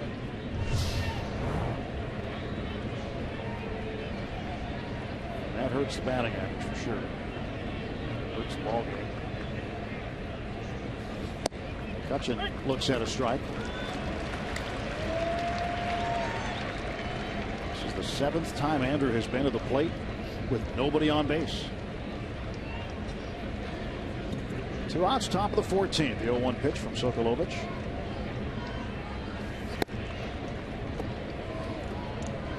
Ball 1 strike.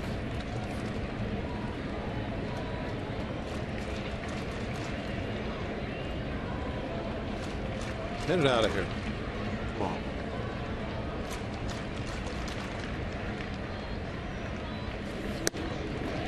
On the corner for a strike called, and it's 1 and 2. Tough to hit that one out.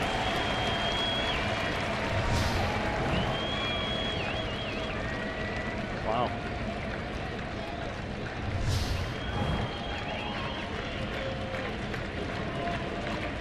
One ball, two strikes. And the pitch on the way to Andrew McCutchen. And he lets it go. Check to swing. Yes, he did. Artie Foster, the umpire at first base. Pretty good location with that breaking ball. You're going to get some check swings on that one.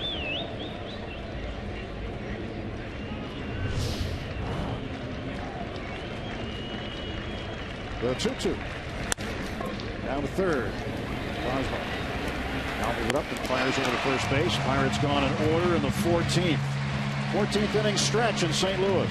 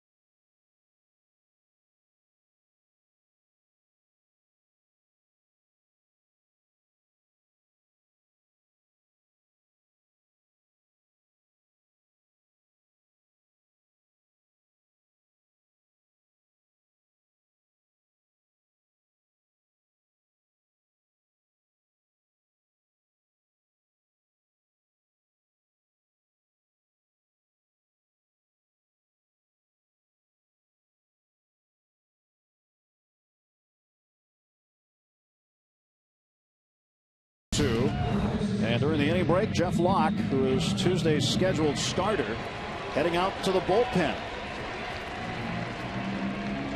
Well, Jeff has the extra time because of the 2 days off in between his two starts, his last start and the upcoming one. So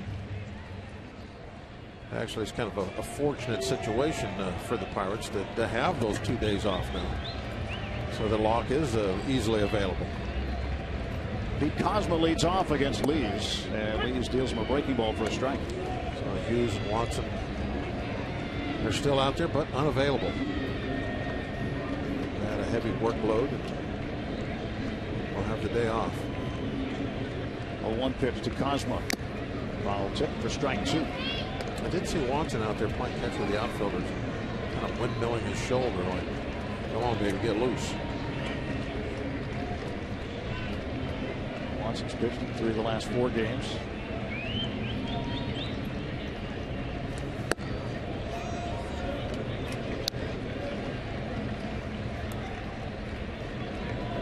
Has come out of the bullpen infrequently. Maybe called upon today.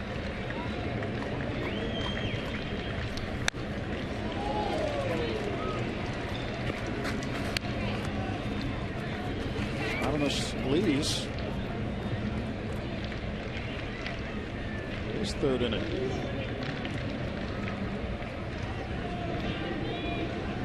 Getting at bat today. And Cosmo strikes out. Stewart hangs on to the foul tip. There's 1 out in the Cardinal 14th.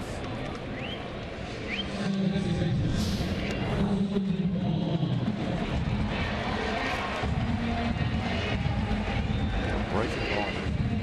Just right down the middle.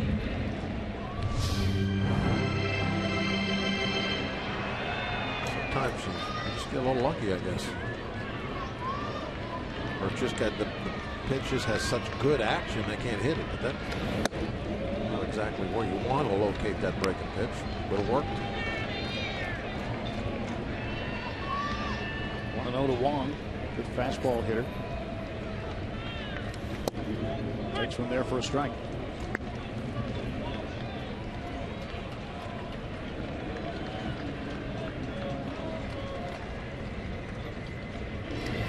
And this one is drilled deep to right field, and this ball game has come to an abrupt ending. For the second time in 2 seasons, Colton Wong has walked off the Pirates with a home run. He did it last July and does it here today to end a 14-inning marathon. And it's not really big, but I'll tell you what, he's got some surprising power. That ball just leaped off his bat and went halfway up those right field bleachers. And that pitch was down on the outside half of the plate.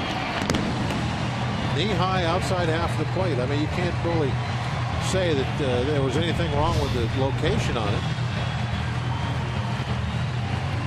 He just went out and hooked it out of the ballpark. Change-up, I think. He didn't have to watch it. That ball just got out of here probably 50, 75 feet up into those stands.